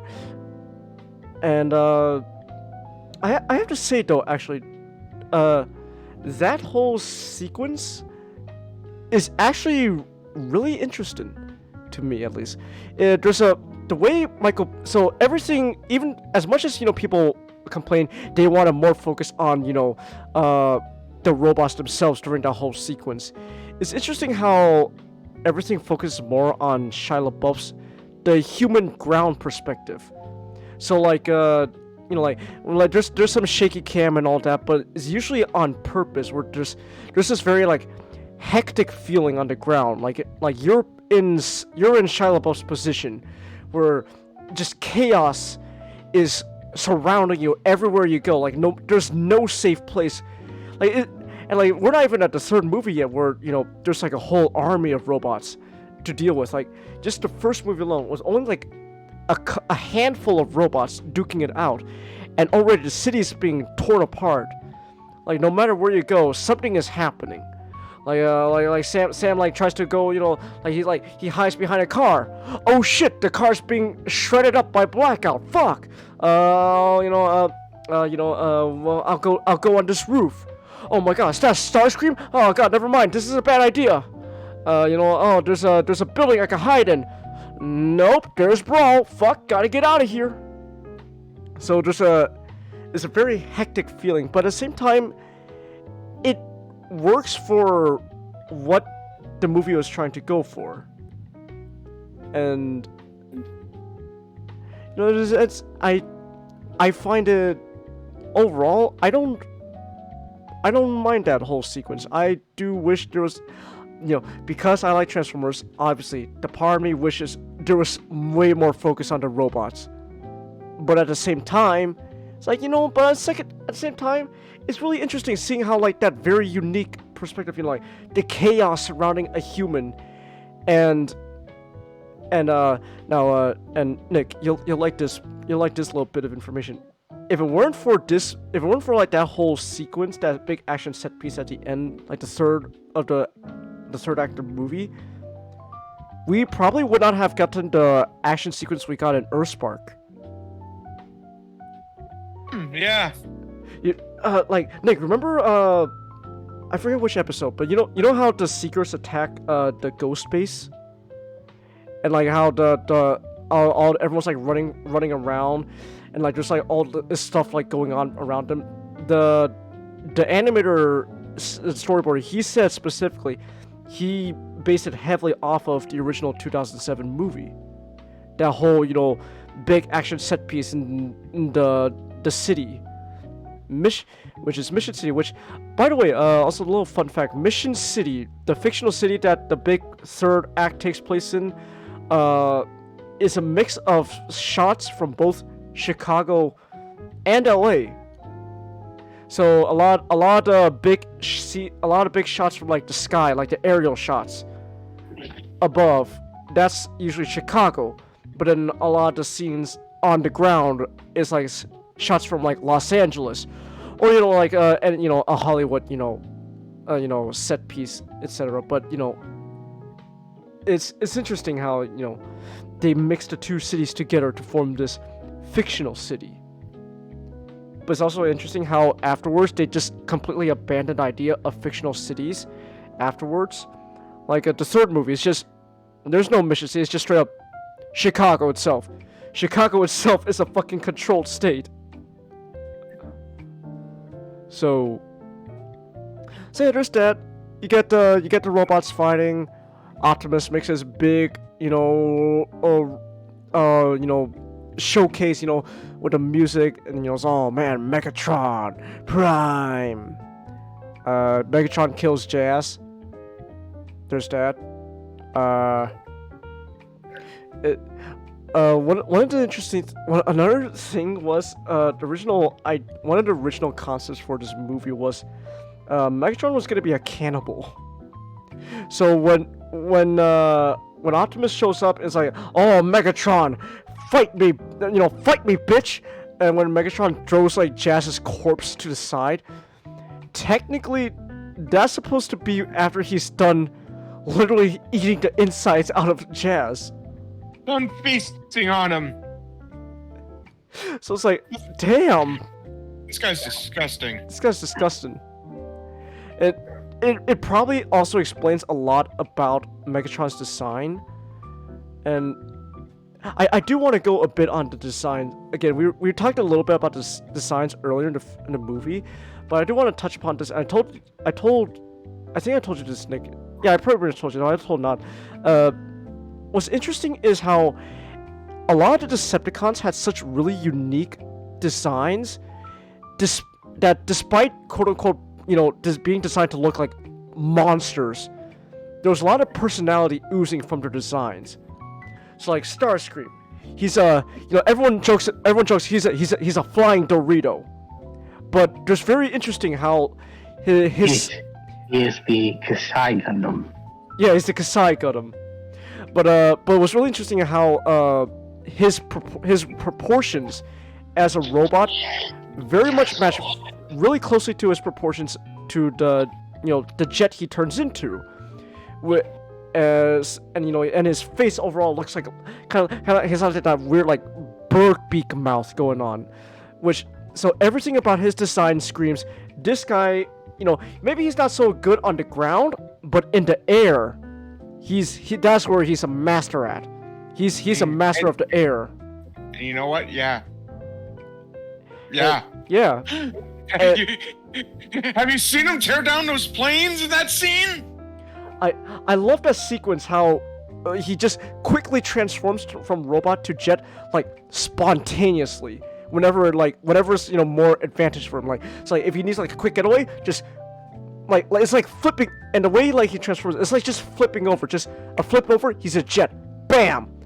Starscream would be scary if he wasn't Starscream. But so like Starscream, like his robot, despite being weird and monstrous, there's personality. I was thinking about this earlier. Because Starscream, this is you throwing. This is you catching. But it's so realistic. But also another thing with Starscream that really oozes personality, I also think starts in the second movie where on the ground he's always hunched over. It's like crawling on all fours, but it's because he's always like this submissive like goon, this submissive goober to Megatron. It's like, mighty Megatron, let me get on all fours. Let me lick your feet. I am your servant. So even his design has a lot of personality. And then Barricade. He's really unique because he's got like this like gorilla arms going on, and like he's like gorilla arms to the point like his weapons is just his arms, like his hands turn into like the spikes, and just flails his gorilla arms around, just hi. And then Brawl. I love what you said, Nick. How Brawl, he doesn't even have a mouth. He just looks like he's scowling anyway. Yeah, he just looks like he's always scowling. And he turns into a tank, so he's just every inch of his body is strapped into some kind of tank weapon. He's got missiles on his shoulders. He's got a claw on one arm. He's got a cannon on another arm. He's got cannons from his back protruding out. He is a walking arsenal. And then there's Bone Crusher, who just hates everything. And what's really unique about him, he doesn't even have proper feet. He's got like this weird like clawed wheelie heely things going on, where like skates on the road, and he's got that arm on like third arm on his back, which he also hates. Changis, I like the idea that he's actually really good at like, you know that video of the girl like, yeah, that's Bone Crusher. Just Bone Crusher. You're actually really good at skating. I still hate it. I should have known. But the point I'm trying to make is, all the Decepticons have, despite again the idea of them being designed to look like monsters, these monsters have personality oozing off the design. Except Megatron. And I find that really weird. Kind of ironic that the leader of the Decepticons, the big bad, is just this weird jumbled gray mess. Like like his body looks like it's like just made out of like shards and sticks holding together. He's just, I'm a gray monster. He doesn't even have hands. He's got like these like weird like claws. He's got a shark tooth. But besides that, nothing really screams personality. The only thing that really I would say that has like personality off his design is just he's scary. That's it. There's not really much to it.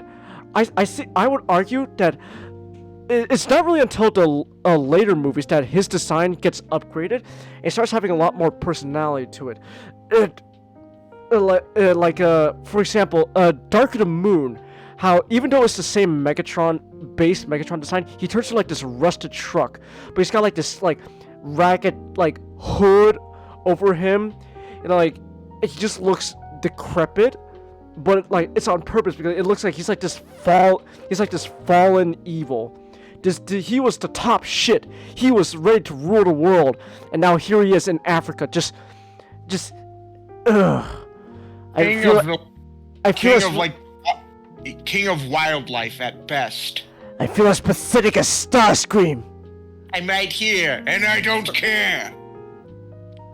Funny enough, so it wasn't. They cut this out of the movie, but they kept this idea in the comic adaptation, where when Megatron transforms in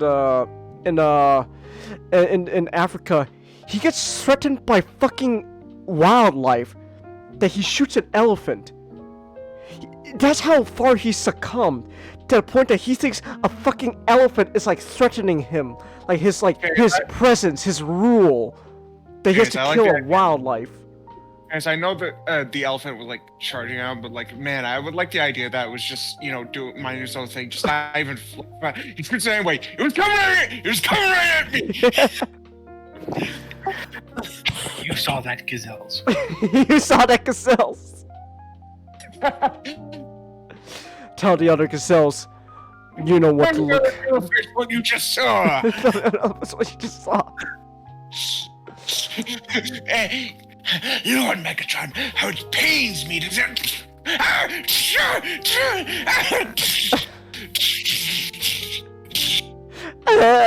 thought you were a deer.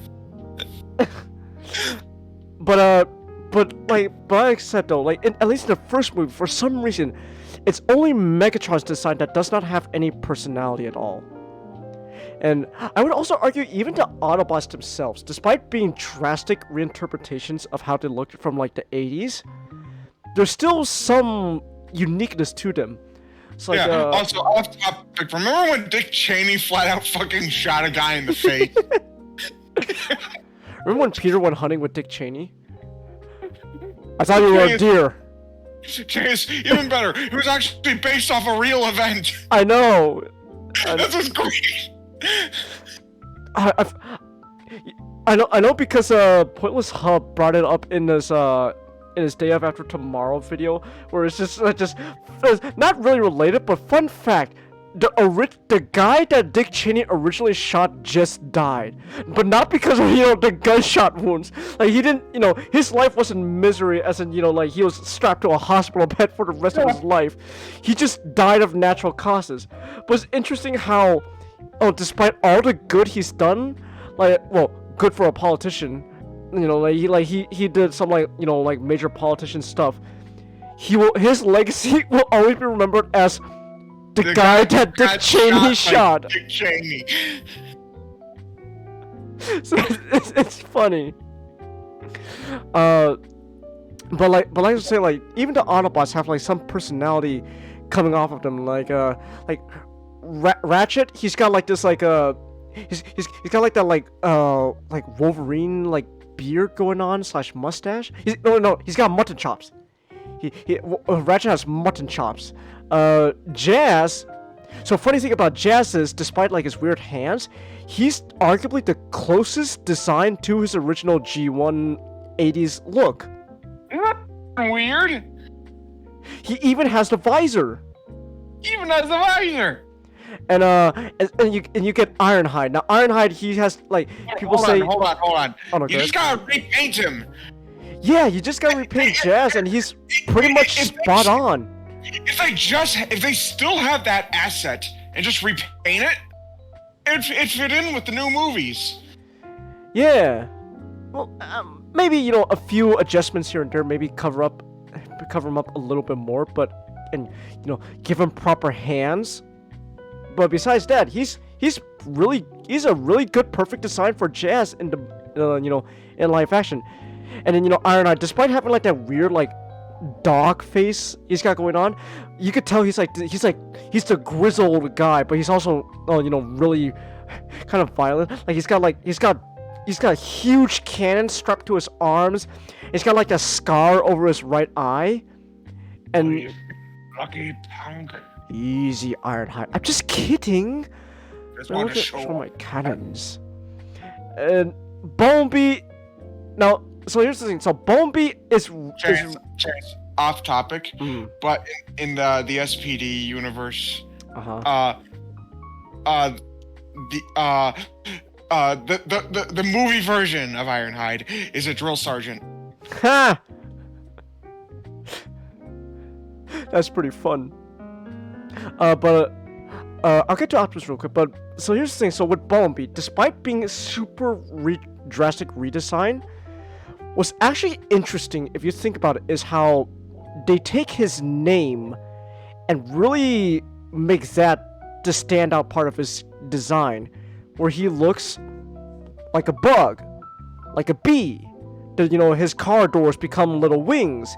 His weird face ultimately is supposed to look like a bumblebee's face. It's very more apparent with his when he has this mask on. He's got like little antennas going on.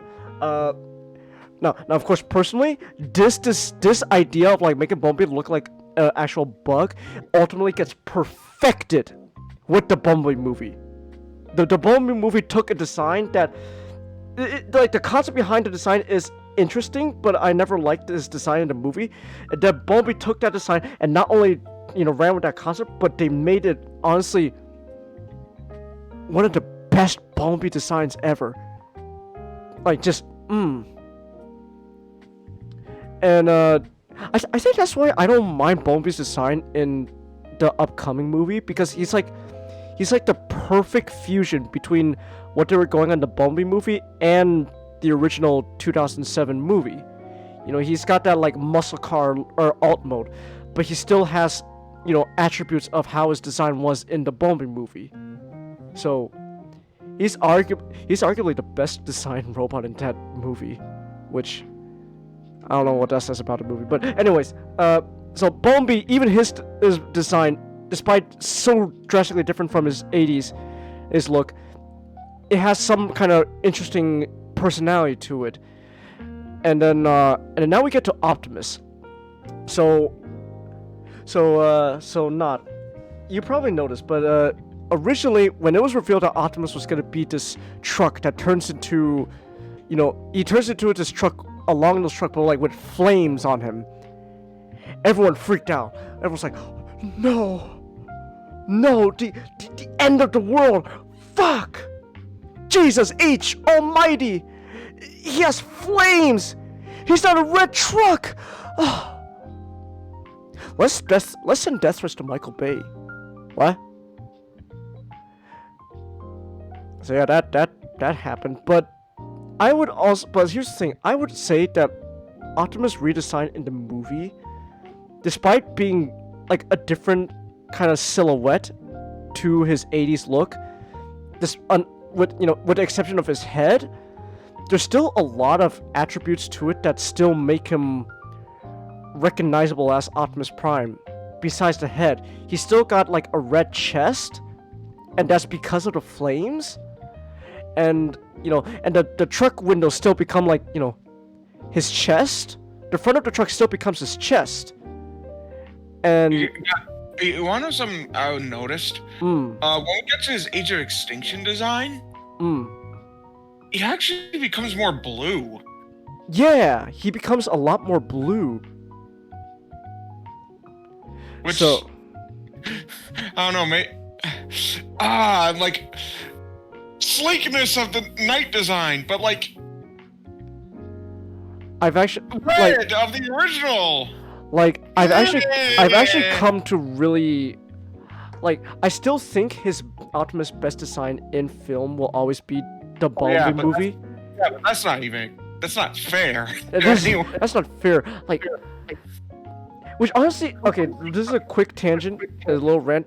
I always mention this, but it's why I'm always disappointed with how it looks in the upcoming movie, because it's still the basic model from the Bumblebee movie. It looks like he has pieces missing. Like, it looks like they took pieces off of him, and so he looks kind of incomplete. I still think he would honestly be the best design if they just kept some of that red on his abdomen. If he kept a little bit of that red on his abdomen from the Bumblebee movie, honestly, I would say he's even more perfect than the Bumblebee movie. But other than that, he looks kind of incomplete, unfinished. But then I've come to really appreciate the original design for Optimus in the 2007 movie. He like, despite being different, there is still parts of him that is recognizable as, oh, you're Optimus Prime. This is still Optimus. Yeah. Now his personality. Well, to be fair, he's not. It doesn't really show. It doesn't really showcase until the next movie, which we'll talk about next week, hopefully. Which is just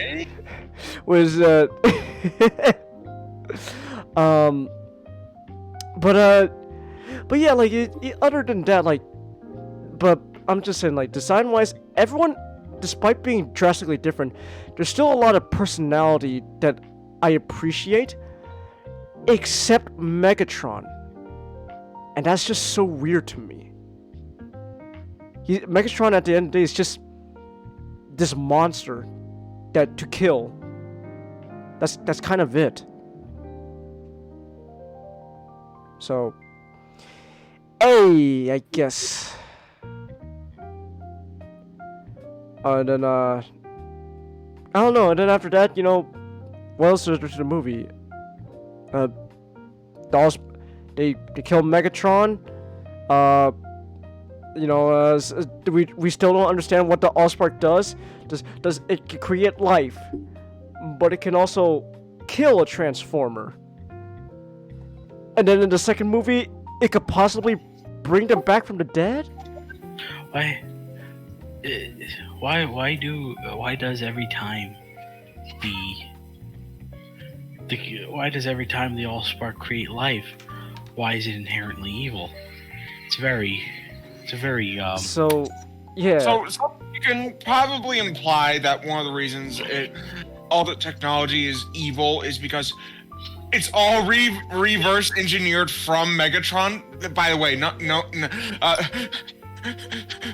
these movies have taught me one thing: humans don't actually mean shit. All of human history was just robots.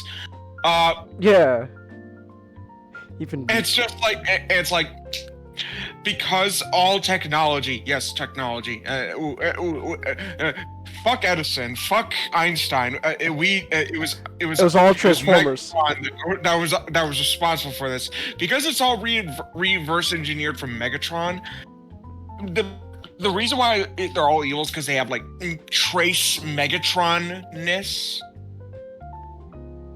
But then that ultimately leads to one big problem, which is they never explicitly state that. So yeah, exactly. So for all we know, it's just so it's just a headcanon. But that's it at the end of the day. It's just a headcanon. It's just, wow. Okay. That's me fixing that's me basically fixing a problem that the movies created. Yeah. Actually, real quick, I want to go back to the designs real quick because I just remembered something. So I remember, the night that they showcased, some of the designs for the new movie, which we had a whole night ranting about, Nick. Yeah. What was interesting was I got a comment on Twitter saying how they well, you're kind of in the wrong mindset. Okay, what do you mean? Well, so the Transformers, it's okay for them to look like monsters, because Transformers is, it's an alien planet with, different variety of, cultures and societies on it. So, for all we know, there could be a robot society on Cybertron that's just made up of, guys that look like monsters. And plus, Transformers are always changing their appearance. And the thing is, one, okay, sure, that sounds like a really good argument. But then two, that's never fucking brought up in these movies. So unless it's brought up in these movies, the only reason why the Transformers look like monsters is because, in my opinion, it's just lazy design. They look like, no matter how much effort you put into making these monsters look cool, the reason why you make the monsters in the first place is because we're too lazy to show these people why these robots are evil. So they're monsters. That's all you need to know why they're evil. They're monsters. It's very simplistic design between the both of them. One looks monsters, and the other just looks human. Yeah. It's very easy signifiers, but it's unimaginative. Yeah. So, yeah, that's kind of pretty much it for the movie. Really, that's like the whole. We pretty much set the whole premise of the movie. Minus details, I guess. I feel like I should save this for Dark of the Moon, but Sentinel Prime's murder of Ironhide was racially motivated. What, I forget, was it the novel or the comic where he specifically said, it's like, I know. It was both, where it's like, I never really liked your kind, Ironhide.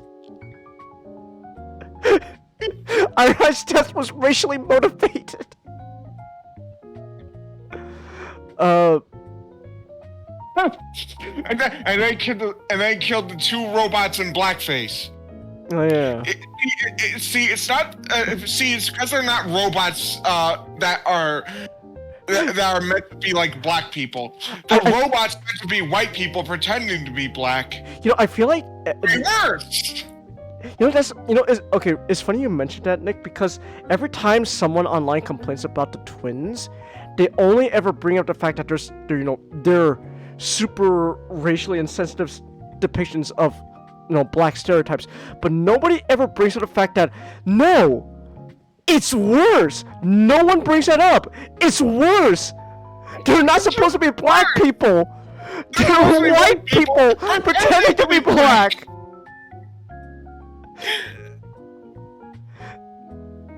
It's one of my favorite. It's why I bring it up every fucking time. I know.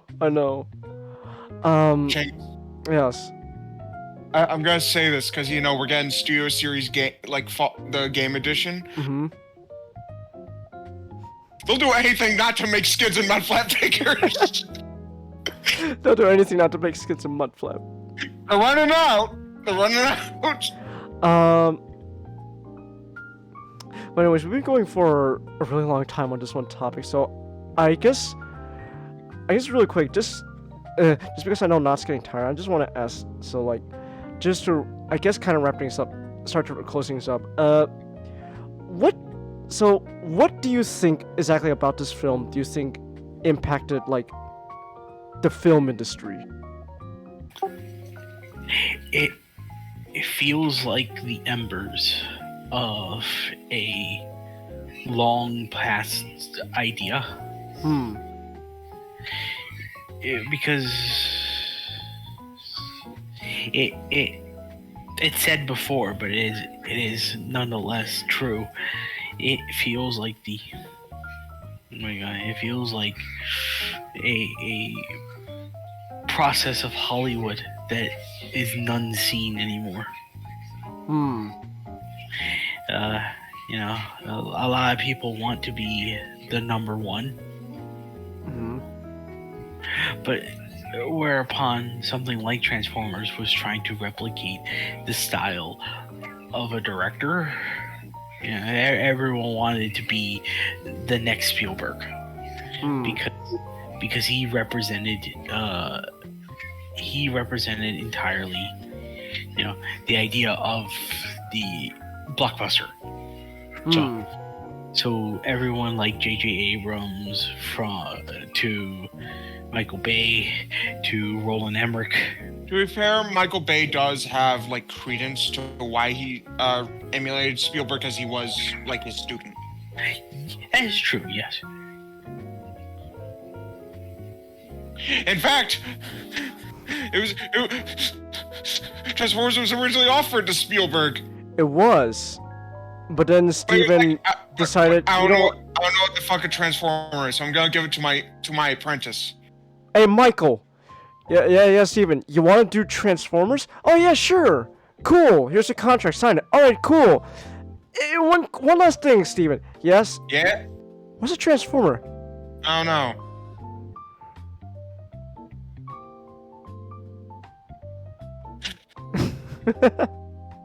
What have I done? And that's how it literally ends right there with the fucking like. Yeah. You know, no one makes films like Transformers anymore, for good and for bad. Yeah. Yeah. I don't have a nostalgia towards it. I simply say it feels less cynical watching it as time goes on. Yeah. Because obviously it is trying to sell me something, but there is a genuine attempt to want to sell me something with a genuine heart to it, other than just wanting to sell me something because a bunch of people go and see it. It is the hot new thing to do.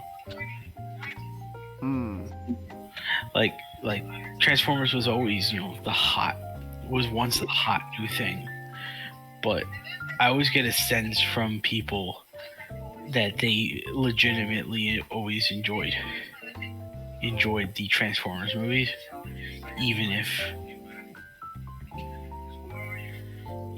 they're bad. But it was never. But like even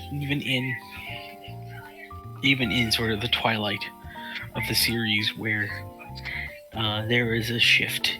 There was very much a shift in public opinion. There was still a sense of people watched it because there was a genuine sense of wanting to be entertained, other than just, well, it's the popular thing to do. You know? And so Transformers 2007 will hold a special place in history for capturing, you know, the public's imagination. Not in a good way.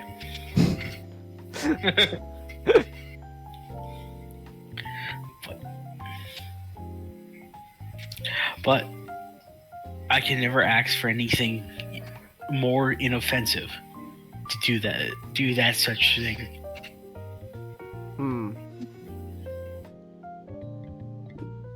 Alright then.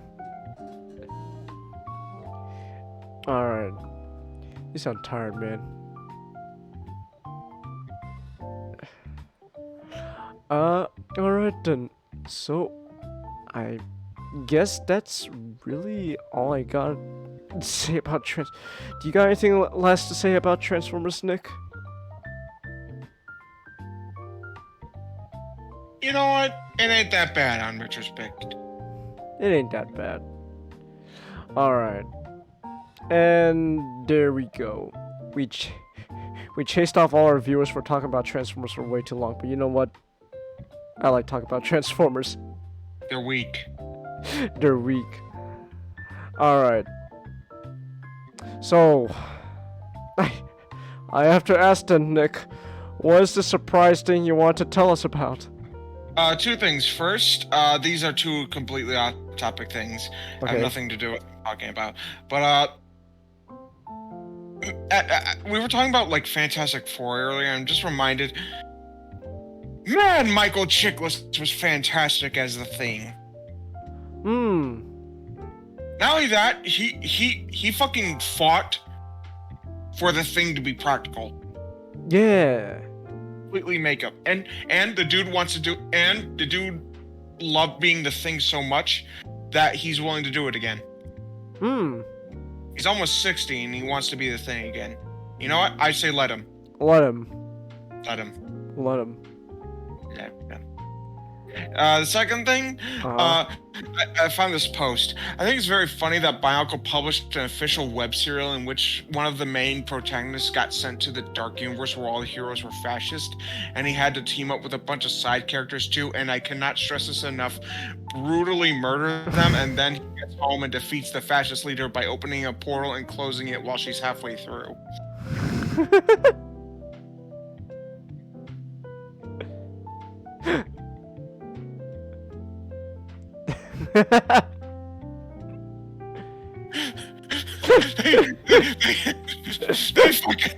The fucking final battle in Dark Mirror was fucking brutal. Like, people were dying left and right. Wow. And yet somehow Takanuva didn't do any of the killing. I guess maybe if you count the, the portal thing, but he had no control over that. It was an accident. And you can really blame it on, Tuyet just going, hey, wait for me! And then just, Shing. Oh. Just cut in half. Uh-huh. Who cares? She was a bitch. Yeah, it was just a bitch. And a serial killer. Yeah, too. Okay, so the reason I wasn't on stream was because I had to, there was this, a club outing. And, I had to get up really early for that because we were meeting up at 12 my time, which is actually very early for me since I don't get up till 5. Are you gonna do lunch breaks next week, Nick? I'm exaggerating. Okay. Also, we probably shouldn't do a lunch break on Tuesday. Well, Tuesdays I have class that day, so I wouldn't even do a lunch break. Okay, just making sure, because I do have a meeting around the time. No, Wednesdays are good days for lunch breaks for me. Okay. What was I gonna say? I forgot. Oh yeah, now I remember. So we had to meet up because we all decided to go to an arcade. Okay. Galloping Ghost is the largest arcade in America, or in the world. I forgot which. Either way, it's huge. You pay $25 to get in. 25. Yeah, 25. All the arcade is free to play. Yeah. So Oh, all you okay. have. Paid ads are free to play. Okay. And no tokens. Just press a button and go. Oh. Unlimited. Oh, neat. Okay. And I was just basically there for a bunch of hours. And they have a shit ton of games. Shit ton. Alright. Like, even, like, obscure, like, fucking, like, imported ones. They have Sega Sonic the Hedgehog. Huh. The only game Ray appeared in before, you know, not appearing again until Sonic Mania Plus. They have Sonic the Fighters. Huh. And those are pretty much the only two Sonic games. Oh wait, no, never mind. Sega and Sonic All Stars Racing. Yeah, they have some modern games too. Oh. Like they have they got, you know, Sega All Stars Racing, but they also have like Street Fighter 5. They got like basically if it's in arcade, they're probably gonna have it. Oh. That's really cool. Yeah. And it's in Chicago, and Chingus, if you ever come down, that's a place I definitely gotta take you. Alright. Like, they have so much. Like, it's not even like one room. You got 1, 2, 3. Is to count. 4 rooms. And they're all pretty big. Oh, okay. And there's just rows of arcade cabinets. Alright.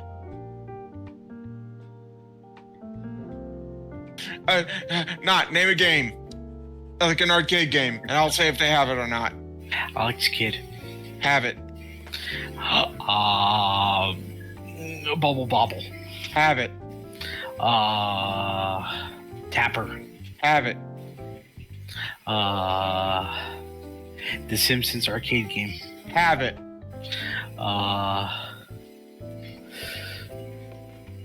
Punch Out. Have it. Is there anything they don't have? I don't know. Okay. So, did you just want to like shout them out? Just like, hey, this is a really cool place. Yeah, I just wanted to shout them out. Ah, okay. Well, so I have to ask, how many of those Sonic games did you play? Of the ones that had Sonic, there was 3, and I played the 3.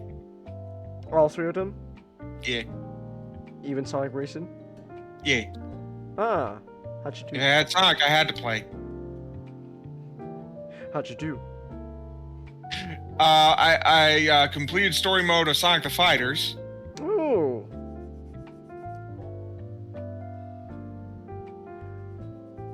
Alright.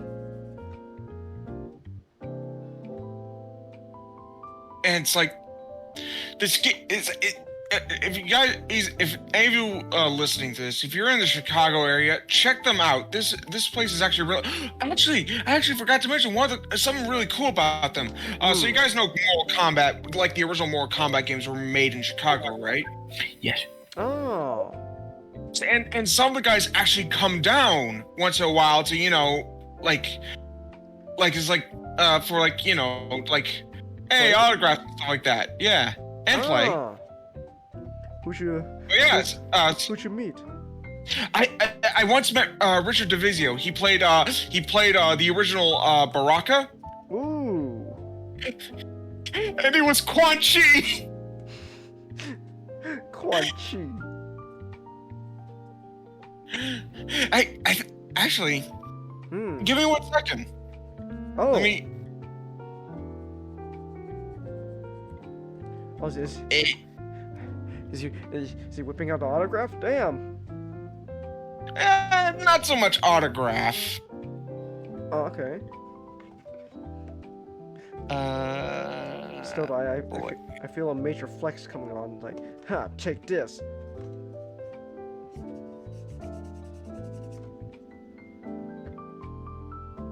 Where did I have it? get your flex coming on.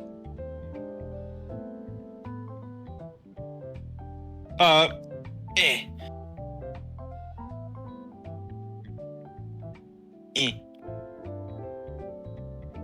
Come on. Do math. Come on. Do math. Come on. Do math. There we go. Oh, okay.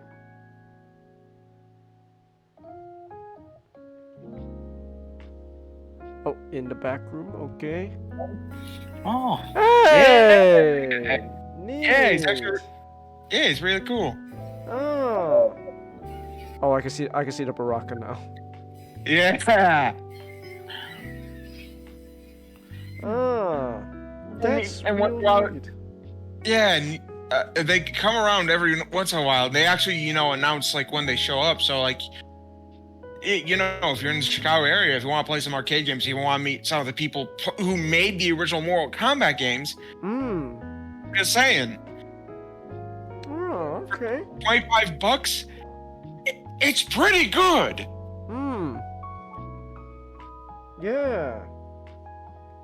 All right. It's not a bad deal since you got fucking an entire building full of arcade cabinets, all for you to play. Unlimited too. Right until closing hours and open every day. Ooh. Okay.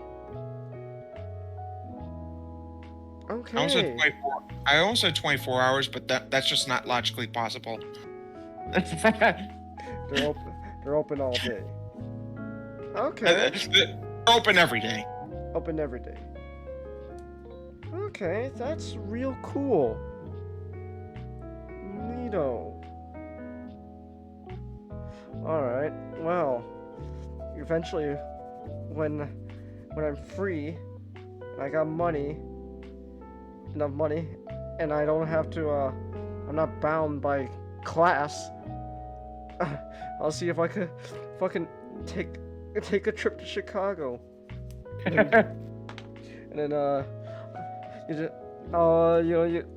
know where you live, so I could just take like a taxi or Uber there.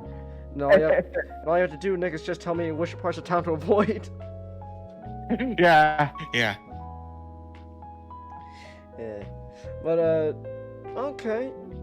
Yeah, that's really cool, man. That's really cool. Alright. Okay, then. Well, in that case, then, that's pretty much it, then. That's gonna be pretty much it for, tonight. That's the podcast. That was all our topics. It took a long time with Transformers, but you know what? I like talking about Transformers. Yeah. You know what? I'll say this. I'll even say this. If the 2007 movie never existed, probably a lot of things in Express would have to change. Yeah. That's actually crazy. How a lot of things... Actually, probably animated would be so super different too. We would still have Hotshot. It would still have Hotshot. But there wouldn't be an Allspark. That's crazy. But we would still have Bulkhead. That's what's important. That's what's important. That's what's important. That's what's important. Alright. So, with that said then, pretty sure we chased off every viewers for taking too long, but you know what? It's alright. My favorite game is the Aliens vs. Predator arcade game. Ooh. Does the place have it? Yeah. Ooh. It's my favorite game to play there. Dude, what other Alien games do they have? They have the original Aliens game. They have Aliens Armageddon. Uh-huh. And Aliens Extermination. Oh, and Alien 3, The Gun. The Gun. Ooh, okay. Neato. Well, then I know what I'm playing with you when we get there. On a bug hunt. I'm going on a bug hunt. I have to ask, do you want to go on a bug hunt or do you want to go on a bug hunt?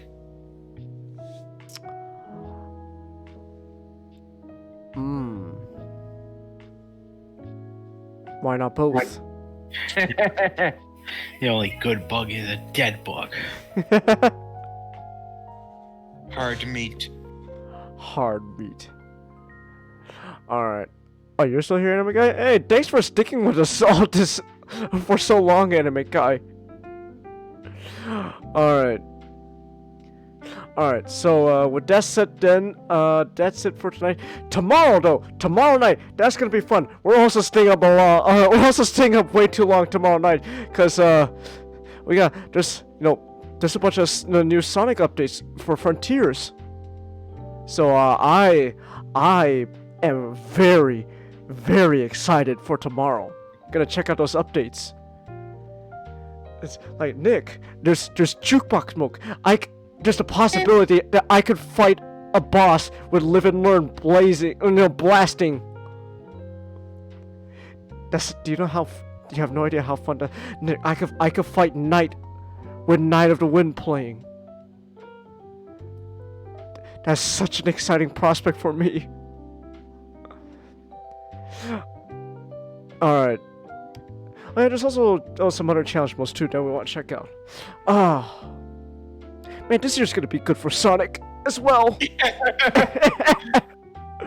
God, I gotta find a way to maybe sometime soon I'll do another PC fun thing where we can upgrade your PC to a gaming PC, so that way you can finally check out Sonic Frontiers yourself, man. Cause I'm telling you, since you're the biggest Sonic fan of all of us, you gotta play this game, man. You gotta play it. I know. You gotta play it. All right, so tomorrow's well, I guess technically tonight is Sonic Sunday, so there we go. So, royalty free jazz, we don't need you anymore. Get out of here. Shoo. That song unironically slaps for some reason. Yeah. Kelpie G theme. Kelpie G's theme. Alright. It's actually also a real song. Yeah. Kelpie G. Alright. So, with that said then, until next time, good night! Oh, it's now not working. There we go. Outro. Night.